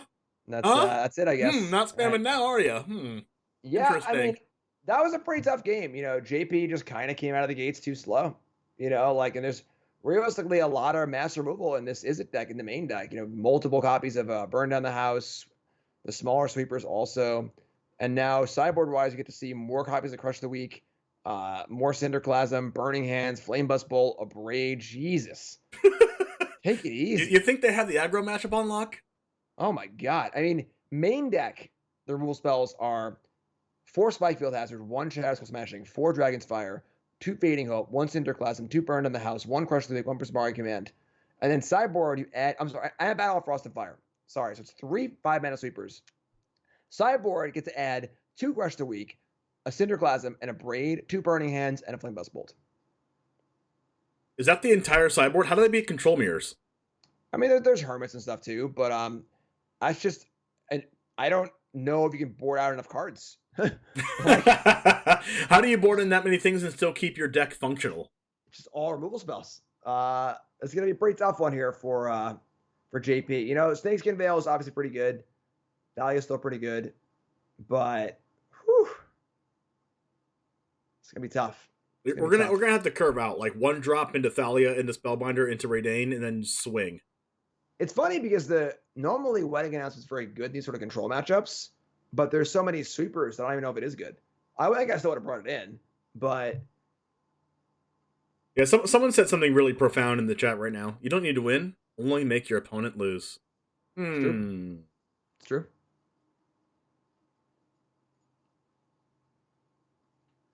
All right. Do you ever judge opponents or people that you play against by their avatars?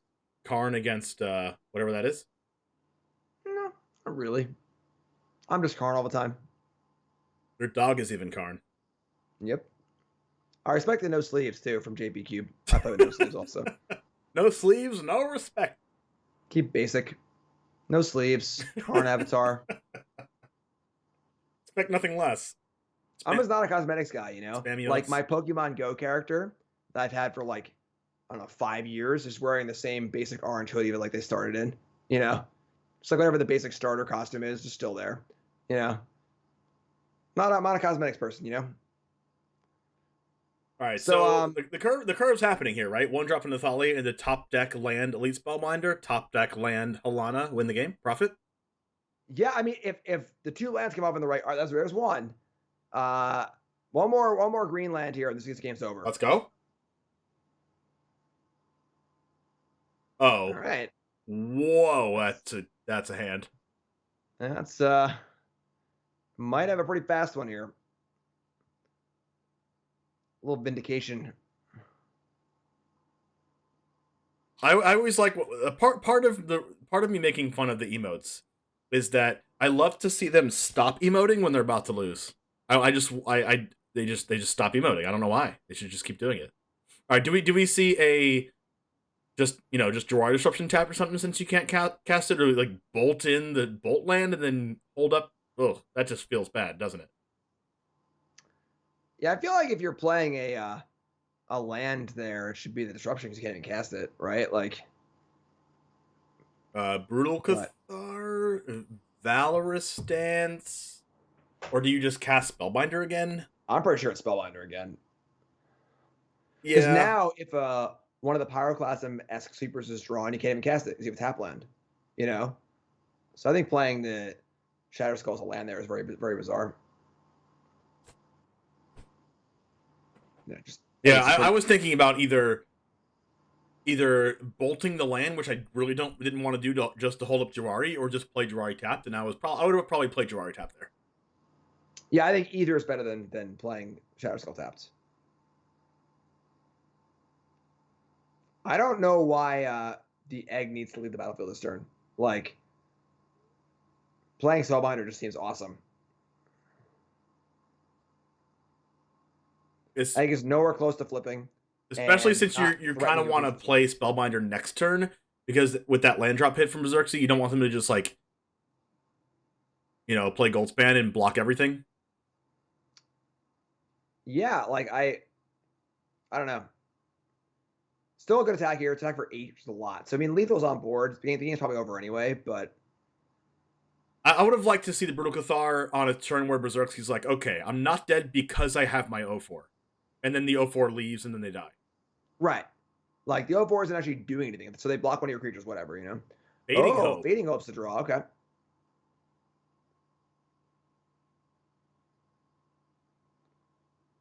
Well, big Scry looking for lands. That makes you want to play the Jawari tapped even more.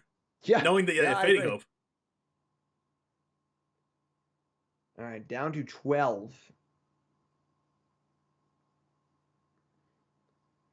Brutal Cathar does have the upside of now if no spell is cast, it flips over to a 3/3, which is pretty good.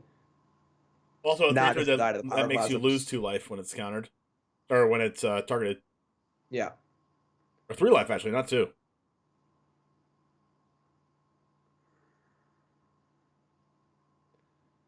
All right. Well, there's green mana. Green source. But there's a Jawari Disruption. There is one unknown card. Wait, there's not Jawari Disruption anymore. Do you slam Halana or do you Spellbinder again? Looking like Halana. I mean, there are some case cards here that can, like, stop this, but I think you're still in great shape anyway. I think playing Halana is good, because if you play Spellbinder and they just happen to draw Cinderclasm here, then you're, like, freaking screwed. Yeah. Very fair. I think you grow the Thalia. I agree. Okay. Just because the Spellbinder is a 3-power if it happens to die in response. Oh my gosh. Wow. They actually drew it. What a sick draw. We got to land for a game here? Probably not still, because still Valor Stance in hand, but... Like, you just go Spellbinder, Initiate, give the Spellbinder haste, attack for 3, 4, 5, 6, 7, 8, 9, 10. 10. This is pretty lethal if nothing's drawn here.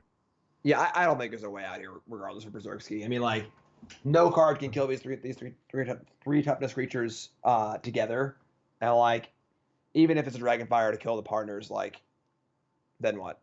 Like, yeah, take 3 off Moonrage Brute, Spellbinder comes in. All right, yeah, Goldspan Dragon, Valor Stance. I mean, everything that could have happened right for Berserksky kind of did, given the situation. Yeah. Which made it kind of a game, but I still think the game's over. Yeah, I definitely agree. Like, there were some really, really clutch draws for a turn or two there, but the curve from Q was way too good. And the hand was just too bad for Berserksky. Like, stumbled on lands, have his Hullbreaker Hearts, like, hanging out. Another Halana? Yeah, I mean, just Spellbinder kill, right? It's just lethal. It's not lethal because they have to trump block, but... I guess it's actually only 8. I guess you just go Hopeful Initiate and then give the Hopeful Initiate haste and then Valor Stance the Goldspan. Yeah, it's only 8, but at the same time they could just, top deck Burn Down the House and all of a sudden we have a game. This works too. I mean, now you give the Spellbinder haste, they block Spellbinder, but you're right, now Burn Down the House is insane. Which it'll also return the egg too. Yeah, that's insane. And then not only do you return the egg, but you also have a 5 mana command there that adds 5 counters. Wait. Okay. Wait, you can just cast Initiate and then, oh my gosh, missed opportunity. Cast Initiate, and exile the Goldspan Dragon. I mean, that's even worse against Burn of the House, right? Because then the Burn of the House, it kills both things, but... Also true. Well, I guess also Prismari Command would kill the Brutal Cathar in that case. Actually, it wouldn't, because it's a 4/4. Yeah. Huh. This game is taking a somewhat odd turn. Could have exiled the Goldspan Dragon, but now didn't exile the Goldspan Dragon. We have the Prismari Command. a Braid. Okay, that plays into the second Halana. All right, game's over. Either way, it just doesn't matter now. Yeah. Wait, So now he can cast the card. Wait, it doesn't matter though because the 5/5 still kills. True. All right, game 3. Good draw from our aggro player.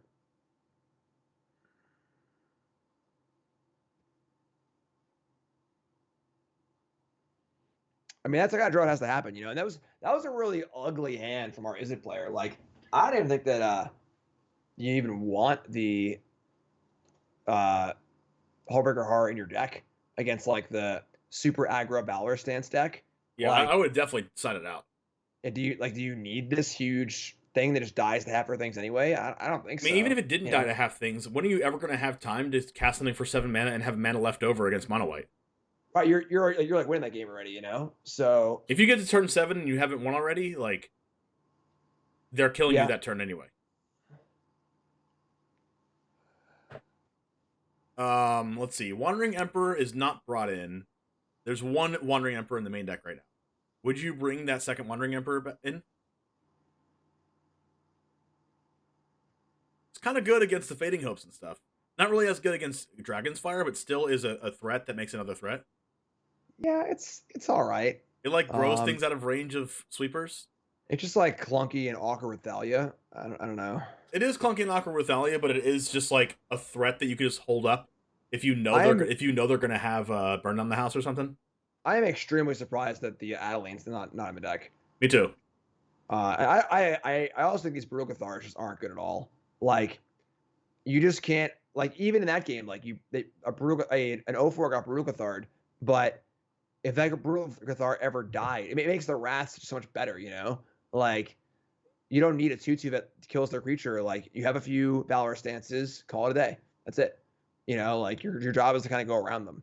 So, I don't know. Not a big fan of Brutal Cathars here. I think the Adelines look really, really good. I think the wedding announcements look pretty good also, honestly. Yeah, if it was me, I'd go Wandering Emperor, Wedding Announcement, put in both Tameo Safekeepings. Like, if you have 4 Snakeskin Veils and 2 Scameo Safekeepings, what other matchup are you not bringing those Tameo? Are you bringing the Tameo Safekeepings in against? It also gives your creatures indestructible in case they do draw Burn Down the House. So, like, what are you bringing Tameo Safekeeping? Like, what matchup makes you want to bring those in if you're not bringing them in this matchup? Agree. Like, what matchup is it for then? Like, I guess Orzhov or something? I don't know. Yeah, this seems like the first and even then, I would like 2 Tameo Safekeepings and 2 Snakeskin Veils rather than the 4 Veils because they do have sweepers. Right, and a lot of them too, actually. So, hey, I'm sorry, I shouldn't lie. That's a pretty funny hit. 5-land Thalia spell. Keep it. Right, better hand here, but still not great. Commentator laughs at opening hand. No, I'm just I mean, 5-land Thalia Snakeskin Veil is pretty good. Would you keep? I would keep that. I'm not a big proponent of I'm going to get there. You're gonna get somewhere. I mean, all right. I mean, gonna get a loss. Yeah, this is already looking terrible for JP Cube. On the draw with no play until turn 3, and there's an egg in play also. Yeah, I bet Berserksy is like really excited. Like, no play on turn 1. What? Okay, no play on turn 2. What could they possibly have? Yeah, just doing backflips. Especially because you know that Berserksy probably has 58 removal spells in their 60 card deck right now. Yeah. Let's take a look. I do like the ability to go Adeline plus Snakeskin Veil on a turn. That's pretty sweet. So, Jawari? All right, take a look.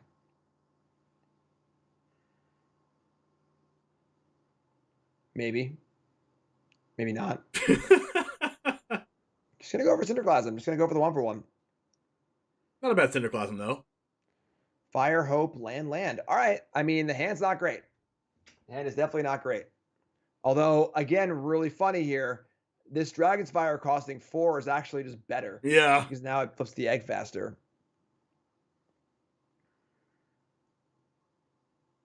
All right, now all he has to do is all Berserksy has to do is just pass. Yep. Maybe considering doing the channel, gonna go for Whoa. it. This is aggressive.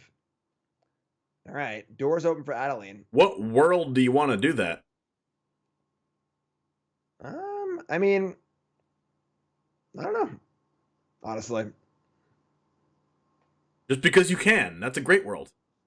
like could have just end stepped it also, but they're there. They're in play now. We could see obviously a token team up with the Dragon's Fire to take out the Adeline, barring Snakeskin Veil, of course. I mean, I'm mono red gamers uniting in my chat right now. Smork. Dragon's Fire, Fading Hope. I mean, that's a really good, use of your mana here. If you can get a 4-power dragon on board at some point. But there's Snakeskin Veil. Yeah, Snakeskin Veil's looking great here. Very interesting. Gonna go for Fading Hope first.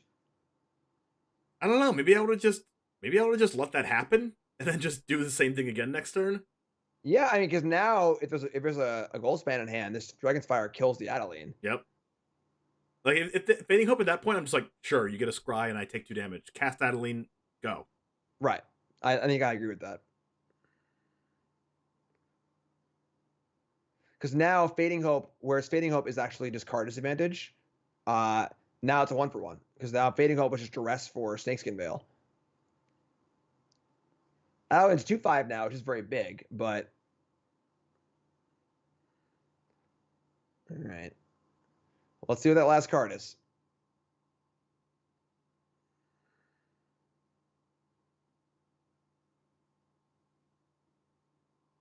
Maybe. And now we can see the Dragon's Fire here to kill Spellbinder and then flip over the egg. So a lot of big draws here for Berserksky. Expressive Iteration, any card draw spell.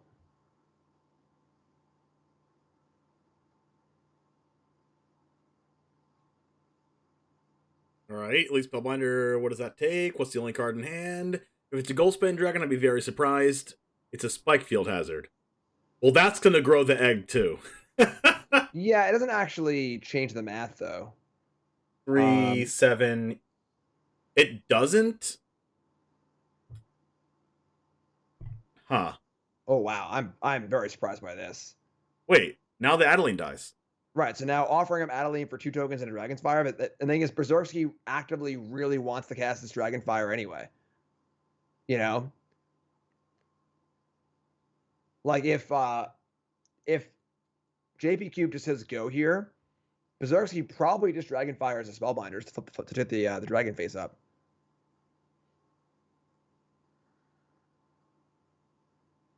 All right, I just added a command to the chat to have an exclamation point smork or exclamation point aggro. You get a bunch of smorky faces. All right, the double block here, the 0/4 on the 1/1, and then Dragon's Fire on the 4/5, killing it, growing to Ashmouth. This all looks really good. Yep. And then you cast Chaplain of Alms, I guess, because it has ward. No, it still dies. It feels bad. Yeah, I mean, this board looks a lot worse now than it did about a turn and a half ago. Well, I guess you just attack next turn with Spellbinder, and then sure, they get to Spikefield Hazard it, but then on the next turn, you just play Chaplain of Alms, and then Iganjo, the Ashmouth Dragon, and then just, cast Wandering the next turn after that. Yeah, the problem is that, now Berserksky is still at 20, and we're entering the mid-game, Well, the one thing you have going for you if you're the Naya player is that there's one card in Berserksky's hand. If that card isn't exactly a draw spell, then I think you're in fine shape. No, whoa, what's happening here? I think I just kind of like playing Chaplain of Alms and then holding up the land. Confused? I don't know if playing Chaplain is correct because it's just going to die into the combination of. Or just cycle the land now and then play Chaplain after. But playing, the I guess you can't do that because it's not attacking or blocking. Weird. Yeah, playing Channel Land seems very strange. So.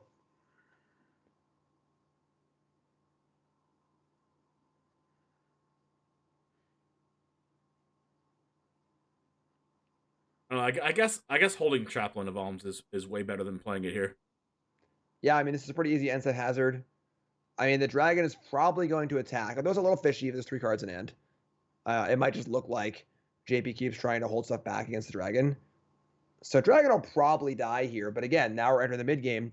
There's gonna be nothing on the board for JP Cube, and Spikefield gets to exile the Chaplain also, which is a pretty big game.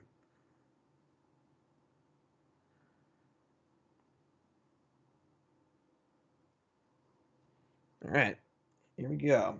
It's also a Hall Storm Giants in play for Berserksky, which may end up coming into play if lands are drawn. So spells or lands are pretty reasonable here. I'd be very impressed with Berserksky if they didn't attack here. Oh, no, they're attacking. Here come the clowns. Kill the dragon, but take 3. And now JP Cube's just at 9 with some devils in play.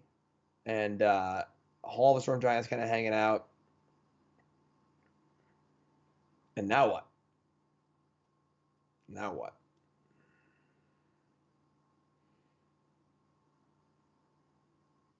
I mean, Luminarch Aspirant, put a counter on it. You're not going to block the 1/1s with this anyway, so 6 is going to happen unless you want your Luminarch Aspirant to die.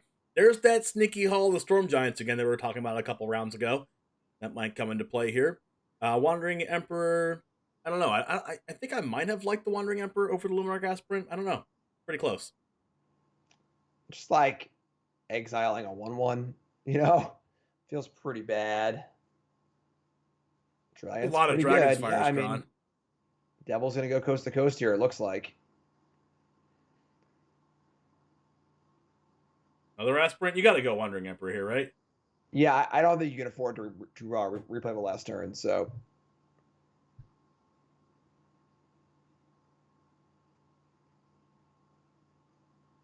All right, what does Berserksy have in hand?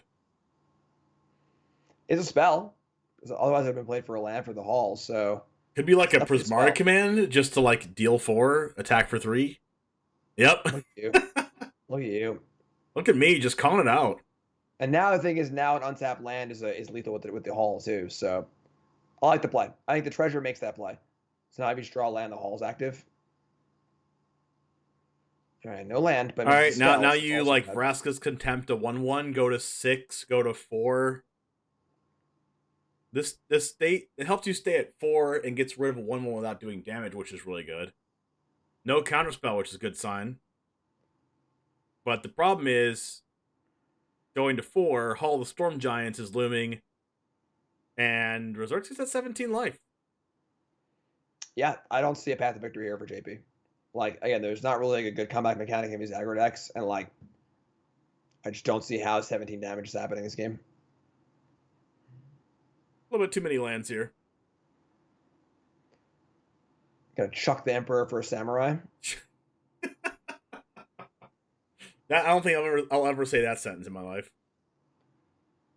And like, now the creatures on board can trade with the Devils, but any land is a Hall of the Storm Giants, and any spell is bad too. It was a Foretold card actually.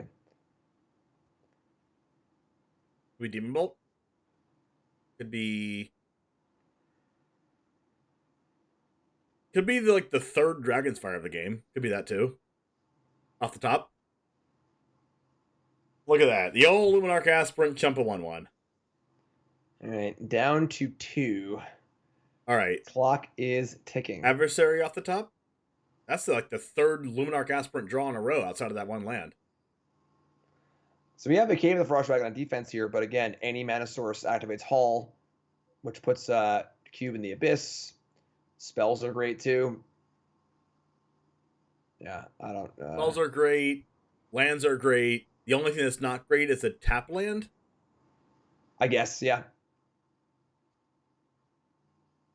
Yeah. How about another removal spell? Did you think that we're going to play Is It Tempo today out of Berserksy? Yeah, I mean, devil beatdowns. Play a devil, kill your thing. Play a devil, counter your spell. Yep. All right. Yeah, I mean, that's a lot of kill spells in my Is It deck. A lot of kill spells, and ends up working out. I mean, for how long that match lasted, that might have been the last match in round 5. Yeah, probably. Let's take a little look. So Berserksky, again, currently now 3-2 with great breakers. Real good chance to make top 8 and sneak in there as like a 7 or 8 seed. Yeah, there's going to be 2 3-2s that make it into top cut. So maybe Berserksy ekes it out there, and it might drop JP Cube out since Berserksy did have the best tiebreakers out of the 3-2s, but JP Cube probably has a little bit of a better tiebreaker than Berserksy since that was JP Cube's second loss right there. Actually, JP Cube's tiebreakers are awful. Oh, really? Yeah, they're bad. I think that's going to be probably going to be it for their day. Maybe. Or they could just be the only both 3-2s that make it. Yeah, we'll see. I mean, worst breakers of the 3-1s, 47% puts them, there are half a dozen players with better breakers at 6 points right now. So wow, we'll see. All right, we are going to take a quick break, and we are going to let you know what the top 8 is right after this. That was the end of round 5. We're making pretty good time, Jim. It's only 3:30. We're flying. We are flying. All right, we have 3 more rounds left to go. Let's take a quick 3 to 5 minute break. We'll be back for the top 8 of Stream League 9, sponsored by CoolStuffInc.com with Jim Davis, MTG. See you soon. Don't go anywhere. For top 8.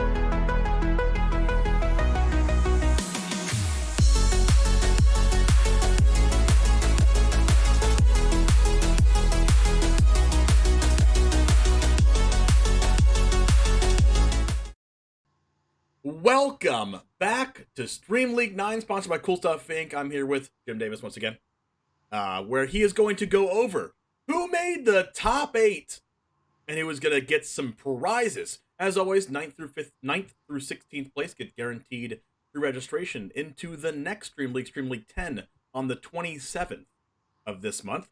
But before that, let's talk about the top 8 and who these people are and their decks. Go ahead and take it away, Jim. One undefeated player. One player unscathed through the entire 5 rounds of Swiss. Nicholas Prieto playing Orzhov mid-range and looking at nothing too crazy here. We saw a lot of this, Lala Spire Queen, Meadow Massacre, Friends, just pretty much what we've been seeing a lot of. Second place, we have Crows playing Marty mid-range. That's the Angel Fire Killian Ink Duelist Angel Fire Ignition version of Mardu. A pretty interesting take on the deck. A little aggressive, anti-vanishing verse strategy. In third, Tom Maxwell with mono white aggro, taking a loss in the last round to Orzhov midrange. In fourth, Flush Donkey also playing mono white aggro. So a couple mono white aggro decks here in a field of, again, black decks that are usually pretty against mono white. So fifth place, Jarvis Moonbeam, Esper midrange. Same idea. Deadly Dispute and Friends, Meadow Massacre, you get the idea. In sixth place, Elliot Dragon took a late loss. Got in at 3-2 as the high seed. It is the Demir control deck. Meadow Massacre and Friends. The deck that I think is the deck of a tournament, in my opinion. The deck seems super, super cool, but only went 3-2. It took some losses, so we'll see if Elliot can rally back here in top 8. In seventh, Berserksky saw them on camera win their match in the last round. Is it control with a very heavy anti-creature slant?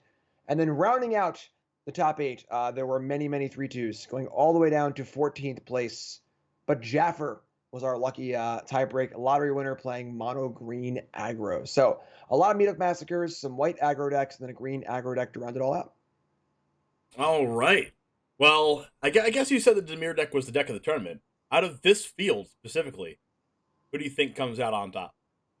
I mean, I think Demir is favored because, again, like I was saying, they're playing the Meadow Massacres, so they're good against white in theory. And they're also playing some sideboard counterspells, which can be very, very good against the other mid-range decks, as Kodos very good there too. So we'll see how it all plays out. But I still have Elliot Dragon as my pick for the event. Elliot Dragon's your pick? Elliot Dragon is my pick for who I what deck I would play. But my pick for who I want to win is Crows. I gotta see some more Angel Fire Ignition, Hitotsugu consumes all combo finishes. Okay, we gotta go for the content here. So Crows is my pick. Crows has made the finals in Stream Leagues out of in 33% of the Stream Leagues that existed. He's got first or second place in them. So I'm ready for Crows to win one. He's second place in Swiss. I'm taking him to the house with this one.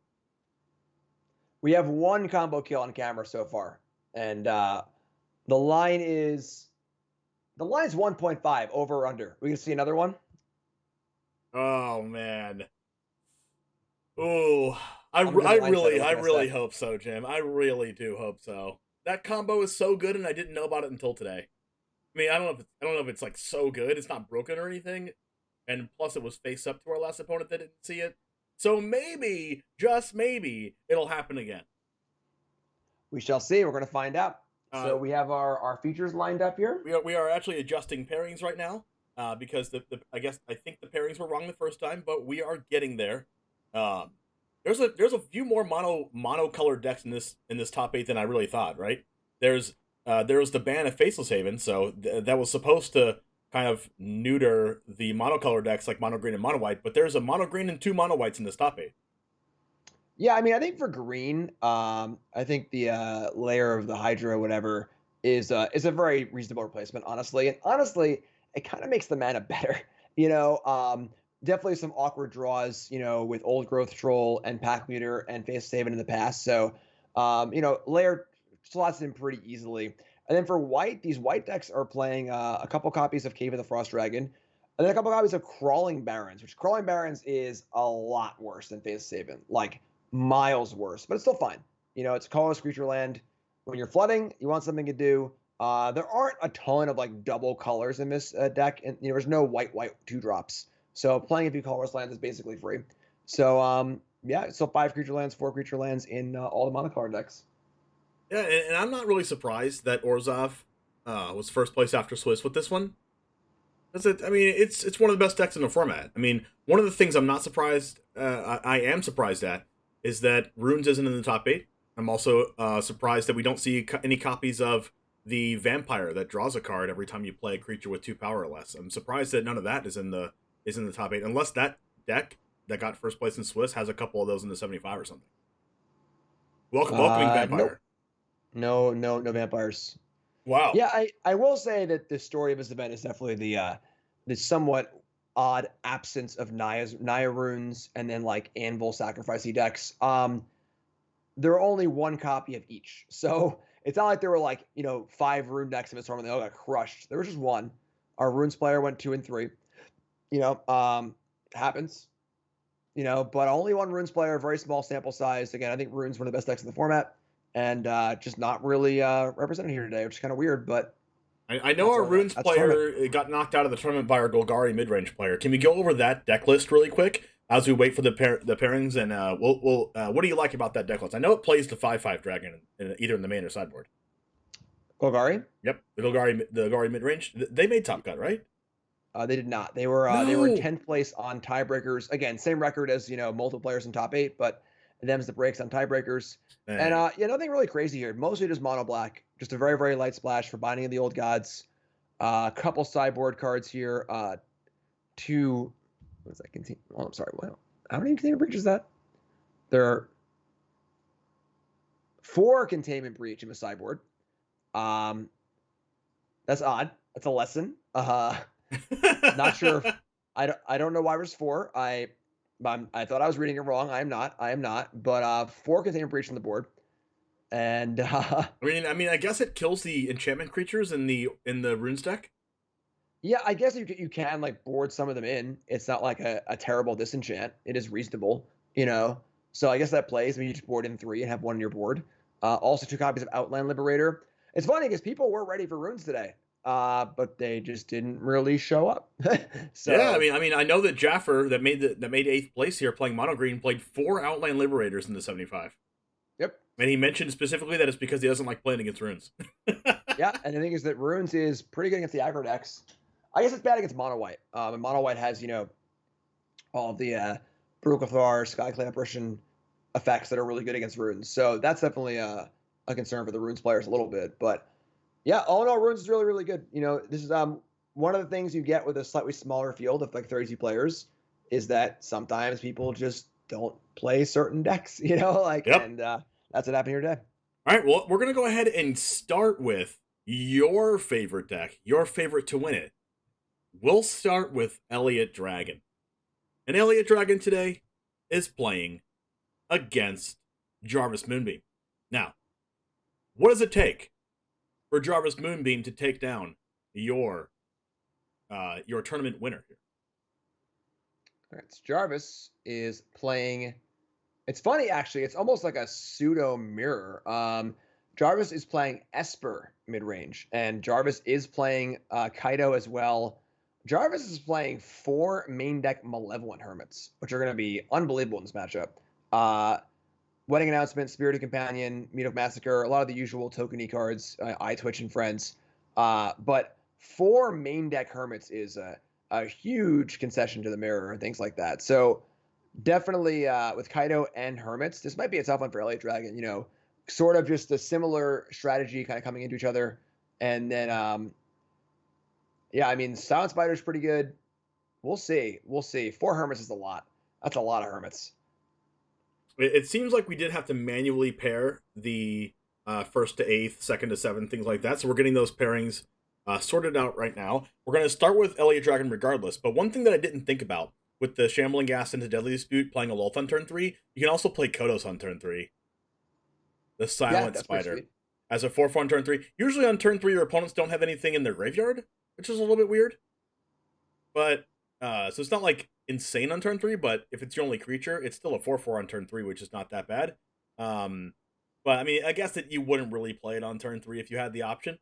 But being able to play Lolth or Sorin on turn 3 or Kaido, even Kaido and holding up a 2-drop is probably the best turn 3 if you don't have Lolth, right? play a Kaido, hold up a Disdainful Stroke, play a Kaido, hold up another Deadly Dispute, or a Power Word Kill, or something like that. Like, this is definitely a deck that I would see myself playing. Yeah, I think we actually have a slight update of the pairings here. Elliot Dragon is the 6th seed, and Jarvis is the 5th seed. So I believe that Elliot should be playing Tom in mono white aggro, 3 to 6. So I think I might have the matchup wrong here. If we can double check that with our admins and stuff. Make sure these standings are correct. Yeah, I know. I've run this tournament before. This is not my 9th tournament ever. I've never done this before. It's my first time. No. Yes, I think we're looking at Elliot playing Tom Maxwell, our top finishing mono white aggro player, in a matchup that should favor Elliot. I would assume. Although Tom's got 4 Wandering Emperors, and they have looked very good against these black decks. So we'll see how that one plays out.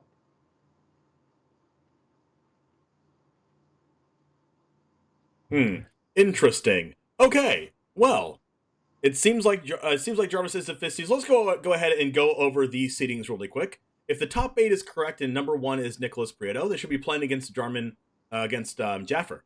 And then Crokeyz should be playing against Berserksy. Crokeyz against Berserksy. The Izzet deck playing against the Angel Fire Ignition deck. I mean, I think I have the Angel Fire Ignition deck losing to Izzet, based on how little of creature density that Crokeyz deck has. I want Crokeyz to win, don't get me wrong, but I don't know if it can beat the Izzet deck. Fading Hope is pretty good against Angel Fire Ignition.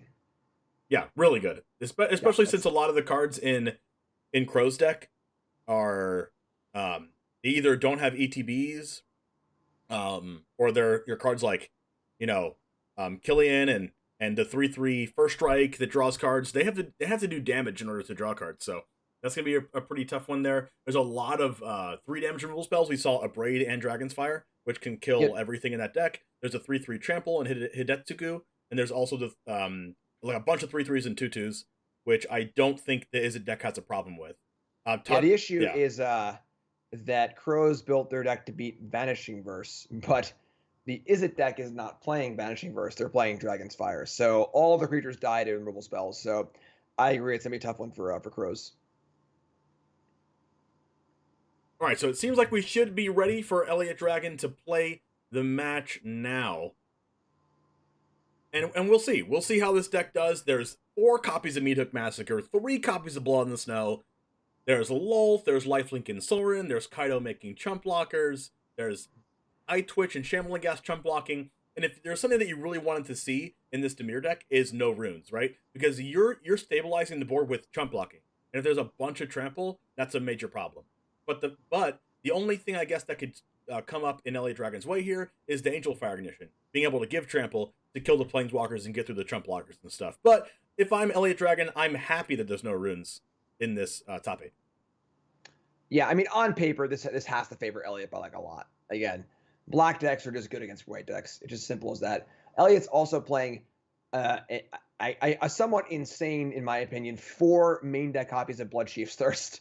So 4 Thirst, 4 Massacre, Power Word Kill, tons of blockers, Planeswalkers, Blood on the Snow, Lolith. The tools are there. The tools are there. And like I said earlier, I think Bloodchief's Thirst is a nod to runes. Being able to having to kill a lot of different creatures on 1 and 2 mana is important, and realizing the weakness to all the trample is the reason to play Bloodchief's Thirst. We just seen that Bloodchief's Thirst is really bad against opposing creature lands.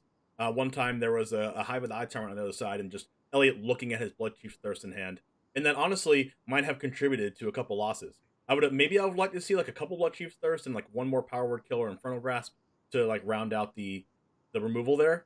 But especially in an open decklist format where your opponent can like almost freely fire up their creature land, knowing that all the removal is sorcery speed, or for the most part, outside of the 1 Power Word Kill. Yeah, absolutely. It's a huge factor for open decklist tournaments, where you are much more inclined to want to play a variety of removal spells. So your opponent has to kind of be like, all right, well, could have Power Word Kill, could have Infernal Grasp, could have this, could have that. But with the 4 Bloodchief Thirst, it's pretty clear, and the coast is clear. So I think that Elliot's deck here, there are a few things I don't like about it, but all in all, structurally, the concept seems very, very sound. Let's go ahead and go over someone else's deck here. We've already actually seen Jaffer's deck. We've seen Berserksy's deck with the Izzet deck. We just went over Elliot Dragon's deck. Esper mid-range out of Jarvis Moonbeam. I don't believe we've covered that list today on coverage, so why don't we cover that right now also? It's surprisingly similar to Elliot's deck, honestly. It's just another Munich Massacre deck playing Kaido, but more so black-white focus. Playing 4 Wedding Announcements, 4 Spirited Companion, 4 Rite of Oblivion, kind of the more tokeny, thing you'd expect, and then splashing blue for Kaido. And again, the 4 main deck Hermits are a nod to the mirror, I'd only assume. Hermit's are kind of an awkward card on the splash, though, because you want to play Hermit usually and have the blue up immediately to use it. Which isn't going to be easy to do with this mana base, but obviously it's still a very, very powerful card to controlling mirrors. And kind of cool also, like we were saying with Elliot's deck, having blue in your deck means that you can have Teachings of the Archaics in your learn package, which is a really, really good card to learn for. It's just divination. So you get to learn for a card that actually draws you cards, which is super great. So another cool looking deck. One thing about Jarvis Moonbeam's deck is that it's going to be a little bit less consistent than Elliot's deck, having 3 copies of Deadly Dispute, and maybe having a little bit less. We see 4 Hermits, 4 Eye Twitch, but only 2 copies of Shambling Guest. So instead of the 4 and 4 with Elliot, we see 2 and 3 with Jarvis Moonbeam. So we're not going to see those explosive starts as often. Then again, Jarvis Moonbeam's Esper midrange list is not playing Lolth. It's playing 3 Kaido and 2 Wandering Emperor. So you don't really need that explosive start when you don't have a bunch of 5 mana cards. But it does help to kind of filter your mana in a 3-color deck playing a card like Legion Angel, where it costs double white mana. Legion Angel, I think, is one of the best cards in these grindy decks, where you can just play 1 card and it equals 3 more cards out of the sideboard. And there's usually I've seen like a 2 Legion Angel package, where it's 2 Legion Angel main deck, 2 Legion Angel sideboard. But this one's 1 Legion Angel, so when that Legion Angel comes down, there's going to be a lot more following. Yeah, I think that this Esper deck looks like it's going to be heavily metagame towards the mirror. If this Esper deck plays against mono green or mono white, it's going to be very, very difficult, though. The Kaidos, the Hermits just aren't there in a matchup like that. So, but we don't got that matchup now. We got this matchup right here. We got Elliot versus Todd Turkey, mono white versus Demir, mostly mono black. And let's see how it goes. All right. Big shout out to our mods, by the way, that actually saved the day. MTG Melee was having a little bit of problems, but we were able to put it together. So shout out to Astral's Flame and Uncle Russ for helping us out in the back end. You guys are awesome. We have a 1-land hand here. I mean, it's a 1-land hand with 4 1-drops in it that are all black. Do you keep this? Are you going for it? It's tough. Any land, obviously, Eye Twitch blocks, gets sciences, and then goes nuts. A Thirst is nice, too. Thalia is very good against his hand, unfortunately, making Thirst off. This is a tough one. The problem is its stroke is also pretty bad. But has the Massacre, gonna keep it, gonna go for it. I think on the play you can't keep this. On the draw, I think it's okay. That's partly why. So you see, here's a Usher of the Fallen, and now you see when 1-drops come down. And this is why this matchup is so good for the black deck, because your opponent plays Savannah Lions, and you just laugh at them. You're like, all right, here's Eye Twitch or Shambling Gas. Have fun attacking. Yep, and then all of a sudden this Usher just can't attack anymore. Yep. Well, I guess now it can, but then the Luminarch Aspirant dies, so you put a counter on Usher. Exactly. And then one cool thing about Bloodchief's Thirst is it doesn't say opponent's creature. You can Bloodchief's Thirst your own Shambling Gas to get a treasure token. I suppose, yeah. Or your own Eye Twitch to get environmental sciences. Yeah, it's a pretty big resource loss, but that is true. Big draw here. There it is. All right. Never game. Didn't have it, right? Land, hold up Deadly Dispute, easy clap. Easy game, easy life. I think you want to play Eye Twitch and play Bloodchief's Thirst here, honestly. Yeah, kill this Aspirant. You might want to do that, but why would you do that when you could Meat Hook Massacre everything? You want to make the powerful big plays. I mean, maybe if there's an Adelaide or something like that, you might not be able to. So I like this play here a lot. Just chill out, keep the board clear. And now what? If you're Todd Turkey, you better have land Adelaide. Land Archon of Marius. Todd Turkey came prepared for runes today. Main deck Archon of Maria, one of the best cards against runes. Runes no-showed, but obviously Todd did fine for themselves. So hey, and this Archon of Maria was super important when it came to playing against control decks. We've seen that earlier in the tournament. Was that round 2 or 3 where you play Archon of Maria, you're going to counter me, but you have to use it as your one spell. Yep. You saw it here. Couldn't cast the Eye Twitch. easy block, right? Environmental sciences, maybe? Yeah, I mean, it's awkward because you can't play sciences and something else. So we'll see how this turns out. You could just do like a big meat hook massacre, but there could also be a wandering emperor in the wake here.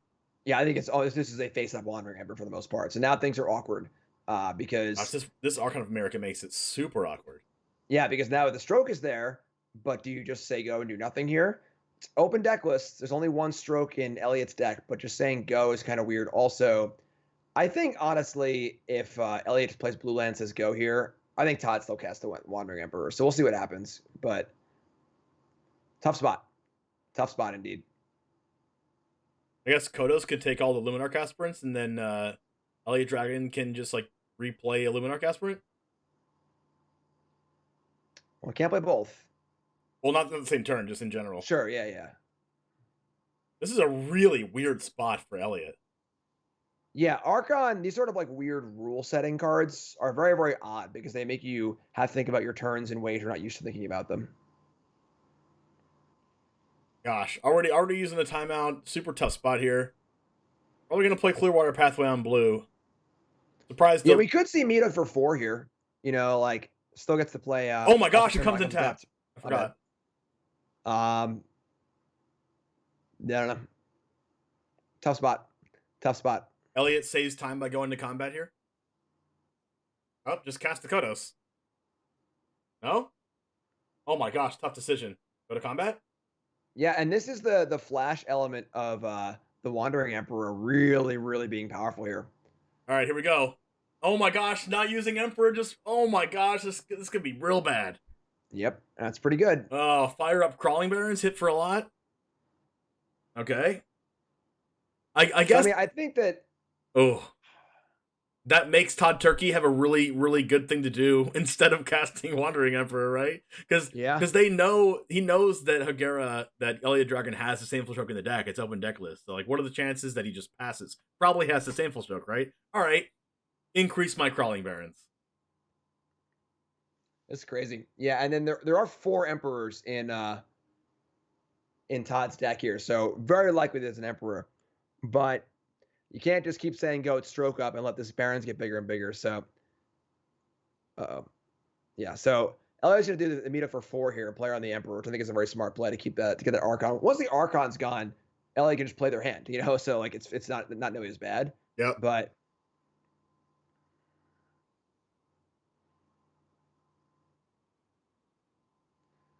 all right. So Massacre gains some life.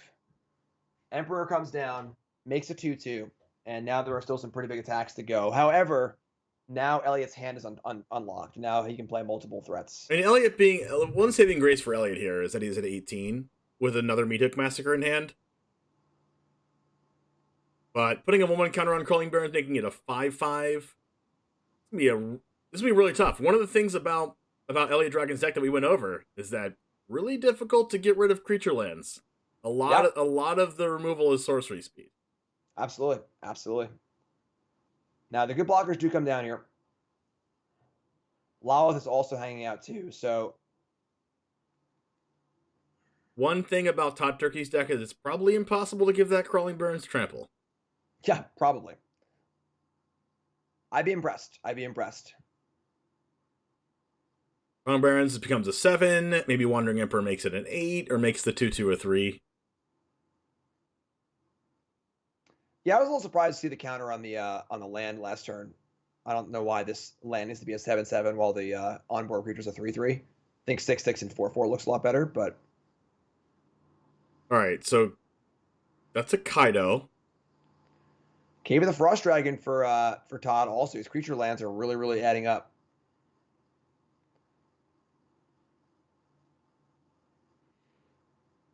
Now, the iTwitch can't really attack right now. The Wandering Emperor is going to keep plussing. Maybe it's time to just go. I don't know. I mean, Lawith looks pretty good here, right? Yeah. Nothing has trample. Lolth minus. It blocks flyers. It's menace if you want to kill Wandering Emperor next turn. Yeah, I think Lawith looks pretty good here. Also, iTwitch can get a. If you play Lolth, it leaves the treasure token, so that iTwitch can potentially get Mascot Exhibition if you draw a land. Yeah, that plays. For the most part, Todd is on the ground right now. There is a Cave of the Frost Dragon, but spiders can deal with that. So, well, I guess the Cave of the Frost Dragon doesn't have to get double blocked because the Wandering Emperor can make it a 4/5. No, correct. actually, Twitch can block it too.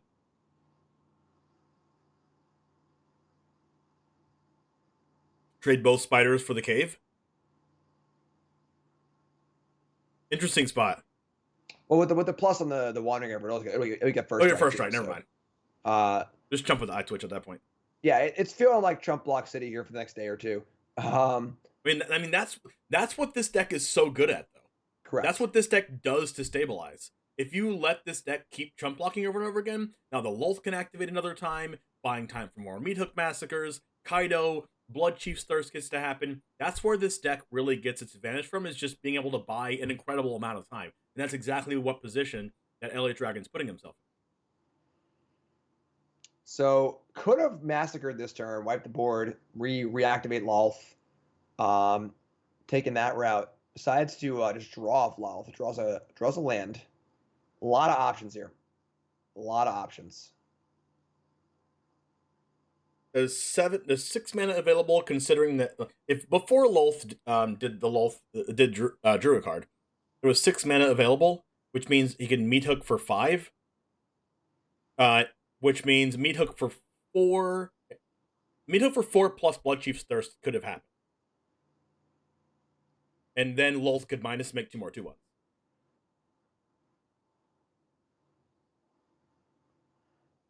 Interesting. The land comes attack instead of Archon. That's a very easy thing to forget. It's actually funny because Archon of Maria, for those who don't know, is like a real big vintage card. Like vintage, maybe like Legacy. Hasn't seen played standard, I don't think, ever. So it got played for a while in Historic, especially in the green-white Collected Company deck. Sure, that's fair. But Archon of Maria did make that Clearwater pathway come into play tapped earlier in the game too, so Elliot Dragon probably already knowing the Shipwreck Marsh would come in tapped. Now, as of right now, the problem is that, much like what Luminarch Aspirant does, the Emperor is scaling up every turn around Meat Hook Massacre, making it hard to actually kill the Archon. Yeah, I mean, Blood Chief's Thirst does kill it, but it takes 5 mana to do that. Yeah, the Blood Chief's Thirst have looked pretty awful in almost every match you've seen them so far. That's because we haven't seen him against runes. It's true. Against it's a pretty big commitment, though, when you put 4 of a card into your deck, you know? Yeah. Against runes, we would have been saying, oh my gosh, these Blood Chief's Thirst were the reason why he won. More blockers. Yep. Land. All right. I mean, the tools are here for Elliot to win this game, for sure.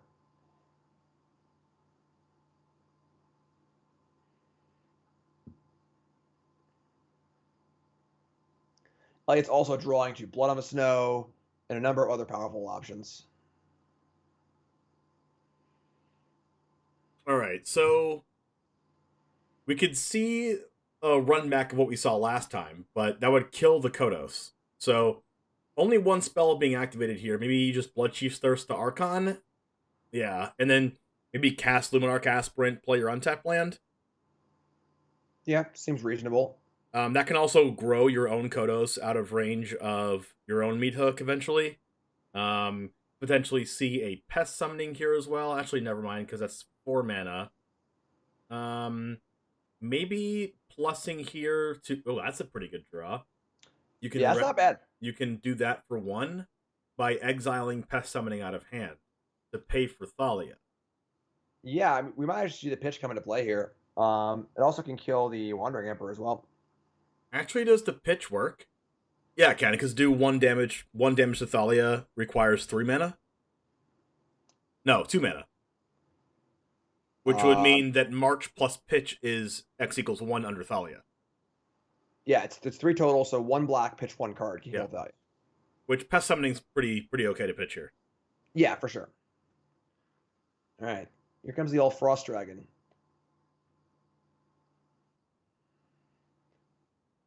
Could have pitched a couple cards that would kill it, but decided not to. You're just going to chump block it. Just fine. I mean, yeah, you can pitch a card to kill the cave. Or not to kill the cave, but to kill the Thalia, I mean. Put your card, kill Thalia. This Lolth goes to one more loyalty here.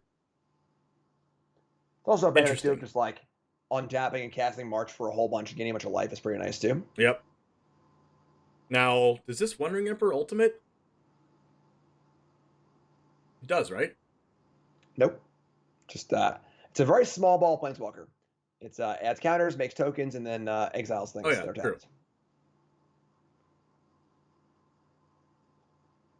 Yeah, not having trample for this deck is just playing right into the Elliot's hands. All right, 2 attackers into Lolth, into the Wandering Emperor here. This has got to make you scratch your head if you're Todd Turkey. A little bit. Yeah.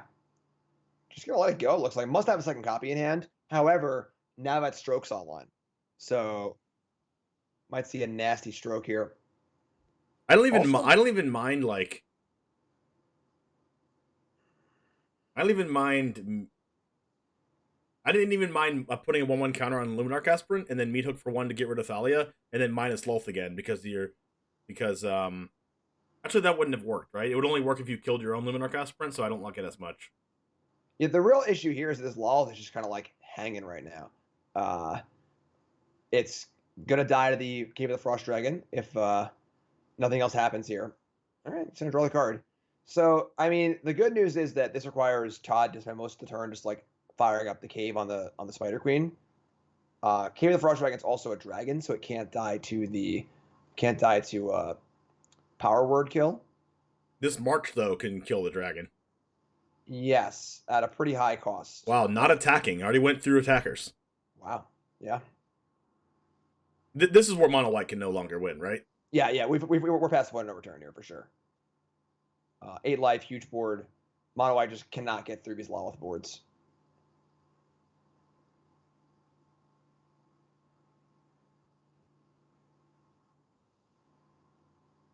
Kaido comes down. We can, like, I guess we're just going to make a 1/1, phase it out end step, draw a card again, go to 7. Soul Transfer. That's a card. There is an artifact and an enchantment in play. Yeah, this is This is how the cookie crumbles. Yeah. There's still a 9/9. Oh, nope. Yeah, we gotta say it's a little frisky. We've seen that attack all before. And there's your Stroke. Beautiful. Love it. Yeah, there's a 9/9 Crawling Barrens on defense. So getting through on the ground is not really gonna happen, but made good use of that Stroke.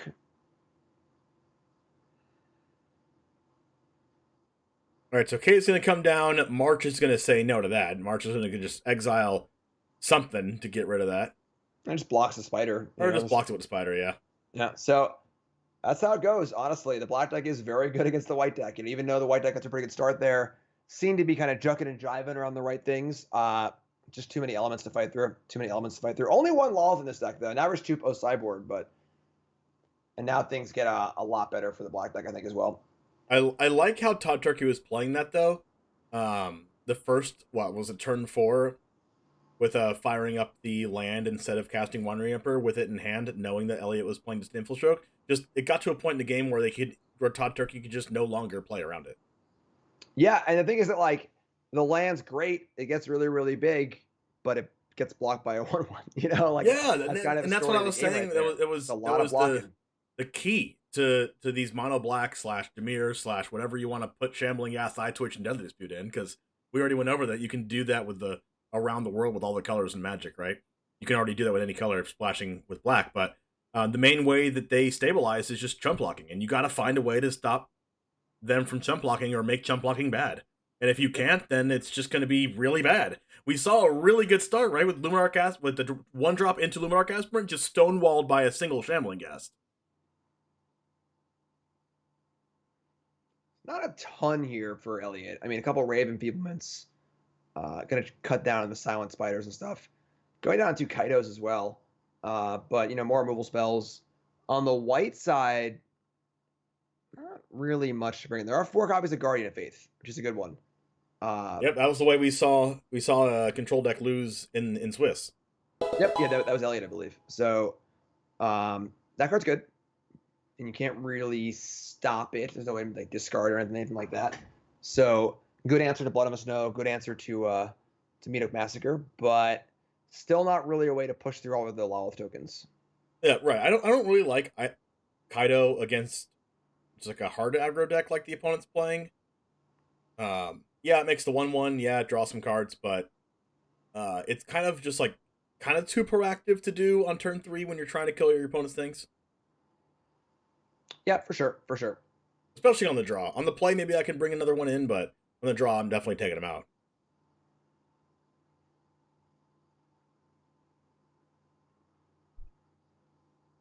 Oh, this hand's a snap. It's pretty good. It's pretty good. Nice 2/1 you got there. Nice Shambling Ghast. Would you like to attack? I don't know. If I'm Todd Turkey, I like siding out my Ushers against the Shambling Ghast deck. It sucks, but yeah, I mean, it's hard not to. I mean, is this a snap block or is this a bait? I think I might have actually played Eye Twitch first because you can get more value out of the gas later, but you're still blocking here. I don't think you're not blocking.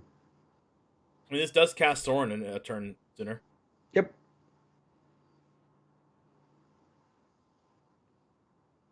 It does let you also go Eye Twitch plus Raven Feeblement if you wanted to do that.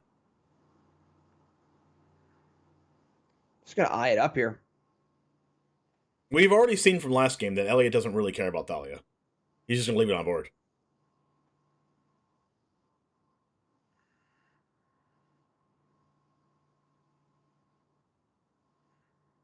Wow.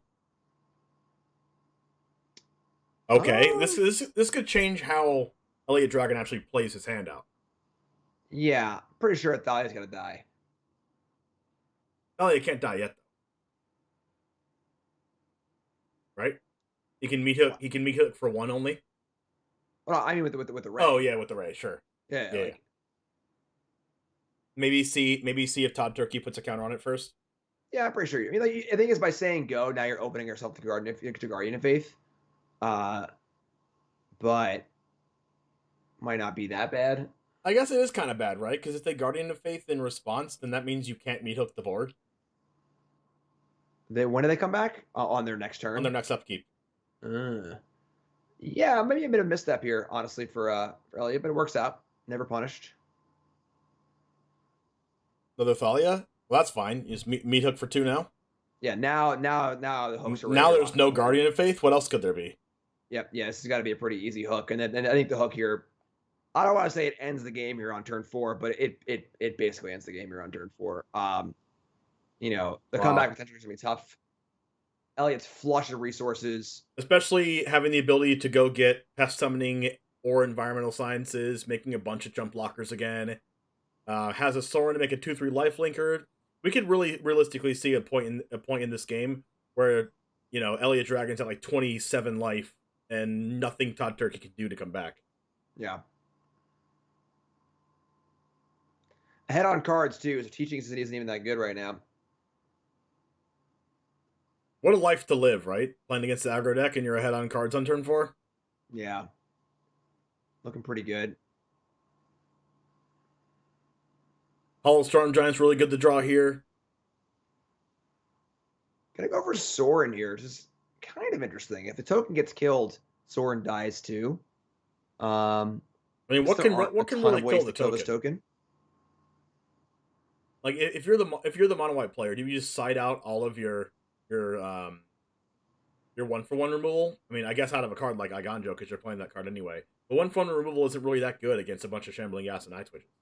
No, very true. Very true. Dispute's awesome. That was such a good rolling draw. along here. Yeah, game's already over. Wow. And that's just how, I mean, the black deck is just very, very good against the white deck. I said at the beginning, I've said it a few times today, and great run for Todd Turkey, but these white decks need a plan for the black deck. Wandering Emperor's a cool one, but there's just got to be a way to get through all this stuff. Right. Massacre and Chump Blockers is just too much. Let's go ahead and go over to Crows playing against Berserksy. Right now has a 10/10 Graveyard Trespasser. Ooh. Okay, let's see this. Hold on. Actually might be over. Graveyard Trespasser's attacking. Oh. It's over. Boom. Okay. Well, Harbingers of Doom, come forth. Sweet. Adam the Ant Place, thank you for the raid. I appreciate that. We're into the top 8. We just watched Elliott Dragon win in top 8, solidifying a Mythic Invitational qualifier for April. Now, this is the deck that I want to win the tournament. Hidetsugu, however you say it, consumes all, Kaya's Onslaught, double strike combo with Angel Flyer Ignition. And also just playing an aggressively slanted mid-range deck. Yeah, Angel Flyer Ignition, a little awkward against Fading Hope. Going to leave some copies in here. Those Luminarch Aspirants came out really, really quick. Now some are coming back in. A Killian cut now? Killian seems great. I don't know. You know what card's great? Silver Quill Silencer.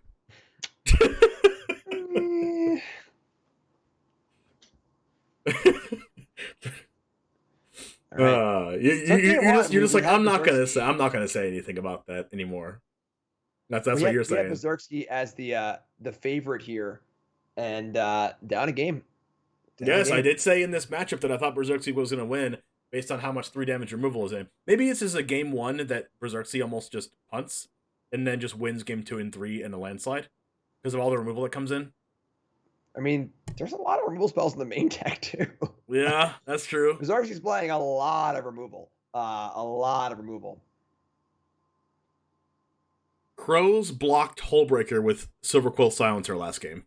That's what happened. Okay. Utility, also a blocker? Yeah.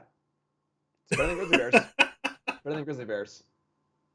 Listen, it's better than a Grizzly Bear, okay? It's a 3-2. I know, it says better than Grizzly Bears. Oh, that's what you said, okay. I didn't catch that. It's better. It's just better. It has an additional effect and not just a 2-mana 2-mana 2-2. Excuse me.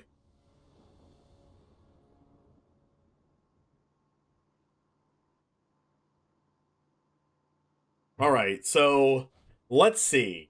1 land. Double Vanishing Verse against the Izzet deck. Double Duress? That one's better.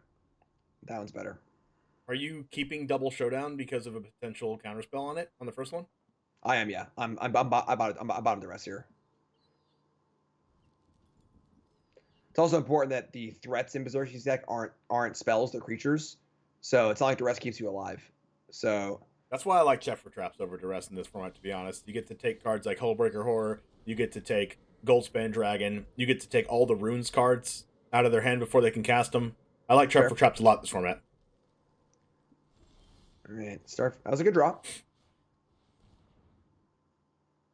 Now all we need Berserksky to do is not cast Valky and take the only creature again. All right, so we Duress here. What are we looking for? I mean, whatever stops Showdown, I guess. Negate, sure. You just take Negate? Or do you just... Yeah, you take Negate, and then you next turn you take the Unexpected Windfall, and then leave the Spike Field and Battle of Frost and Fire in the hand, right? Or... Yeah, pretty happy with this. I guess you could take the Spike Field and try to deny them their lands, but I think I just take Negate here. Yeah, I think that's too thin. Like, just letting your opponent draw a land or two is, you know...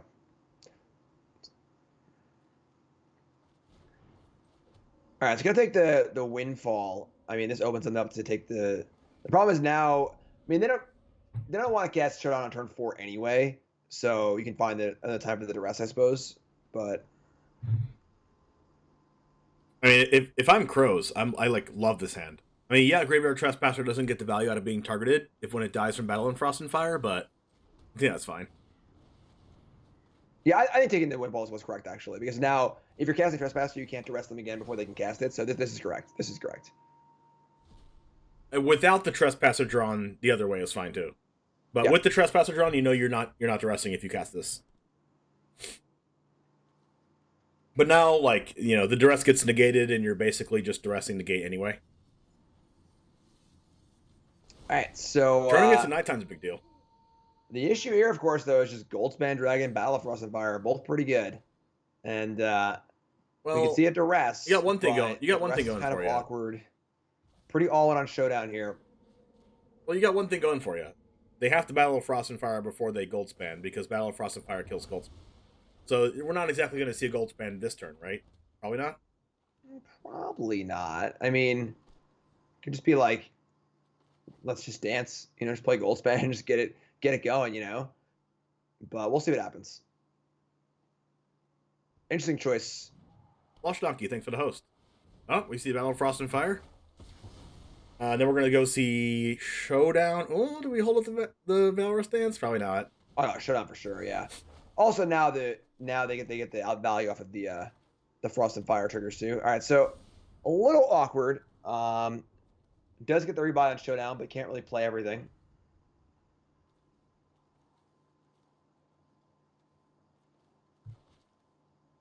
Now, Battle of Frost and Fire, I honestly don't even think we play Goldspan this turn if you're Berserksy. You want to get that draw 2 discarded card off of it, right?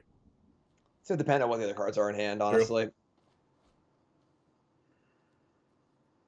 With the Vanishing Verse already exiled for the Showdown and going away next turn, that'd be a strong reason not to play the Goldspan Dragon. So yeah, combined with the third chapter, Battle of Frost and Fire. That's like 2 reasons not to cast it, right? Yep. Another Showdown is awkward, but because you can't cast Showdown and Graveyard Trespasser, but you can do like Silver Quill, calling Goldspan Dragon and cast the other Showdown, or you could just go Silver Quill and Trespasser and hope they don't have another Battle of Frost and Fire. It's got to be Showdown, I think. You just got to chain it. Like, just go for it. Would you go Silver Quill, then land, then Showdown? So you can put a counter on Silver Quill? I don't know. I guess Silver Quill can call like Dragon's Fire before you cast the Showdown. Yeah, I mean, like, I think Silver Quill is naming Goldspan Dragon no matter what. The awkward part is if you play Showdown and hit a land that like can't play Silver Quill properly. Like you play Showdown and leave up Sundown Pass and hit like the red-white land. Sure, gonna do it like this. All right, there's Showdown. And there you go. Lands are good. Well, I guess you can humiliate, but you got to play Silence or you're losing it, right? Yeah, you just like this first Showdown wasn't that good. Only got 2 spells off it, which kind of sucks. But second one will get 2 lands and a spell, which isn't that bad. But kind of running out of gas here, honestly, which is kind of weird to say with 2 Showdowns cast. But wow, he's listening to me, Jim. I'm extremely surprised that this would be the name here. Like, because there could be just a braid or Cinderclasm or whatever that can kill Silver Quill. That's not Dragon's Fire. Yeah, just like I think that I don't know. You name Dragon's Fire here, they're not going to cast it. Why would they bother casting it? Just play Goldspan Dragon. What's the point? Just kill something else, So. What if Crows is just Major 5-head and they have like 3 Dragon's Fires in hand? Then they kill it with one of them and they get to draw a card. Like that's the thing. It's like, it's not like sure, you draw a card. All right, kill it. Yeah, they're killing Prismatic Command. Sure, yeah. Like I guess in that case it didn't really matter what you called if Prismatic Command was the card. Sure, very fair. All right, draw 2, discard 1, and Berserksky firmly in the driver's seat here.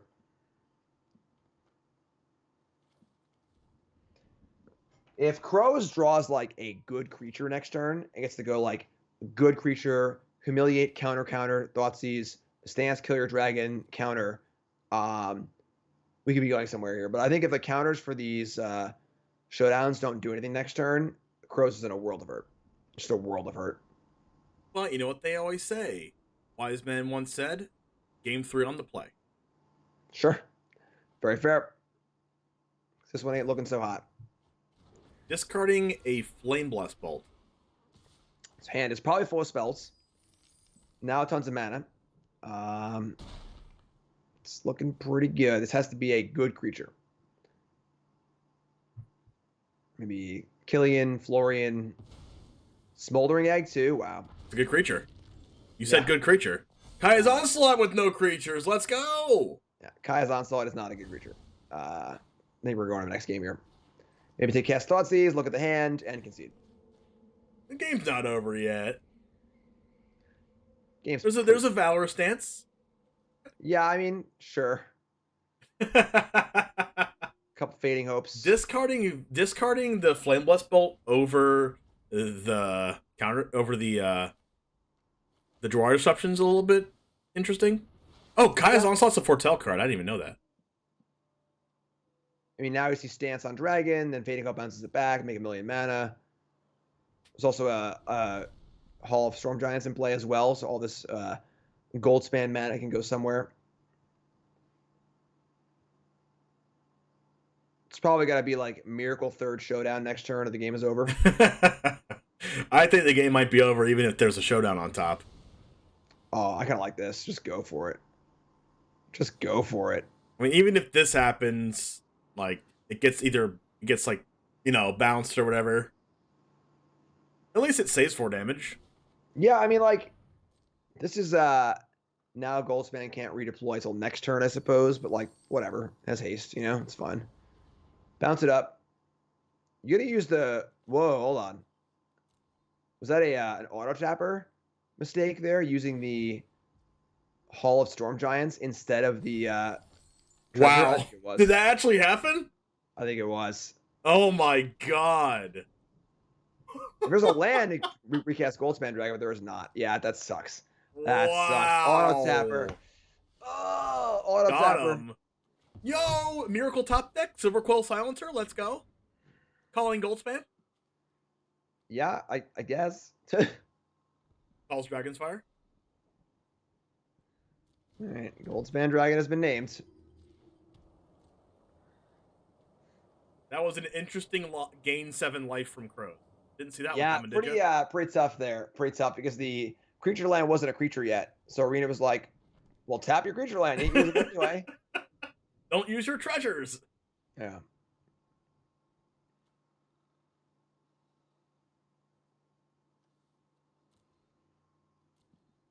I've been auto-tapped before in the past. It doesn't feel very good. Hey, look, it's a Dragon's Fire. That's not ironic at all. That's not ironic at all. That's pretty funny. Yeah. Silver Quill Silencer has not looked very good on camera today. Not having a good camera day. Guess he should have called Dragon's Fire.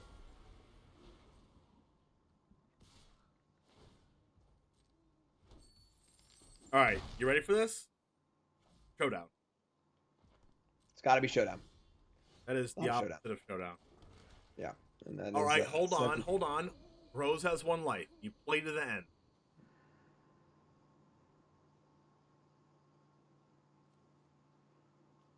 Still had this Kaya's Onslaught, though.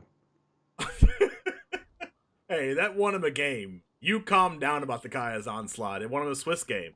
Just saying. He also probably would have won the game without Kaya's Onslaught in the Swiss game.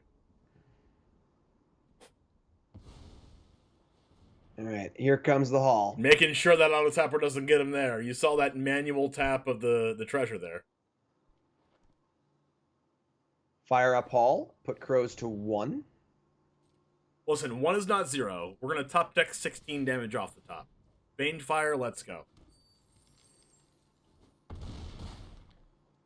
I guess, like, Showdown into 2-drop Angel Fire Ignition Onslaught is lethal, right?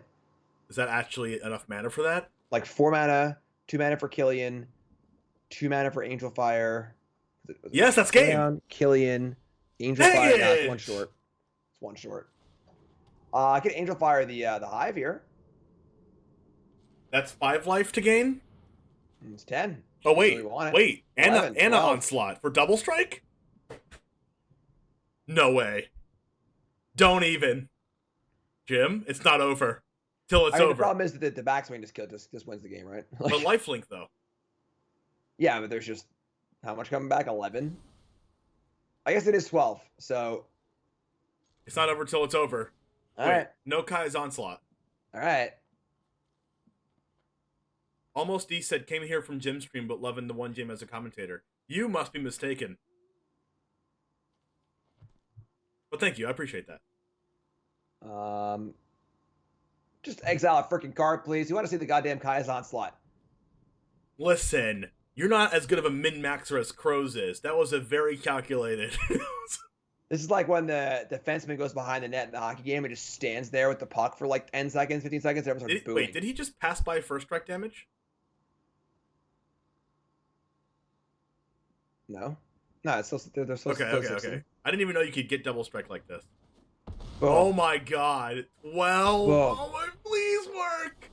Oh, please don't die, Crows. That would be insane. Yeah, honestly, I guess. Well, the Menace can block. And there is no more double strike, obviously, either. So, Oh my gosh, Jim, please. like the Hall of the Frost Giants can still just block. So like, Goldspan attacks this turn. Hall and Egg can block next turn. There's also a Field of Ruin though that we didn't. Oh, there's actually... Field of Ruin too. Yeah, sure. That's even better. That's even better. But Crow saw the line with staying alive. 2, 3. Manual. 4, 6. Don't want to auto tap the Field of Ruin. Yeah, so this is actually insane. So this is like a attack with the thingy, have mana up from Goldspan to Field of Ruin as well. So, all right, I suppose Showdown off the top. Showdown.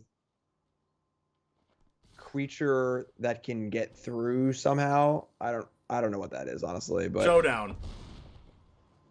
Stone Rain. Crap!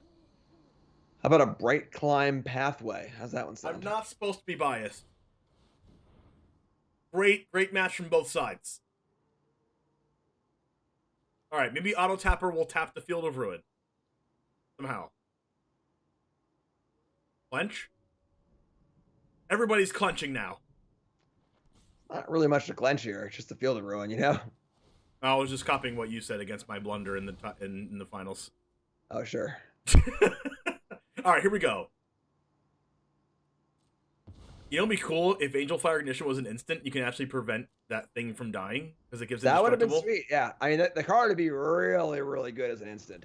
Gonna target the Goldspan Dragon and concede and go to game 3. All right, sure. Crows really has to play every card. Clock is ticking on Berserksky though. Only less than 8 minutes left. I guess that's the reason to play the card there. Sure.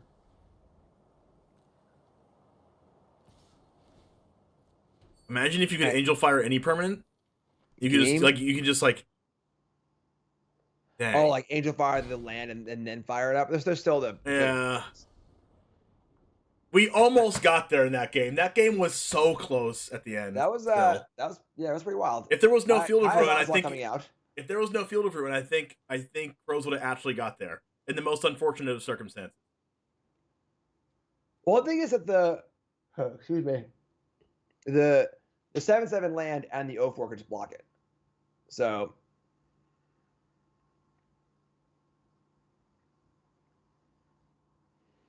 All right, so a little readjustment here.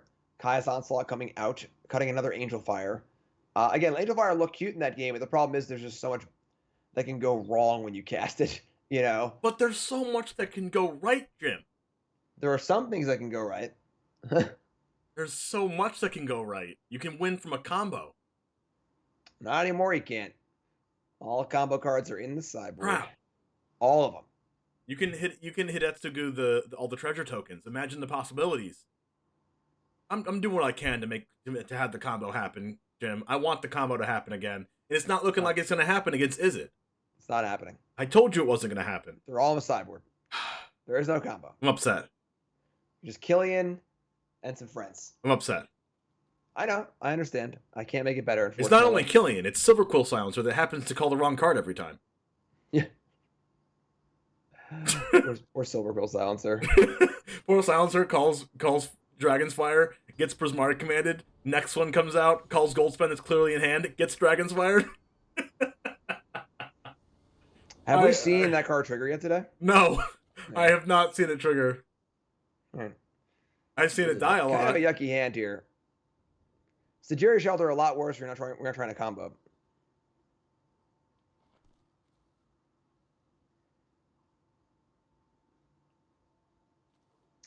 Clock a factor here for Berserksky. And the clock is a real factor in online play. You know, there are no draws like there are in paper because it's a chess clock. You know, just like you see in a chess tournament, one player runs out of time, you lose. That's part of the game. So clock management is a very, very important thing. And clock is not dangerously low for Berserksky, but if the game goes a little long, things could be a thing.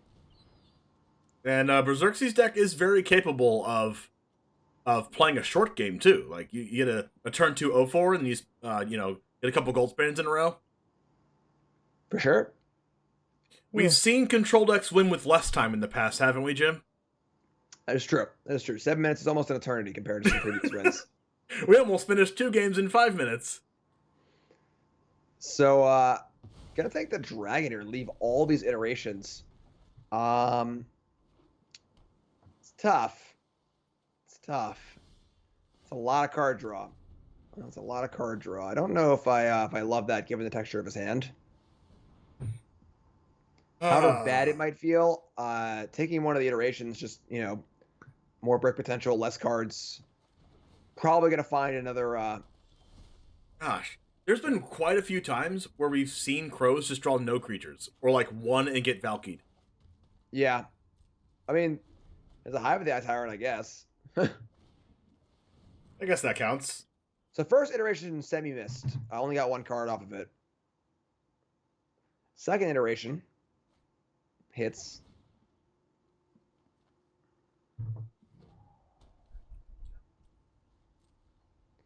Okay. Luminarch. 1 lonely Luminarch aspirant.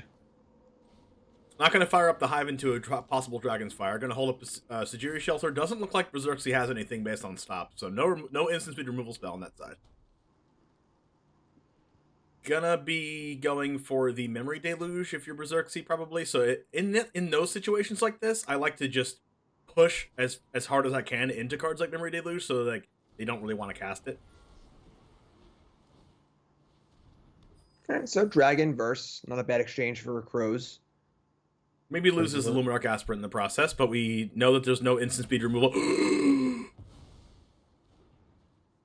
Wow. How sad would you have been if Angel Fire Edition got tested talented? I would be the saddest. I would stop the stream. I would turn my camera off. Call it a day. Yeah, you can finish it out, Jim. All right. Yeah. So not as devastating. Oh, whoa, okay. Okay. So you're telling me there's a chance? Yeah. So you're saying there's a chance? All right. Showdown. Need a big one here. Silver Quill Silencer? I mean, is it Duress? What are we calling? The second showdown's pretty good too. I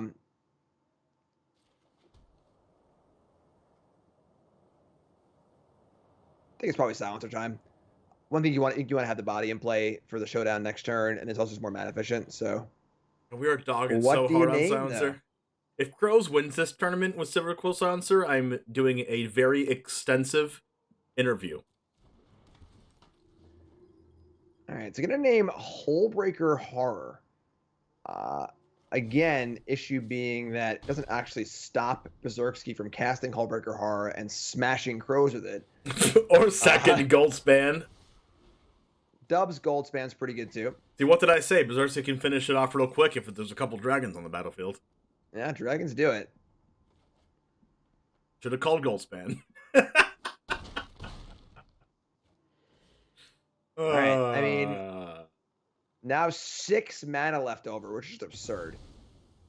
I'm gonna cast Iteration floating 2 because you can't sack 1 treasure for 2 different colors. So, Iteration.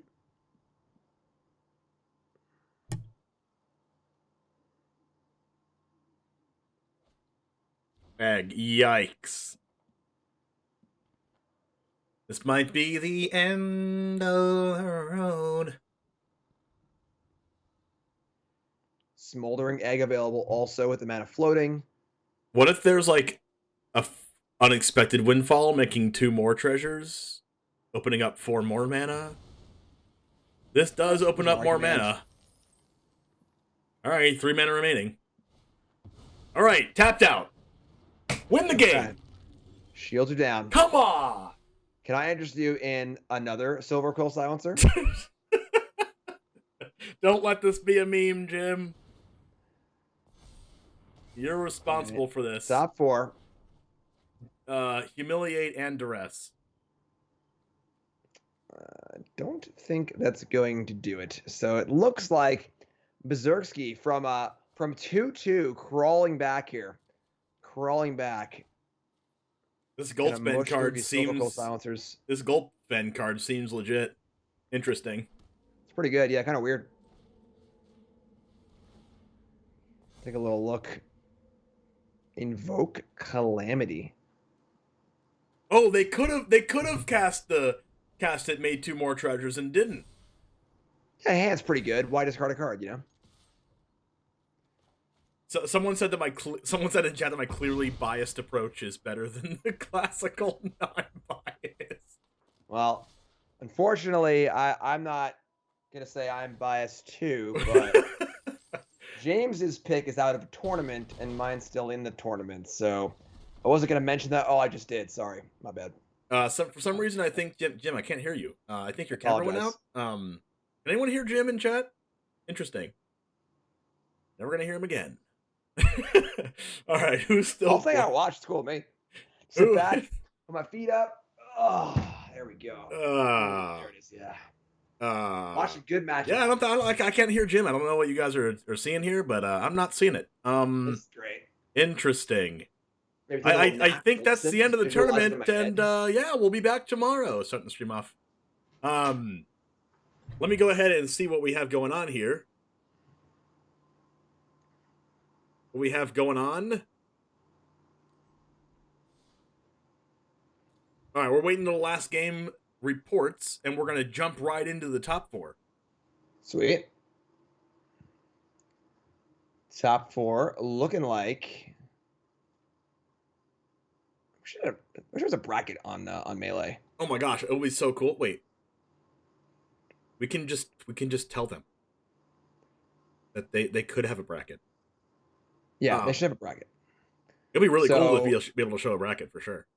Nicholas victorious, Jarvis victorious. Yeah, like Crows. Yeah, what?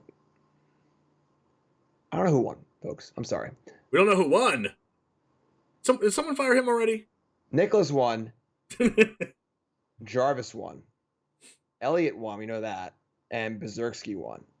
Okay, so we have Orzhov mid-range, Esper mid-range, Demir control, and Izzet control. No aggro decks. It's a clean sweep for the aggro decks. Clean sweep for aggro decks. Wait, no aggro decks in the top 4? Wow, God. It's like the black decks are good against them. It's weird. Yeah, it's weird. But I'm kind of sad that Mono White didn't beat the Goldspan Dragon deck, which probably beat them in Swiss. Because that's why the Mono White decks were doing so good in Swiss, and why 2 of them made the top cut was because they probably all beat the Izzet Dragons deck and the Jeskai Dragons deck. You are correct. Both Tom and Flush Donkey both beat Berserksky in the Swiss. 2 losses. Yeah, and that was Berserksky's losses. Yep. Wow. Yep. Berserksky was like, well, they have a Thalia, I guess I lost. And then that wasn't the case in the top 8. All right, so we are our top 4 all ready to go here? Yeah, it looks like our top 4 is all ready to go. Let's go ahead and double check on the matches here. See who's starting. And you know who we got to start with. No, let's not do Elliot Dragon. Let's watch some, let's see, who else? Is Flush Donkeys in the top cut? No, Flush Donkey was defeated. Jarvis, Nicholas, Berserksky, and Elliot Dragon. All right. And again, there's no bracket unless I'm just like not seeing it, so I don't know who's playing it. There we go. Oh, Nicholas is playing Berserksky, and Elliot is playing Jarvis. So we actually have the Demir control versus Esper control or mid-range matchup thought we were having in the first round, and then we have Orzhov versus Izzet. That match might take a while. I think the Izzet match might take a little bit shorter. So let's go ahead and catch the Izzet match, and let's look at it from Nicholas's side. So it's Nicholas, which is Bud, which we've caught in the past before, but playing against Berserksky. We're gonna watch this for another time, and then hopefully Bud wins in a landslide, because I don't want that Goldspan Dragon to win again. But I'm gonna be as unbiased as possible. You mad, bro? I'm gonna be as unbiased as possible, and I'm gonna keep repeating that. I'm You sure gonna you're not mad? I'm gonna be unbiased as possible. Uh, all right. So, can you tell us about this match between Berserksy and Nicholas? So the mid-range decks are good against creatures, but not as good against the blue cards. A lot of expensive cards here. Spider Queen and Sorin, so on and so forth. So Izzet will have the edge in that respect. That you can kind of just like not go wide, get a Goldspan Dragon down, counter some spells, draw some cards. I would imagine Izzet is favored here. That was kind of the issue back when Epiphany was still legal. The Epiphany decks just crushed these black decks. The black decks would beat everything but Epiphany, and then they could never beat Epiphany in a million years. They were far too slow. Yep. Things they were doing didn't matter. So I would say Izzet is probably pretty favored. Cards like Wedding Announcement, Professor of Symbology are going to be pretty good. There's 2 Bank Busters in the Orzhov deck as well, which is kind of cool. And then sideboard wise, you get some duresses and go blanks and things like that too. But gotta imagine that Izzet is favored here. I don't want Izzet to be favored, but with you mad, bro? In my unbiased opinion, I think Izzet is favored. I think Izzet might actually just be the favorite to win this now. I mean, outside of because Elliot Dragon only has 1 Disdainful Stroke main deck, so maybe game 1 goes to Izzet again. Also, there's 1 copy of in Elliot Dragon's deck. There's 1 copy of Power Kill, which doesn't kill Goldspan Dragon or the 0/4. I don't know. This Izzet deck might take it to the house, Jim. Yeah, both remaining other black decks do have blue in them, which will help out a lot. But you're right. There's a pretty big weakness, especially in Elliot's deck, the Goldspan Dragon. There's no good way to kill Goldspan Dragon except for sorcery speed 4 mana Ickmite Bloodchief's Thirst, which is pretty embarrassing. So I agree. There's Soul Transfer. Might be the favorite from here on out. There's Soul Transfer. It's 3 mana sorcery speed. But yeah, there's a lot of sorceries. But there's also not a card that I talked about before, and there's not a copy of Soul Shatter in the 75, which I think is very important because of Goldspan Dragon and Hinata being in the format. Yeah, Soul Shatter's still pretty great. It's just a card that I like a lot. Probably the best possible answer to Goldspan Dragon, other than just countering it. But fine card otherwise. Super solid card. Very good in those Snakeskin Veil matchups too. Oh yeah, I mean in Snakeskin Veil matchups, it's a little bit weird because it's a 3-minute instant speed. You choose which 2/2 you want to sacrifice, but it's still it still plays around Snakeskin Veil. Yep. Waiting on Berserksy here to start against Nico. Let's talk about Elliot Dragon's matchup, not against this Izzet deck, which we foresee might win this matchup, but let's talk about his the other match against Jarvis Moonbeam. Again, Jarvis has 4 main deck Malevolent Hermits. That's a lot. Jarvis' deck looks extremely skewed towards beating mirrors, so it might be a tough one for Elliot. All right, we see I think I'm keeping this if I'm Bud. Yeah, it's a pretty good hand, honestly. A lot of good cards for the grinding matchup. Not too bogged down with kill spells and things like that. Bankbuster on 2, Announcement on 3, Sorin or Emperor on 4. Looks pretty good. Even if you don't draw land on turn 3 for Wedding Announcement, you can at least draw a card to try to hit it with Reckoner Bankbuster. I think you're in a good spot here if you're Bud. Yep.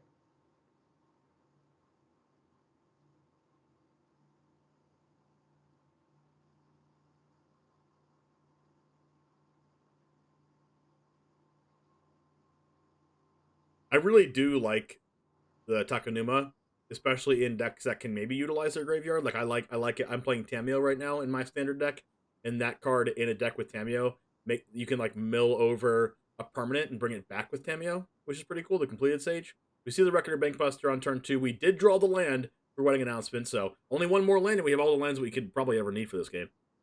Yeah, a little awkward that they're all single colors for double black and double white, but great curve so far. I think you just put Natal Verge on white. You don't really need red until way later in the game anyway. All right, sure. Yeah, this is a black white deck. It's not a Mardu deck. I'm so used to seeing the Mardu decks from previously today. Don't actually remind me about how that deck lost. Okay. Yeah, there was a Mardu deck in the tournament. I don't know what happened to them, but they're not here It anymore. was a really cool Angel Fire Ignition deck that also had a combo kill with Hidetsugu as a consumes all. It was really fun. Yeah, it was sweet, but they're not in the tournament anymore, so I don't know what happened. Smoldering Egg turn 2, Celestis turn 3. I don't know. At least they're not holding up in a counterspell right now. And double Wedding Announcement is amazing. Yeah, it's a little awkward against the sweepers. There are a lot of sweepers in Berserk's deck in the main deck. Um, Interesting choice here if you want to just draw a card, try and make the fourth land drop, or double up on the announcements. I would be inclined to draw a card if I had a 2-drop in my hand, because I can like draw the card, hit the land, and then cast a 2-drop. But since I don't have that, I think I'm casting Wedding Announcement and just hoping they don't have the sweeper. I think I agree.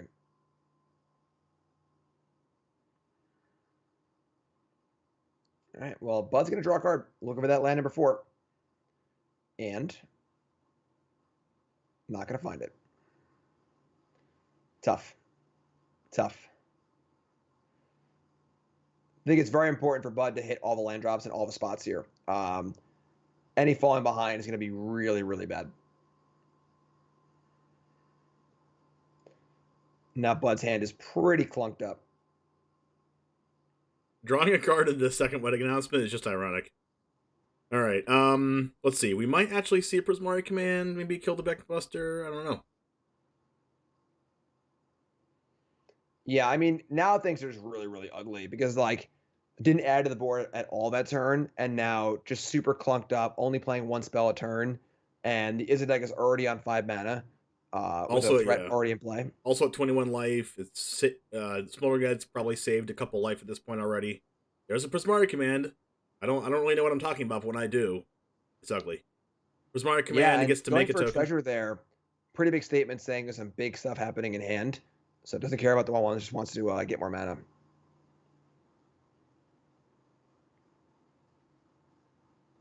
I don't know, Edgar not really... Edgar's like okay. Like, it doesn't die to a lot of things unless there's a dragon and Dragon's Fire. It's also like that deck doesn't really have a way to exile things profitably. So Edgar could be okay. It also has 4 power to attack through the Smoldering Egg, but I mean, it's kind of too slow at this point. Yeah, Restoration of Ganjo gets to get a Plains and bring the Bankbuster back, which is good value. But like, the value game's not going to work against the Goldspan Dragon deck. I actually think the play here is to discard the Meat of Massacre or bring that back. There's no mana for Bankbuster at all, and I think this is actually a great draw. This is a land draw, and then get this Meat of Massacre in play, start making a bunch of tokens, and then once the sweepers come and the removal spells come, just keep draining points.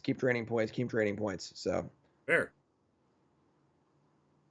We'll see what Bud thinks about that. The 1-for-1 removal spells aren't as good against Bud's deck as we went over in the past. But if there is like just a 1 blocker as like a 2/3 Sorin token and you have that removal spell, it's very good. But one of the things that I talked about before is that Wandering Emperor is pretty good against Goldspan Dragon, so we have that going for us if you're a Bud fan. Which I'm totally not, I promise.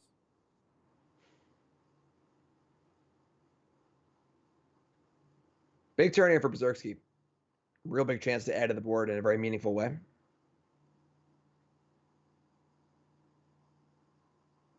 What could Berserksky be thinking about now? Oh, I guess the Shadow Skull smashing? Okay. Not bad, especially if there's another spell in hand. You can kill the 2/2. Wow. There was a spell, but didn't cast it. Hazard as a land. That is a huge announcement of Berserksky saying their hand is really, really good. So they're gonna push a land here. I don't like this. I think that discarding Massacre is a very, very odd play, but I think that with all the tokens coming out of the announcements and things like that, it's actually pretty sweet right now. All right, just gonna go over the Bankbuster. Sure. Also not going to get to draw a card this turn because it comes in tapped. Right. Suppose we could see Wandering Emperor just take out the dragon here. That walks pretty hard into a Jawari disruption though. Once an untapped land is played. Like curve-wise, it feels like playing Hive and playing Emperor feels pretty nice here, but... Alright, just going, Emperor main phase, see what happens here. And of course the Emperor could just die. But at least you get rid of the Aftermath Dragon. The problem here is also going to be, Bud's at 16, there's a Hall of the Storm Giants. Yeah, I mean, the cards are with Bud right now. There are a lot of resources for Bud, available for Bud.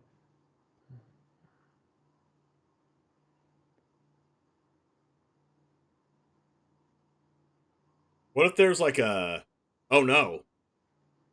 the client just spazzed. What if there is a Fading Hope or something for this Ashmouth Dragon? But like that's really bad too because it comes back a Smoldering Egg. Yeah, I mean, I think it would still be good. Just like 2 damage to kill the Emperor, bounce Dragon, start working on that again. Another Spike Field Hazard. Okay. Well, that kills the Emperor in the 2/2, and then Ashmouth dies. Pretty good. But Berserksky a little light on resources here, honestly.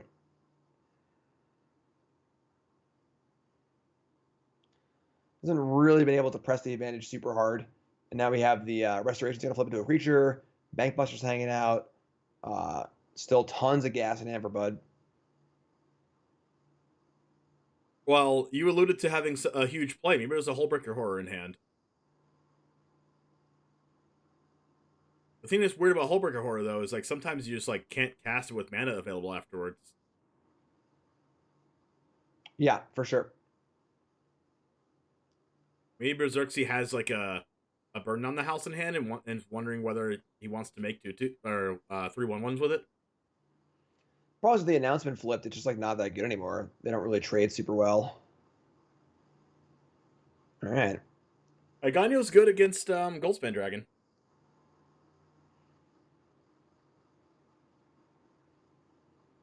So 5 mana available. Can't double spell this turn, but can draw a Bankbuster possibly. Can crew Bankbuster, attack for 5, which is pretty good. Attacking for 5 just gets blocked by the Hall, right? Oh, sure. Yeah, that works. I guess, but then you can get rid of a Hall by Meathook Massacring, which was kind of crazy. Yeah, that doesn't seem very good, though.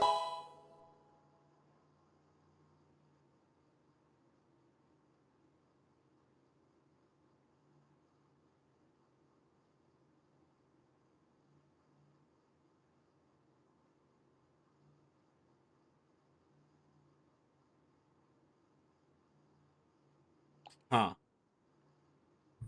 It can go Wedding Announcement here, make another 1/1. Not doing anything. Oh, there's the Hullbreaker Horror that I was talking about. All right. I guess we can draw a card and see if the Vanishing Verse is drawn.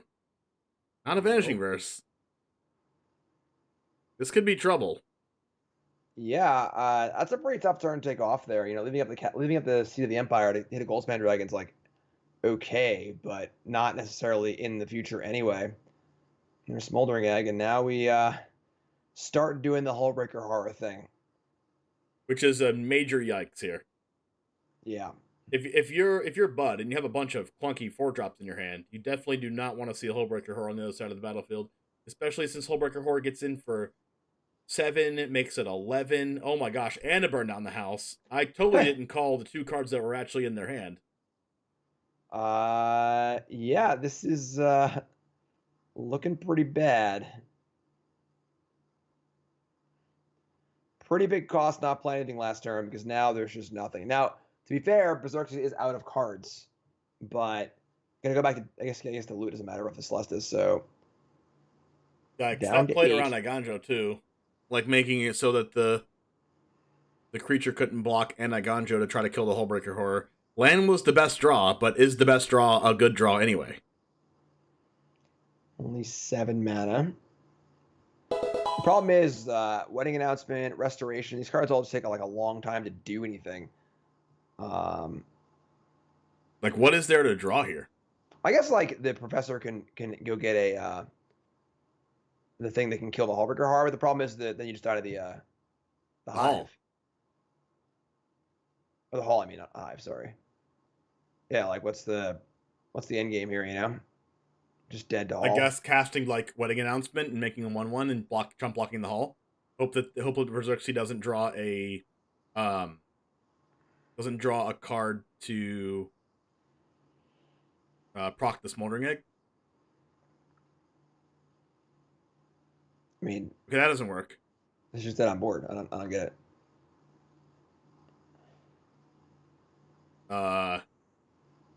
Can't block the Hull now? Yeah, all right.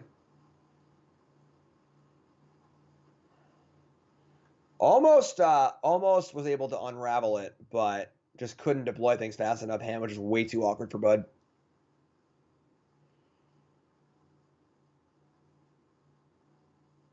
Yikes. All right, this Rite of Oblivion comes out.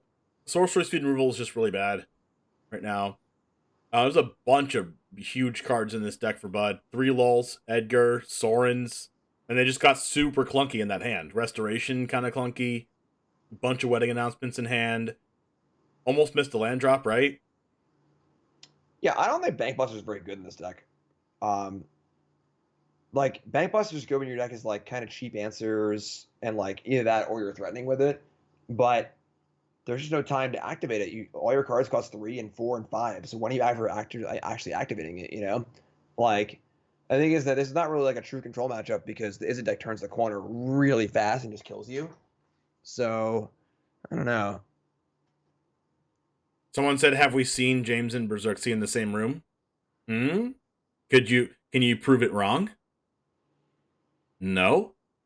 Yeah, I think if the announcement was played there over the Bankbuster with the untap land, I think the chump block on the 7/7, if Berserksy just draws a land off the top, could be like the first step in stabilizing. Since if there's just a land on top, the 7/7 comes in, gets chump block, take 3, and then you can just kill the Hullbreaker Horror and make another 1/1, and then play Sorin or whatever else.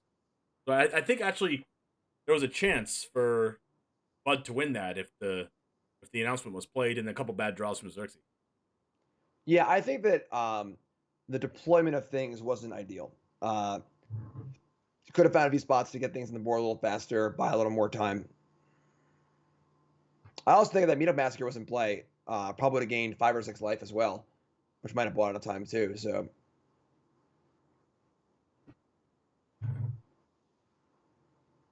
All right, come on, is it? Just choke for once, one time. All right, pretty good hand. Slice that pathway into Shambling Gas. I like getting the pressure down before you cast Duress. I mean, yeah, it's like hardly any pressure, but at least it's damage. Yeah, I agree. Just 1 drop, 2 drop. Define Sciences. Next turn 3 can be Sciences plus Duress.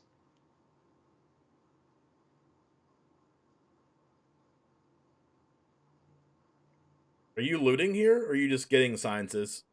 Oh, Science is not even close. Yeah, Sciences plus I think Duress looting is is like your last ditch resort, unless you're playing a graveyard deck. Like you want a card in the graveyard for for Grease Fang or something. Yeah, like Spike Blade getting rid of that Shambling Gas instead of getting rid of the Professor of Symbology, taking an extra damage there. All right. You can see Sciences and then either Ghast or Duress.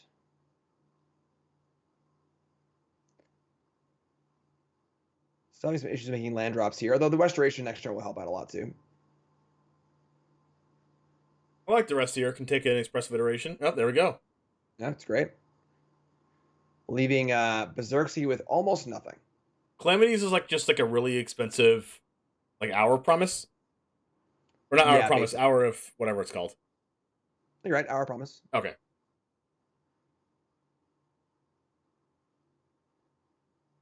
What's the other Hour card that I was thinking of that can just ramp you 2 lands out of your deck? That is Hour of I don't know. Something. It is Hour Promise. I thought that was Hour Promise. What am I thinking of? Finale of Promise. Finale of Promise. Okay. Yeah, think maybe. I don't know. All right, so we got a land drop, which is really good. Getting a card back, also good. And then becoming a 3/4 that makes a 1/1 every turn, also good. Edgar comes down, stays down. Looking good for Bud here. Yeah, now in the driver's seat for sure. Like you were saying earlier, no real way to cleanly get rid of Edgar here. If it dies, it will turn into Edgar's Coffin and keep making creatures. Once again, the mana looking a little clunky for Bud, but I mean, I wouldn't be. This is just still a really good spot for Bud anyway, regardless. The land gets to bounce the Edgar, but then they could just get to recast it. Yeah. Just saving 4 damage. A little bit of a delay there.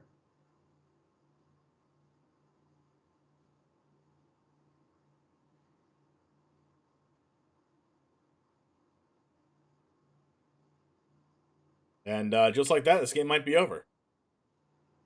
Yeah, I mean, much, much better draw here. Got a duress, a better curve, make some land drops. And Berserksky just not really doing too much. Ham was pretty thin. Ham was pretty reliant on that iteration. And then, of course, the All right, duress well, took you it can apart. recast a couple things with Invoke Calamity. Expressive Iteration and Spikefield Hazard, that's not going to really do anything, right? Yeah, not really looking too impressive, though. I mean, it makes him not die, right? You can just Spikefield the Professor of Symbology, and all of a sudden you're taking 8 instead of 10. It buys a turn, and then you get to Expressive Iteration. Still not that good. Yeah, I mean, iteration could in theory find like a Fading Hope? what's it called? Burn on the house, something like that. But Fading Hope or Burn on the House, yeah. But since there's one blue mana left over, like, Fading Hope can save even more damage. sure.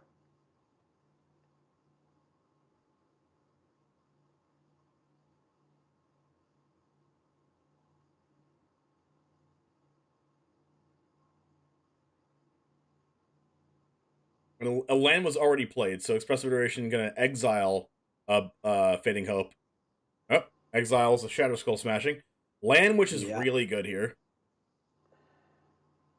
3, 4, 5, 6, 7 goes to 3, makes a 1/1. I don't know. I think you just go Wedding Announcement, draw a card. Kind of like Spider Queen, draw a card, honestly. Oh yeah, I guess does Burn on the House do damage planeswalkers also? Yeah. Oh, it does. Okay, then I don't like that then. Sure. I agree with announcement. It's gonna go super wide. I don't agree with going super wide here. Yeah, this seems a little excessively unnecessary, but we'll see what happens.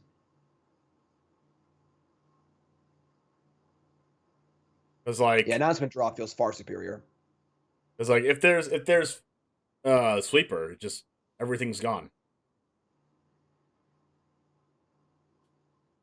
A little bit of overkill. Bud really wants to make sure he was there. We go. Yeah, I mean, wow. I guess you can double Wedding Announcement and make a couple 1/1s and then see what happens after that. Yeah, I mean, still in good shape. You know, the Edgar's still making tokens and things like that. Why did Berserksy say good game already? Maybe Berserksy's hand's trash? Yeah, I mean, I think Berserksy's still losing, but legendary land here. She's a treasure, I think, right? Yeah. All right.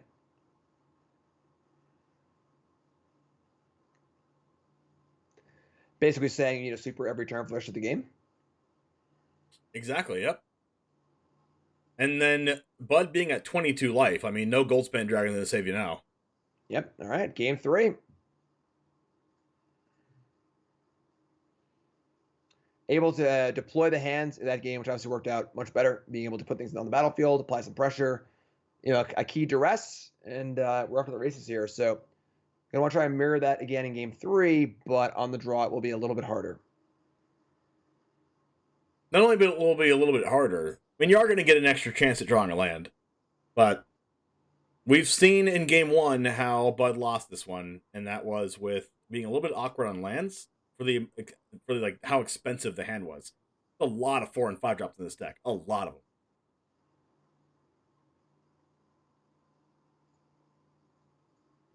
But I think the key card in this is going to be early Professor of Symbology, and Restoration of Iganjo, and then obviously the 4 and 5 mana cards are really good, but just working the way up to having a board state that's a little bit harder for that deck to deal with.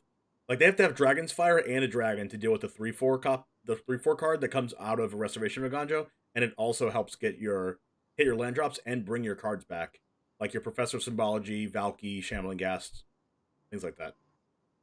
Yeah, I agree. Just this guy get on the board earlier. 2 drops, 1 drop's gonna be really, really important. And of course, duress is amazing. You're gonna want to draw one of those. You can play it early, but it doesn't actually do anything. You know, you might draw a card or two, but the problem is not card like raw number of cards. The problem is just getting on the board. Right. Now, this gets on the board, but if the 1 restoration card dies, I mean, you're not really attacking until turn 5 with this hand, right?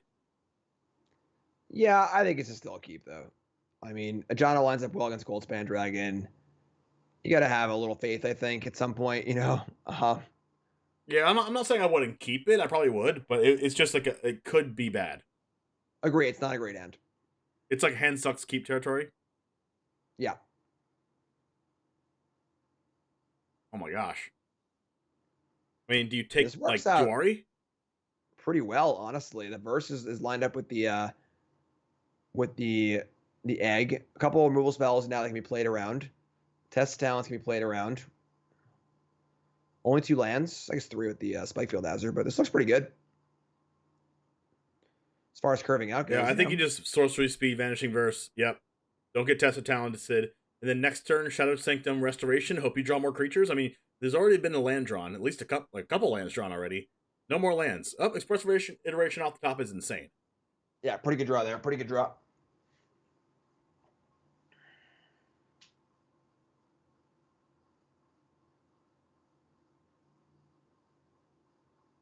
It's a brick, though.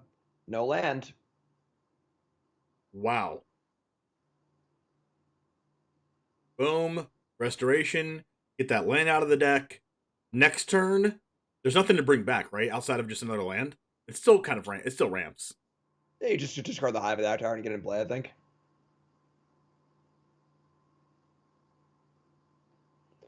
All right. So 5 lands in hand versus I mean, it wasn't a great hand a turn ago, but it's gotten a lot better in the last few turns. Another iteration. Let's see if this gets a land. Yep. All right. Another pretty good draw. That's a very good draw, yep. We needed something that wasn't a land, that wasn't just like a little mini creature, too. Doesn't play around Jawari Disruption, gets rewarded. Flame Blast Bolt can kill the Sorin, but can't kill the 2/3. Are you plussing Sorin here?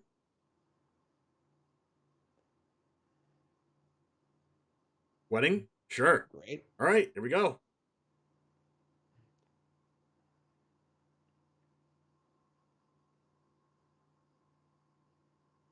Goldspan Dragon? Goldspan Dragon does kill Sorin, combined with the Flame Blast Bolt. Sure, that's fair. That's another amazing draw. Yeah, and now things are starting to turn around here a little bit. Planeswalker in play, now a good threat in play. Another Planeswalker ready to go. Drawing cards with Sorin. Now can minus the Sorin, potentially, but that doesn't play very well into Burn Down the House, but plussing Sorin gets out of range of Burn Down the House. Take 5, love it. Bleed for your cards, Jim. Bleed for your cards. I think I like announcement here. You still have Seed of the Empire up for a Goldspan Dragon. Again, I don't like this not playing anything. You can still play the Emperor, but what's it gonna do? You know. I guess this is like a 4 damage spell. Is a little better against Burn Down the House, but Sorin still doesn't die to Burn Down the House. I mean, Wandering Emperor is much better against Goldspan. It's true. I think you do this in response to making the treasure. So the treasure isn't actually down yet. So they can't just like Memory Deluge into something that stops you. Well, I guess Iganjo works too. Wait, if the plan was Iganjo, then Wedding Announcement was really good. Yeah, I don't understand this at all. It was Announcement plus Ajana, or the Sea of the Empire, or Wandering Emperor. I don't understand why you would do only one of this.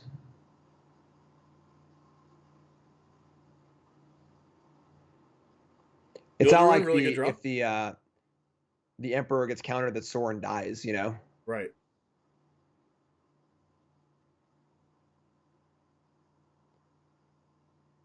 All right, Architect gets to make a 1/1.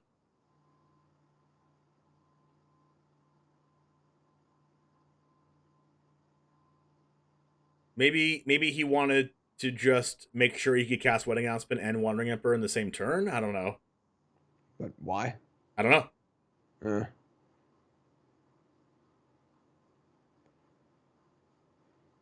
right.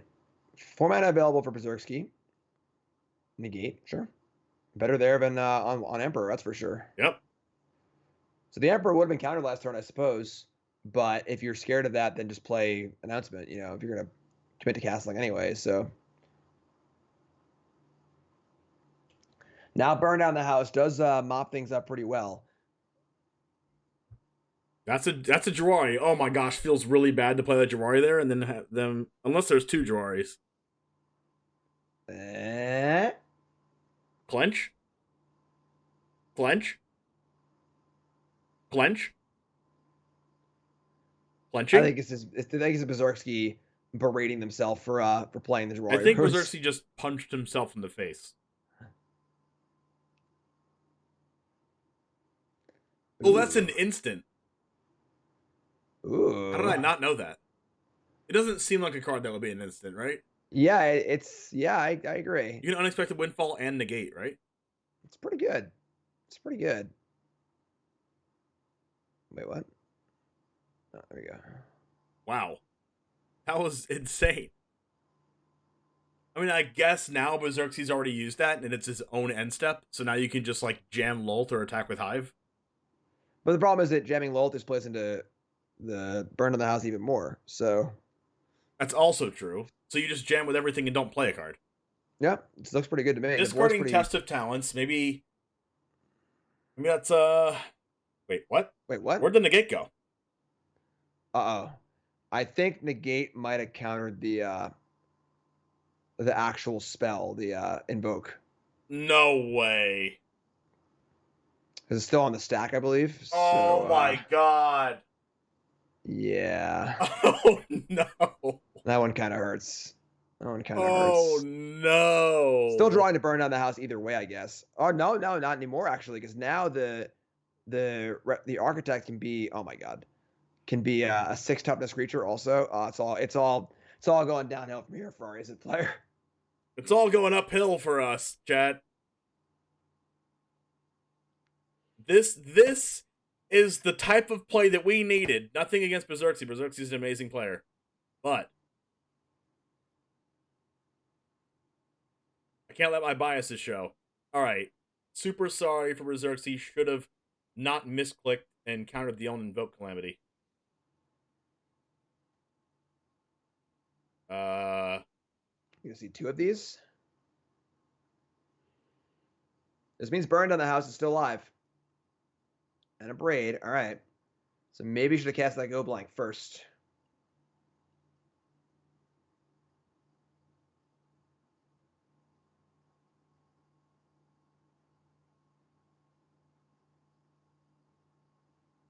Question. Do we take those? Second time I've said it this tournament. Alright, Prismari Command goes away. Field of Ruin comes down. Attacking with Hive of the Eye Tyrant. They're going to take, what, 6? Burn of the house is still alive. Running down the house still alive. You got Hive of the Eye Tyrant still there. You got Hive of the Eye Tyrant and a Lolth hanging out, but Burn of the house is a pretty good job mopping up here. Someone said looks like you're playing. Like you just look sad. No. No. All right. Wow. Yeah, I mean, you know, the bannings of both Divide by Zero and Orange Epiphany are huge blow to his Izzet deck. You know, whereas both those cards were insanely good in these black-white matchups, we can see here without both of them, it hurts. You know, it hurts. Yeah, it hurts. It hurts actually a lot just to accidentally click something like that. Maybe they're not used to playing Invoke Calamity like that often, and just click the wrong card on accident. And like, honestly, I don't think it mattered. I don't think it mattered, and it wouldn't swing the game because even if the Wandering Emperor resolved, there was still a Sorin, there's still a bunch of creatures on board. Like there was no burn down the house. So I honestly think it wouldn't have mattered, but it's still kind of. There's still many things to overcome. So, all right. Now we watch Elliot Dragon in Game 2 against Jarvis Moonbeam in top 4, down a game.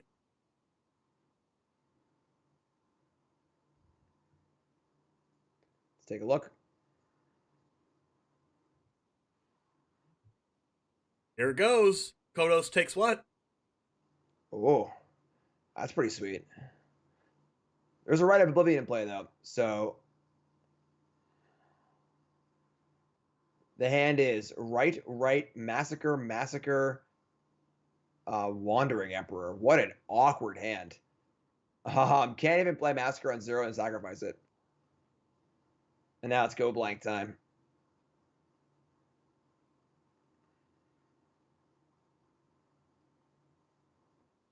I might have gotten a personal DM saying the misclicks are real.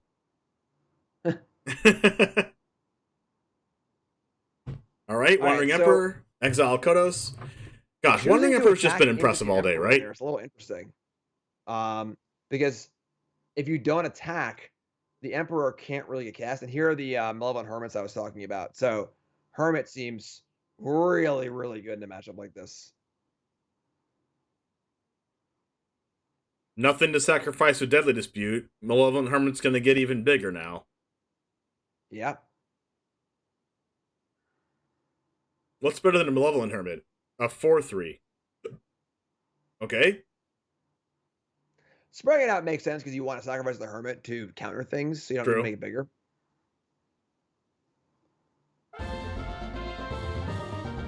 Strider Stone, thanks for the huge raid. You couldn't quite get to 69 viewers, could you, Strider Stone? 67 is all that you could? Wow. Didn't even get your dog and your mom to enter your Twitch chat just to make it 69. I'm upset. iTwitch is going to start something. Let's see, Meathook Master is going to gain some life. We didn't see a sacrifice from the Hermit, which allows duress to happen here. Takes the teachings, hold up power word kill, and Deadly Dispute. Still nothing to sacrifice.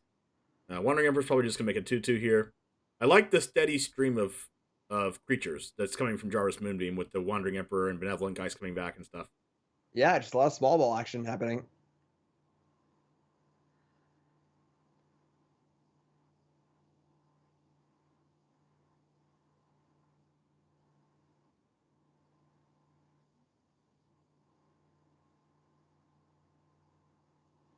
Yeah, and these exchanges don't feel good.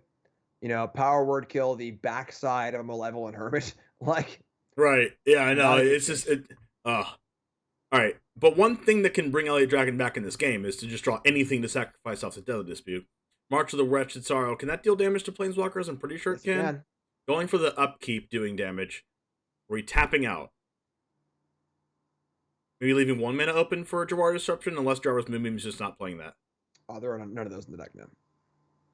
This is basically just a black-white deck splashing blue. Oh, the Soaring City. Oh my god. Brutal. I love that card. Brutal. All right.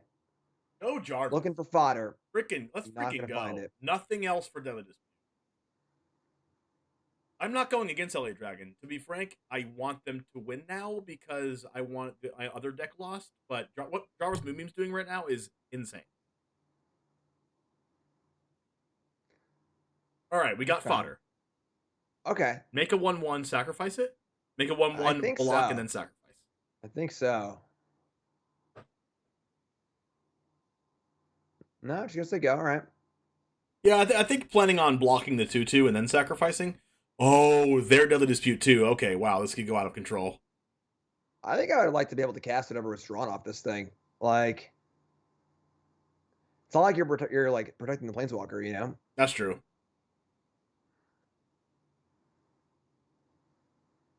Because like if any good spell was drawn here, could have played it, you know? No, not even gonna sacrifice it. So why don't you just get Kaido going? All right, Wandering Emperor. Okay.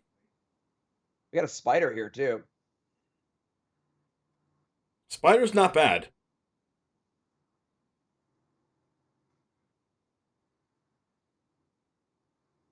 Draw a card.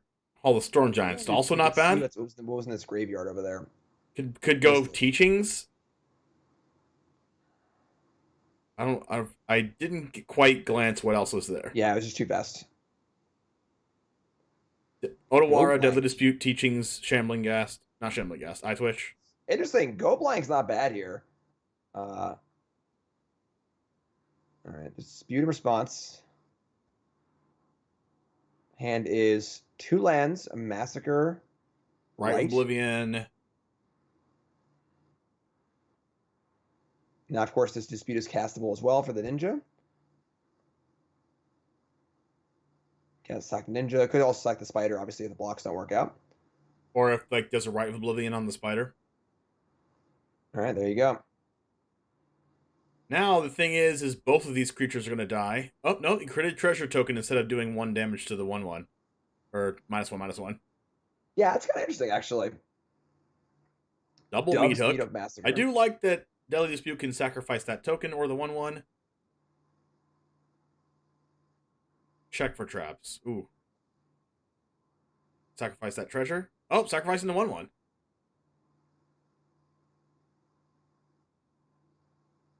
Oh my god. That's for talents. Yeah, I think he's just... Oh, really? I mean, it takes the Deadly Dispute, but then now you can't Deadly Dispute anything because you just use the treasures. Right, and there's nothing left over. And the Massacre's like okay here, but not amazing. All right. Like, if Traps resolves, I don't think it's taking Death of Talents. I think it's taking the Dispute, probably, maybe. I'm not even sure. There goes Kaido, though. All right, what's off the top for Elliot? 8 minutes left on Elliot's clock in game 2. The rest is not awful here.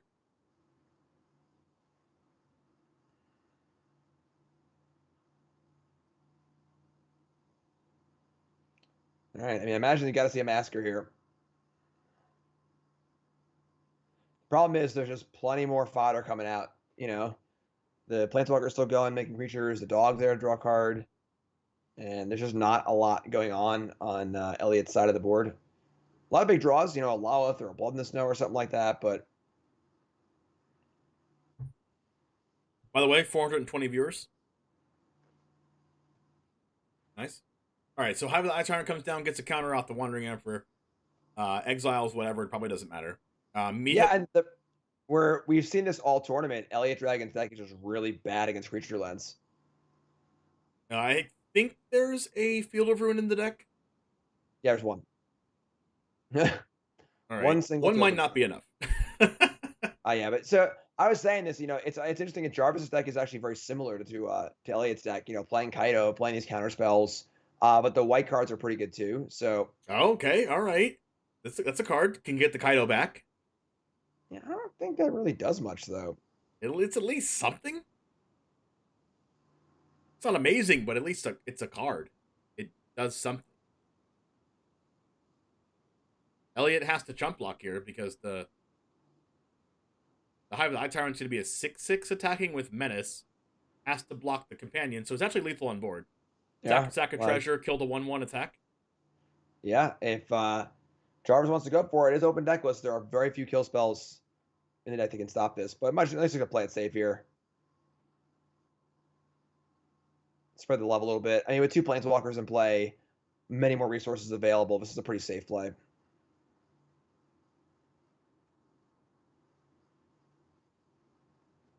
All right, what can Elliot Dragon draw here? I mean, probably only Power Word Kill for the Hive. Otawara bounces the Hive. Otawara bounces too, but the Kaido to draw an additional card if possible. We have a land here. Actually, why am I saying anything? It's a Field of Ruin. Yeah, okay.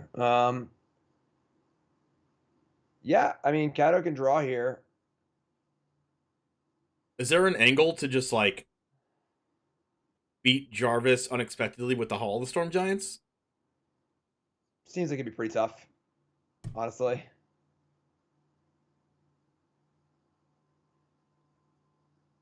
Hall can block the 3/3. Field can hit the Hive of the Eye Tyrant, but still a pretty long way to go here. You just field now, so it can't get Deadly Disputed.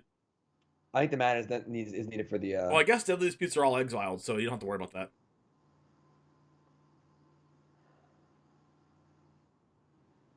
Who took game 1? Jarvis Moonbeam took game 1. Jarvis Moonbeam's up a game. I guess you can't really see that from my picture here.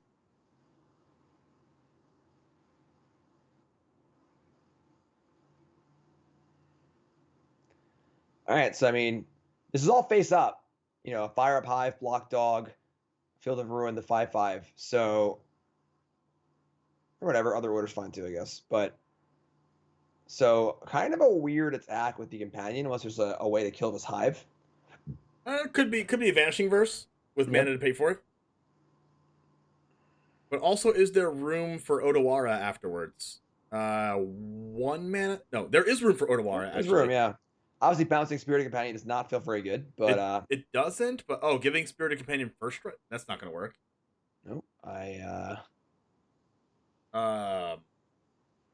little confused here. I get it. Maybe nope. I was gonna say Iganjo maybe, but that doesn't work.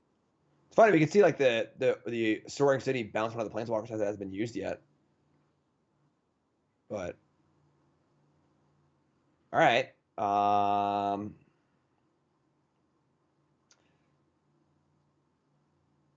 Now what? I'm a little confused. Yeah, I mean, Kaido can draw. I suppose Emperor can make a blocker. Attacker block Okay. or whatever. You can see the Soaring City just kill the 3/3, which is probably honestly a good thing to do. And then we can honestly see the Oh my gosh, bounce it. I guess you don't really have to. This is for Kaido.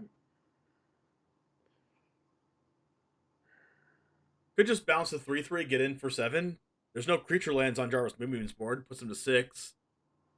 And all of a sudden they have to I think kind of about like it. that, honestly. You probably just kill one of the Planeswalkers. You're not getting in for lethal here through 2 token makers, but Whoa. or that. Whoa, hold on here. Wait, whoa. Why are we doing this? I don't understand. Blood in the Snow kills Planeswalkers. Oh, nothing engraved to bring back? Oh, there's nothing to bring back. Oh, okay. Oh, there's literally nothing. I guess Blood in the Snow can just kill the creatures now? Yeah, I mean... Oh, untapped land kills the creatures and kills the Emperor.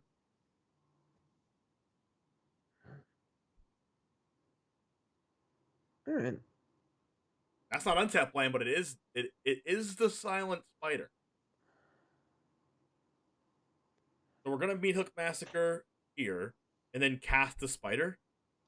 This is a pretty sick turnaround. This game looked real bad. This is an insane turnaround. I mean, the second Emperor was sort of just cast. And there would be an Emperor available right now. Otherwise, you know?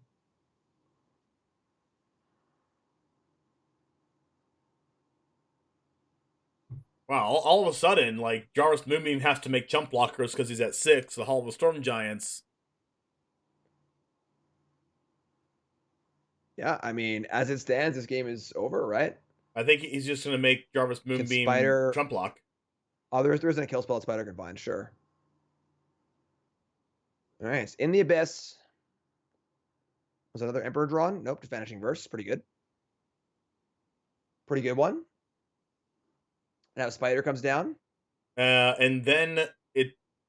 Oh, exiles Drive Oblivion. Yep. I was going to say, like, Drive Oblivion could exile the Kodos, but I don't think it's exiled. That's a land. Wow. Making the chump block. That's just a game, right? I have to Blood on the Snow.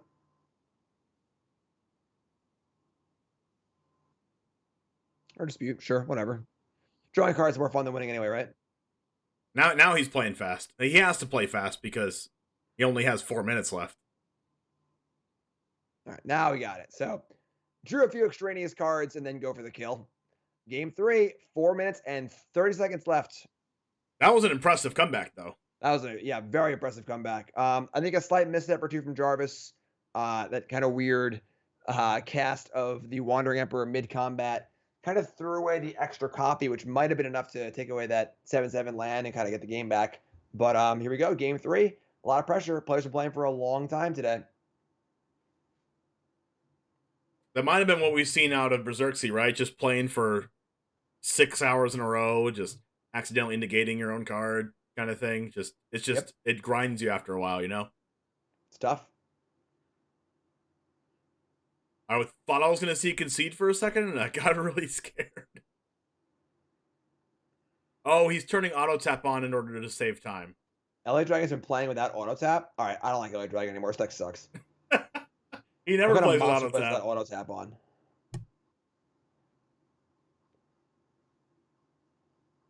Auto order everything. The strokes are not in the deck. I mean, if you're Elliot, you're at 4 minutes, so are you just playing Dimir aggro?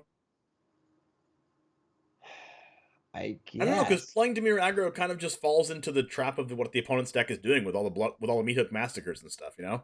Right, and Stroke's just really, really good. Like even if you're being aggressive, it's really, really good. Cut the butt of a stone or something, Like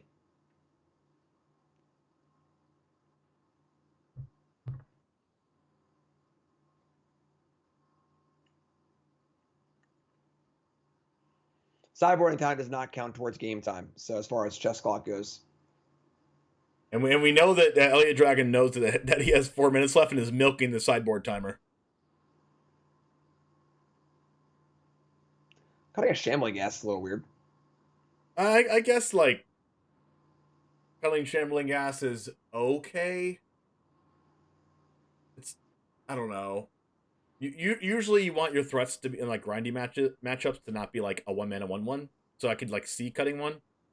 Yeah, but at the same time, we saw a Deadly Dispute rotting in hand for like 3 or 4 turns Yeah, that game. also true. So just part of the engine. Let's go eye twitch. I twitch, power kill, soul transfer. Let's freaking go. Dimir aggro at its finest. 4 minutes 27 seconds left. Spirit Companion. Test of Talents, not bad. If there's a Deadly Dispute on Jarvis Moonbeam's side, at least you get to Test of Talents that. Yeah, that would not be too bad. Or like a Rite of Oblivion, that would be insane too.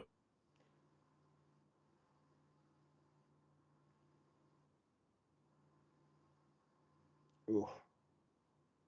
Ouchie wowie. Yikes. God, that was real good. Kind of was really, really good. Can't even soul transfer it.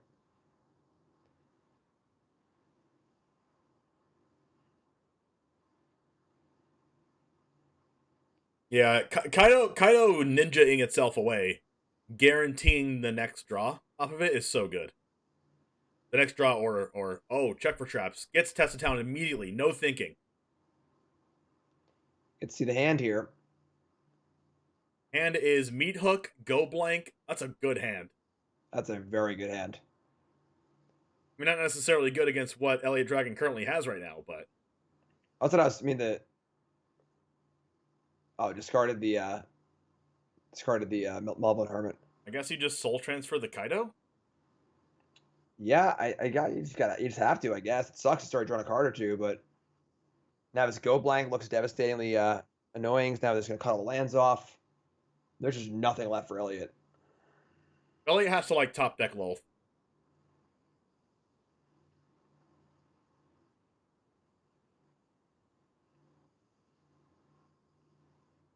Even Lolth is kind of a bad top deck against double eye twitch. Yeah. Oh, a land. Getting in for 3. Gotta go fast. It's a little Choo value choo. here. Get to get to exile the Hermit, which is nice. Choo freaking choo.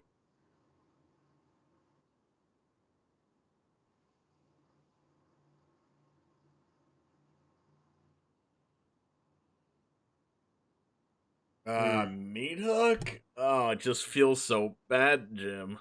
Such an awkward spot too, because like you don't want these opposing eye twitches to die, because that's just 2 more spells, But like you just have to. Like you don't have the time to Yeah. you don't have time to care about that. Double blocking, you can actually save one. Interesting. Could have saved one. Yeah. Do you want to though? Like, Probably not. yeah, it's kind of weird. I think it's Sciences and probably Exhibition. Yep. All right. I mean, Meadow's in hand for Elliot, so can mop the Exhibition up. A little Abandoned Mire action. Wow. Hits the Oblivion for value too. That's gross. That's actually insane. I think those MDFCs are just such a great design. Environmental after you play the land. Okay. Yeah. I guess it doesn't matter. All you're trying to do is play anti-aggro. Don't die to eye twitch, right? Yeah. And now the Emperor can handle the Hive of the Eye Tyrant. It's tough. Killing your own eye twitch before combat because you don't want to get exiled. I guess getting a exhibition. Oh, Teachings. That's actually really good. Oh, that's pretty good, actually. Draws a bunch of cards. Crawling back into Duress. Also. Good rips. Clock's ticking. I guess Duress can take the mascot because the Planeswalker's going to be chained in response. My Yu-Gi-Oh! Background said chain.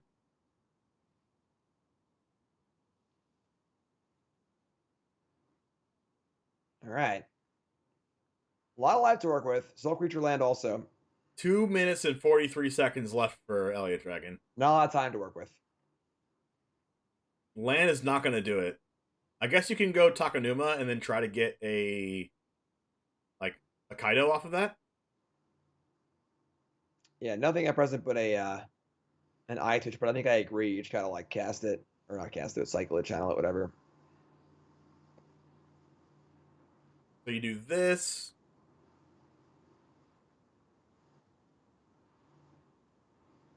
Notably not animating the Hive to block the 2/2. Big channel. Big mill. Got a Sorin. Sorin. It's not great at the moment, but I'm very curious why the Hive didn't get block the 2/2, but then again, that makes their Meat Hook Massacre a little better. Yeah, I think that's mostly it. Gonna make a creature. Interesting. I think I would have seen a draw there. This 2/3 is not really doing anything. It can't block effectively. I guess if it and the Hive you can block, and try to keep Sorin for a turn, but both those blocks aren't great. Guess you can block the Vigilance that's not first strike. Yeah. Letting the Sorin die. Right. These Vigilance creatures are really annoying. So now the 2/3 can start pecking at the Wandering Emperor, perhaps? Nope.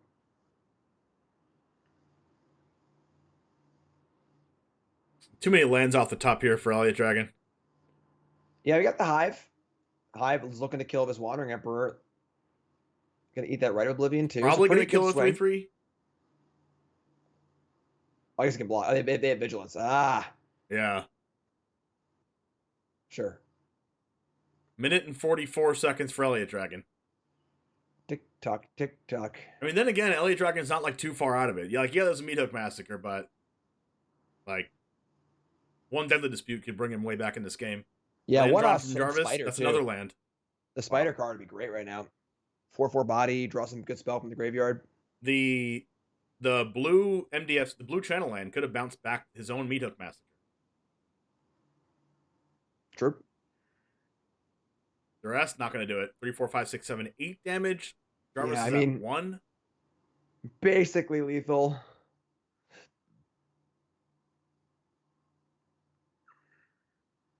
Second Wandering Emperor for lethal. Nope. All right. Is there a Meat Hook Massacre off the top, or is there not? Down to 1. Oh my gosh, such a powerful draw. Oh wow. All right. Not sure what the card this needs to be, but it needs to be pretty damn good. It needs to be Meat Hook. It needs to be Blood in the Snow or Meat Hook, right? Yeah.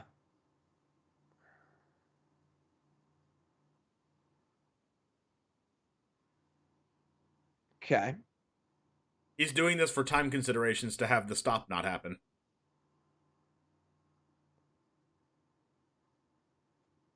All right. Here it comes. There it is. What is it? Big draw. Clench. Oh, never mind, just kidding. Kaido actually drew that. Yeah, I mean, it's funny. As far as these two decks directly line up, Jarvis's deck just seems much better for the exact mirror here. Not sure. I mean, Jarvis's deck's obviously a little more clunky with the 3 colors. Maybe we might stumble a little more against creature decks, things like that. But for that particular matchup, it was absolutely perfectly lined up. Wow, how does it feel, Jim, to have your deck go the round after mine? Well, I'm not biased, so it's fine. I'm just here to watch some good magic, you know? No, you're not supposed to say that. Take it back. Nope. Dang it. Nope. Just good honest commentator, watch some good magic. Oh, having a great time. No bias at all. I'm not biased either. I'm just It's commentating really sad the matches. Fire deck lost. I was upset that the deck lost. I was upset. I can't lie. I was upset that deck lost. I wanted it to win, but it was so cool. Anyways, coming at you with the finals in about 30 seconds. We'll be right back. Don't go anywhere.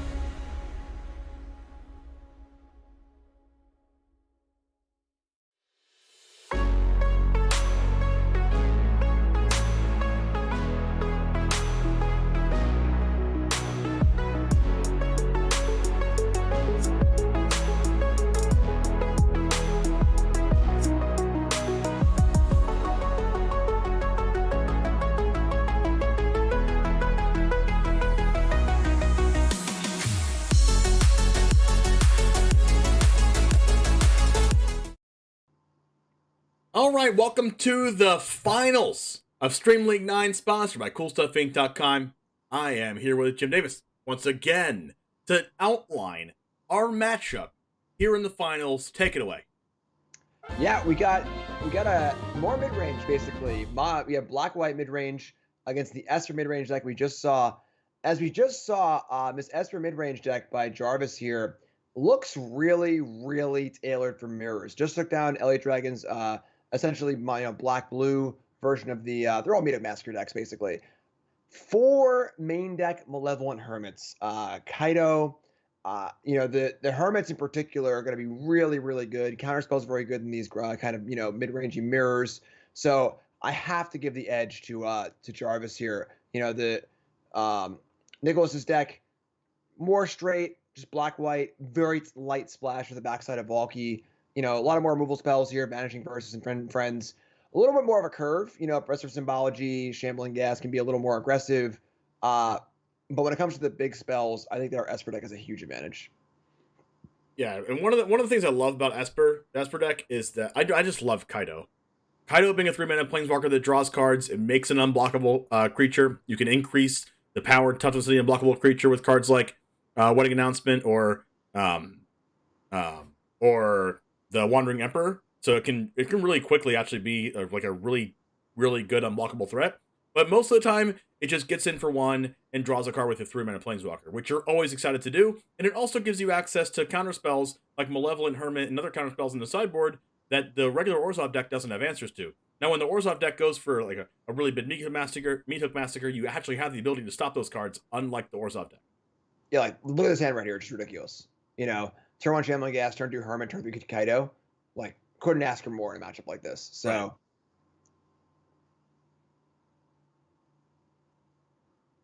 On the draw, though. So Shambling Gas does, light things up a little bit. And right into Wedding Announcement. I mean, what more could you want here if you're Jarvis Moonbeam? Yeah, pretty good opener. Pretty good opener for sure. It's interesting. We could have seen a trade there, which would have allowed for turn 2 Kaido or Wedding Announcement, but declining the trade. A little odd also because the Hermit is available as well, so I want to keep that Hermit safe. But yep. Works out really well because of the Oppressor, so now the gas can go for the 2-for-1 on both of them.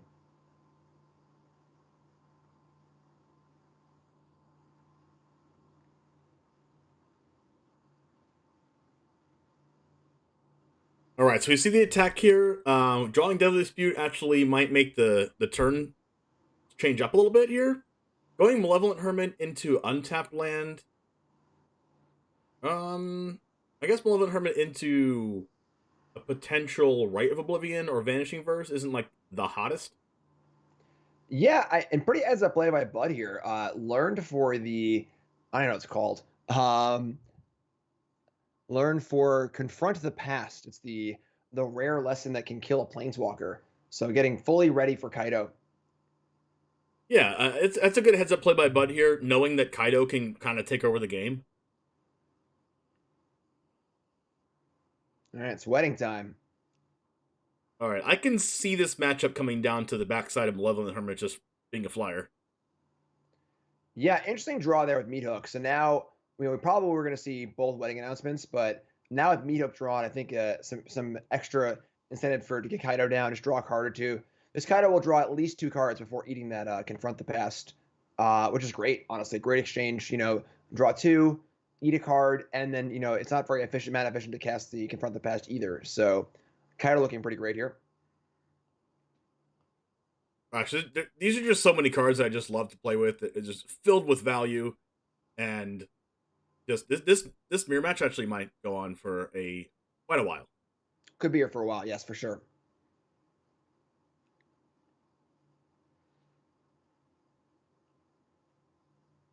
I don't know, what play do you like here if you're Jarvis? There's a lot of options. Jarvis needs to try and figure out when they want to play Meat Hook Massacre. They want to play for it early. You want to just play Wedding Announcement, just kind of gum the board up and fight that kind of axis. Kaido's probably dying next turn to the Confront the Past.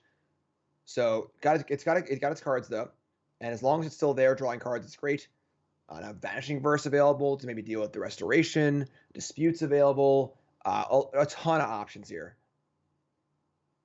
This matchup's basically going to come down to how much value you can extract out of all the different lines of play that you can do, and whoever does that the best might actually come out the winner. Yeah, a lot of resources now. Now Jarvis is up 2 cards off Kaido. You can see how many cards are available here. Gonna fire up the announcement and just keep slogging away. And again, this is a big turn because Bud is gonna have to spend 4 mana sorcery speed here to kill Kaido, and that's the entire turn. So kind of a blank turn here for Bud. I actually don't think Kaido can die. Right? It has 5 loyalty, and Confront the Press does X. Right? Oh no, it does twice X, doesn't it? So it can go 1, 2, 3. X equals 3, and it does 6. I'm gonna read the cards over this. I thought it like killed the Planeswalker with mana value. I'm wrong. I think it's twice X loyalty counters from Planeswalker. All right, so yeah, so it is. It would cost 4 mana to kill Kaido. I was correct. I was not intentionally correct. What I thought was what the card did was not what the card did, but I got lucky and I was correct anyway. So it usually is 4 mana kill target Planeswalker. Yeah, very fair. Unless it was an Oko. That's true. Oko's unkillable. Too much loyalty. It's too much loyalty. I mean, Kaido's not nearly as good as Oko, but like, it's pretty good for a 3 mana Planeswalker. Yeah, it's. I don't know if it should be in the same sentence as Oko, but Kaido is very good. Yes, I think Kaido's awesome. Well, unless the sentence is it's not good enough like Oko is, or it's not good as Oko. All right, so we have a Rite of Oblivion off the top, Deserted Beach or Swamp coming down here. 5 mana available. Going to use 2 of that on Rite of Oblivion. 3 mana maybe on Wedding Announcement. Maybe X equals 2 on Meat Hook. I'm very surprised to see that play. Pretty good Meat Hook spot. We could have seen Rite of Oblivion the restoration and then just Meat Hook the board. But looking like want to hold Meat Hook here for the mascot exhibition. Hermit can also threaten to counter mascot exhibition too. So, but once the Hermit's in play, the Meat Hook Massacre's not as good. So kind of a weird, weird back and forth here for sure. Was this like a client hiccup here? Okay, never mind. We see those 2 mana being tapped here. Malevolent Hermit comes down, making sure that the mascot exhibition isn't cast. I'm actually curious on why you wouldn't want them to cast mascot, because Meat Hook can actually clean up the mascot and everything else. But maybe they just don't play mascot into Meat Hook Massacre anyway. Yeah, I don't know, honestly. Snap is the Architect's going now. I guess Vanishing Verse could take care of that too.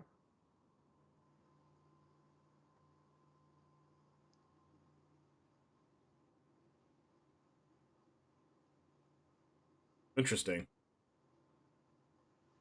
There's so many options for both players. It's actually hard to know what exactly is the correct play. So just gonna do nothing. 7 mana, just saying go. I can see doing this and then also casting Hermit and leaving the Hermit on board up. I think that was a bit of a misstep there. Now can't play Vanishing Verse and Hermit without using the treasure. So a little bit of an auto tapper gaff, perhaps. Yep, that was definitely an auto tapper blunder there.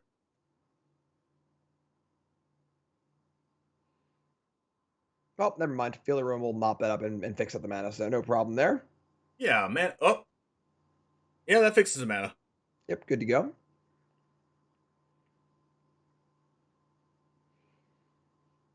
Now at a 1-0 creature line advantage for Bud. Mana advantage up a little bit. His Wedding Announcement starting to add up, though. I think Jarvis is ahead. I agree. All right, that's a flip. Navi's 1/1's looking pretty bad. Like I said, these Hermits are really, really good in these mid-range matchups. They are they lock out a lot of the bigger spells for quite a while.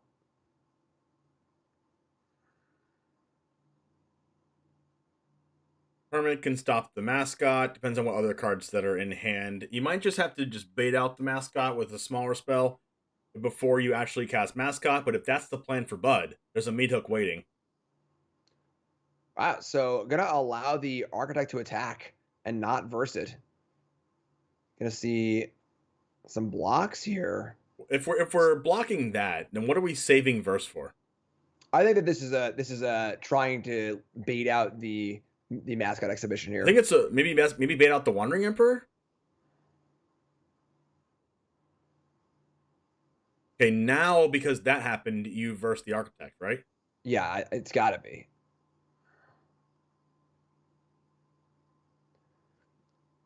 Wow. Okay.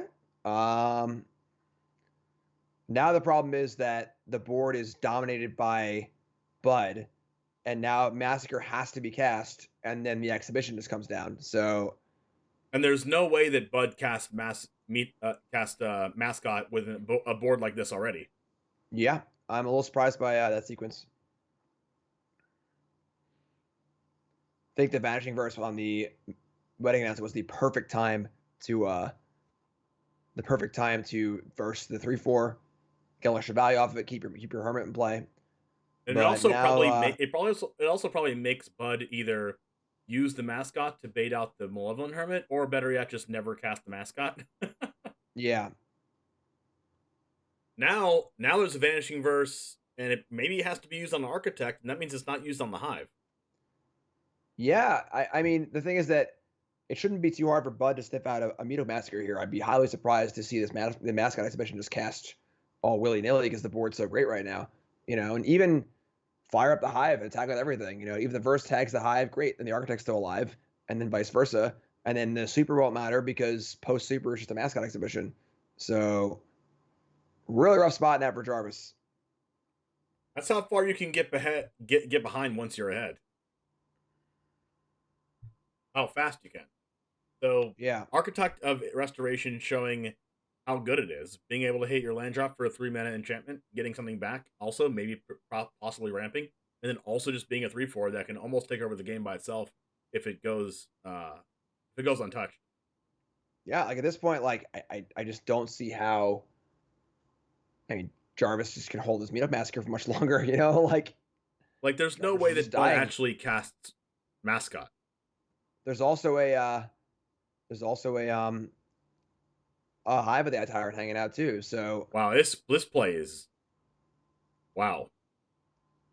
yeah, I mean, valuing Verse with its ability to kill the Hive for sure, but Well, I don't know. now Bud just doesn't even have to fire up the Hive. It just attack for 4, go. Right? Yeah, I mean, it depends on what's in hand. I think firing up the Hive and just trading for the Verse isn't necessarily the worst, but either way, just attacking for 4 here is totally great too. Yeah, definitely. So Screaming Verse for sure. Bud's gonna be like, yeah, sure, whatever. You verse, I attack for 4. If there's a Deadly Dispute here, that's insane. Be some good value. Wandering Emperor. Emperor, yep. All right. So you'll see a plus on a creature probably, get it for 5. All right, yeah. And then Meathook Massacre is forced, and then there has to be another Massacre. Yep. So well played by Bud. Good job playing around all the possible options. Well, I guess the winning announcement makes a 1/1. That's fine. Yeah. Or the Wandering Emperor gets outed by Rite of Oblivion, sacrificing the Meathook. Yeah, I feel like Meetup Massacre is kind of important though. Like the life gain is probably going to be required to get through this exhibition. Still more grinding to go here. Still more grinding to go.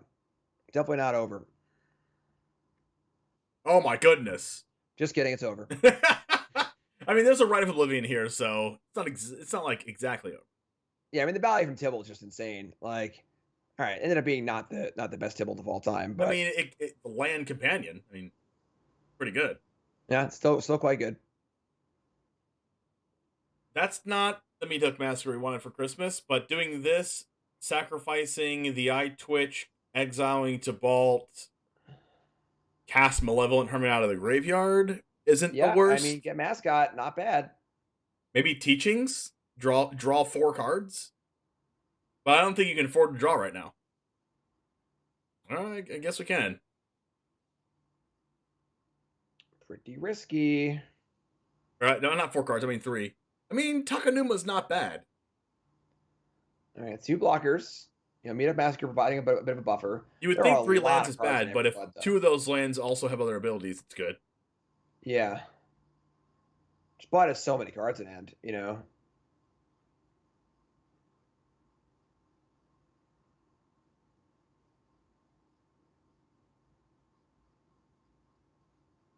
Also, with Bud's creatures getting bigger every turn, first strike happening.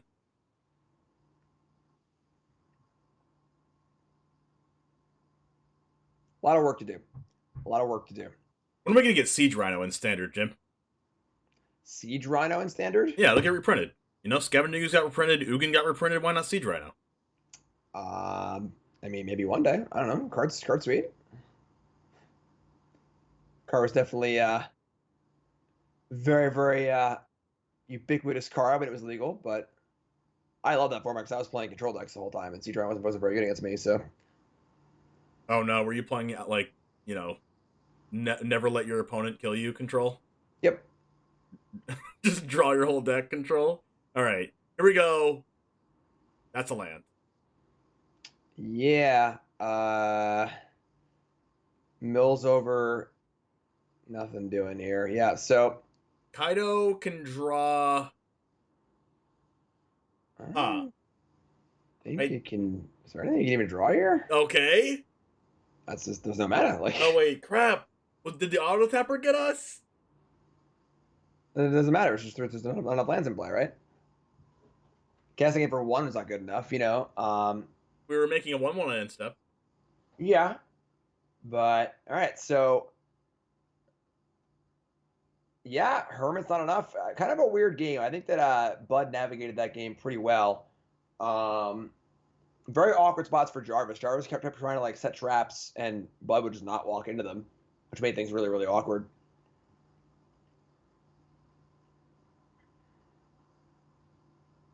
Look at the name of that deck list. I missed it. His name was Esper Zan. Sure.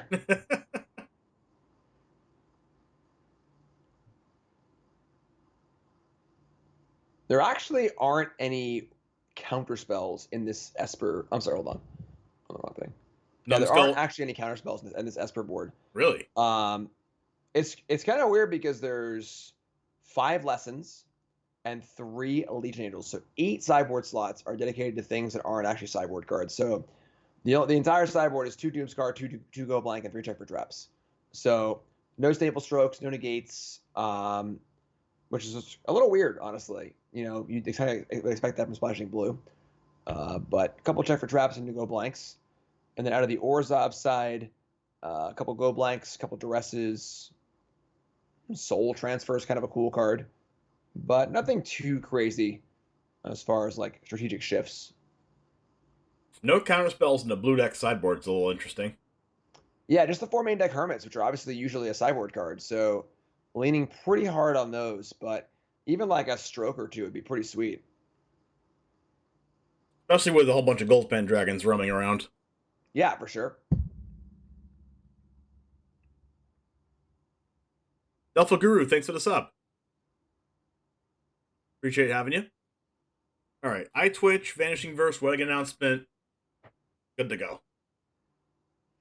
Yeah, announcement on 3 is pretty sweet. Verse is a little unexciting. They have the 1/1 removal spells. There's another one, of course. But announcement's pretty good, so.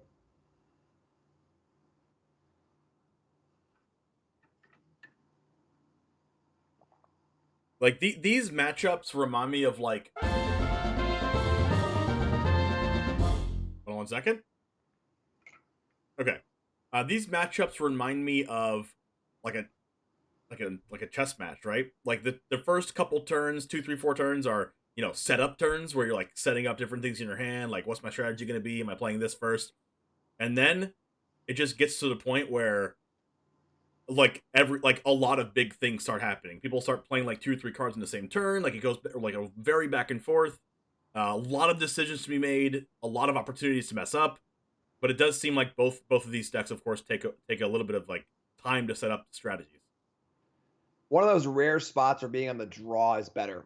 So both players played wedding announcement on 3.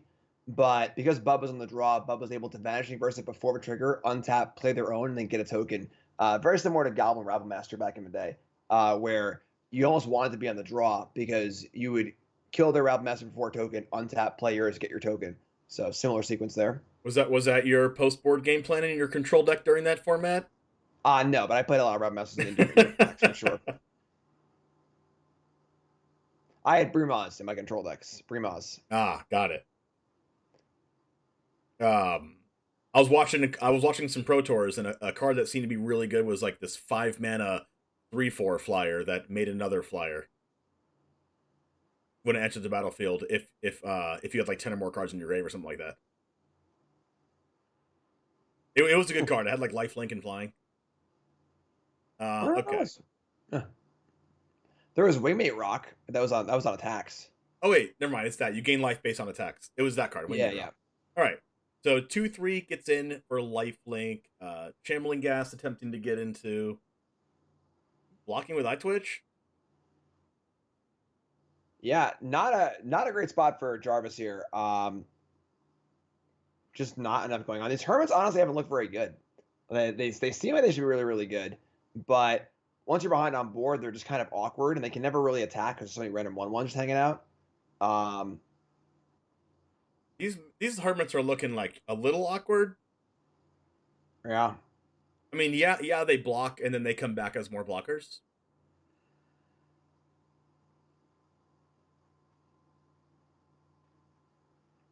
All right, here come the clowns. This is a pretty big attack. Hermit blocks do not look very good here. Ouch. Taking 8 down to 7. Ouch. Draw Meat Hook Massacre. Trading 2 Hermits for a land. If there's a Meat Hook Massacre, there's another land. I guess this is double Hermit. You have this to block a couple cards here and still take 2 menace, including the Hive Tyrant. That's a good game. Just seven menace here. A dominating showing here by Bud in his finals. I mean, I went into this finals thinking that the Esper deck was well positioned, but Bud's played very, very well. Picked all the right spots, and congratulations, Stream League champion, Bud 90. This is the first ever Stream League for Nico here. Easy game, undefeated in Stream Leagues. And it was streamer against non-streamer, and non-streamer won. James, tell Bud what they've won. Bud, you have just won. Guaranteed spot in April Mythic Invitational qualifier, so you skipped the line for that. So did everyone in the top 4. And you've also have a good chunk of change from CoolStuffInc.com. Don't quote me on this, but I have the standing somewhere else about all the different breakdowns of CoolStuffInc.com credit, but I believe it's $300 or $400, which is a lot. Could be $250, but don't quote me on that. $250 to $400 range of CoolStuffInc.com credit, and everyone else in the second, third, and fourth place also got a Mythic Invitational qualifier for April invites, and also a lot of CoolStuffInc.com store credit. So did 5th, 6th, 7th, and 8th place, along with some really powerful money MTG Arena gems that you can probably use on packs of anything that you'd like, or cosmetics or whatever. But we're gonna hope to get Nico into the winner's interview right now, shortly. But gosh, what a match! I mean, that was as much of a rout as you can even. I expected that match to actually last forever, and it really didn't. Yeah, game 1 felt like our champion did a really good job of just like playing around all the things the Esper deck was trying to do. And there's a lot of spots where like could have easily fallen into the Massacre or fallen into the Hermit or whatever it was. It's kind of like Bud pumped the brakes, took a little time, developed the board the right way, worked out really well. And the game 2 is just a here's all my stuff. Again, the sort of on the draw, get my extra token thing, and just a very impressive showing. Very impressive showing. I mean, after you saw that deck, does that make you more excited to play Standard, or less excited, or do you think that like Runes has a good matchup against that? So what do you actually see? Where do you see the kind of landscape of Standard go from here, from what we just witnessed in this tournament? It's sweet because it's still pretty unexplored. There haven't really been that many events. It's kind of a weird state for Constructed Magic where It used to be there was an SEG or or Grand Prix every weekend, and we have tons of deck lists, all this information and stuff. And now, it's a lot of the Magic's just played on the ladder, which is just a mystery. You have no idea what the good players are playing, really, unless they're streaming. And then you have some smaller events, but they're smaller. They're 30 players, maybe 100 players max. Not these huge 1,000-person events where you can really cull down the chafe and really figure out what decks are best. So it's pretty exciting, honestly. I think Standard's pretty great. I've been excited to see Standard be good again for a while because it's been pretty rough for the last few years. I love Standard. I think it's a great format. I love the rotational aspect of it. And just a lot of like good Magic being played. Standard's a format where you're kind of just playing Magic. There aren't any like really out there decks, which are fun too, but it's just a lot of like my Magic skill versus your Magic skill. Here are some cards. Let's play some games, and they're gonna go 10 or 12 turns, and we're gonna see what happens. Yeah, I completely agree. Just playing Standard on ladder in the past, week, 2 weeks, it's been kind of all over the place since the new set came out. And Streets of New Capenna is going to be coming out soon. Maybe that will change things up as well. But there's a lot of really powerful things to be doing. A lot of really grindy decks. A lot of combo decks. Combo E decks, right? I guess Runes is more of like an aggro combo deck, but it also can grind with Kami of Transience and things like that. We have all of these Orzhov base decks. I guess they're mono black base decks. Some are splashing white, some are splashing blue, some are splashing white and blue. Kaido is a very powerful card. We saw Kaido. We saw a lot of Kaido. We saw a lot of Wandering Emperor. We saw a lot of Lolth, Shambling Ghast. All of those cards here in the top 8. We saw all the white decks and green decks lose to the Orzhov, to the Orzhov base decks. So if you want to play those decks, you have to keep those decks in mind. And we saw mono white actually just lose to being chump blocked out of the game. So gotta have an answer for chump blocking. Gotta have an answer to runes. And I really do like the landscape of Standard right now. Yeah, sweet. I'm always excited to see new formats, and I think the Neon Dynasty has been a pretty big home run set from most fronts. Flavor wise, great limited format, making good splashes and constructed, but not like, oh my god, it's Oko, or oh my god, it's this ridiculous card. A lot of cool, interesting synergy kind of cards.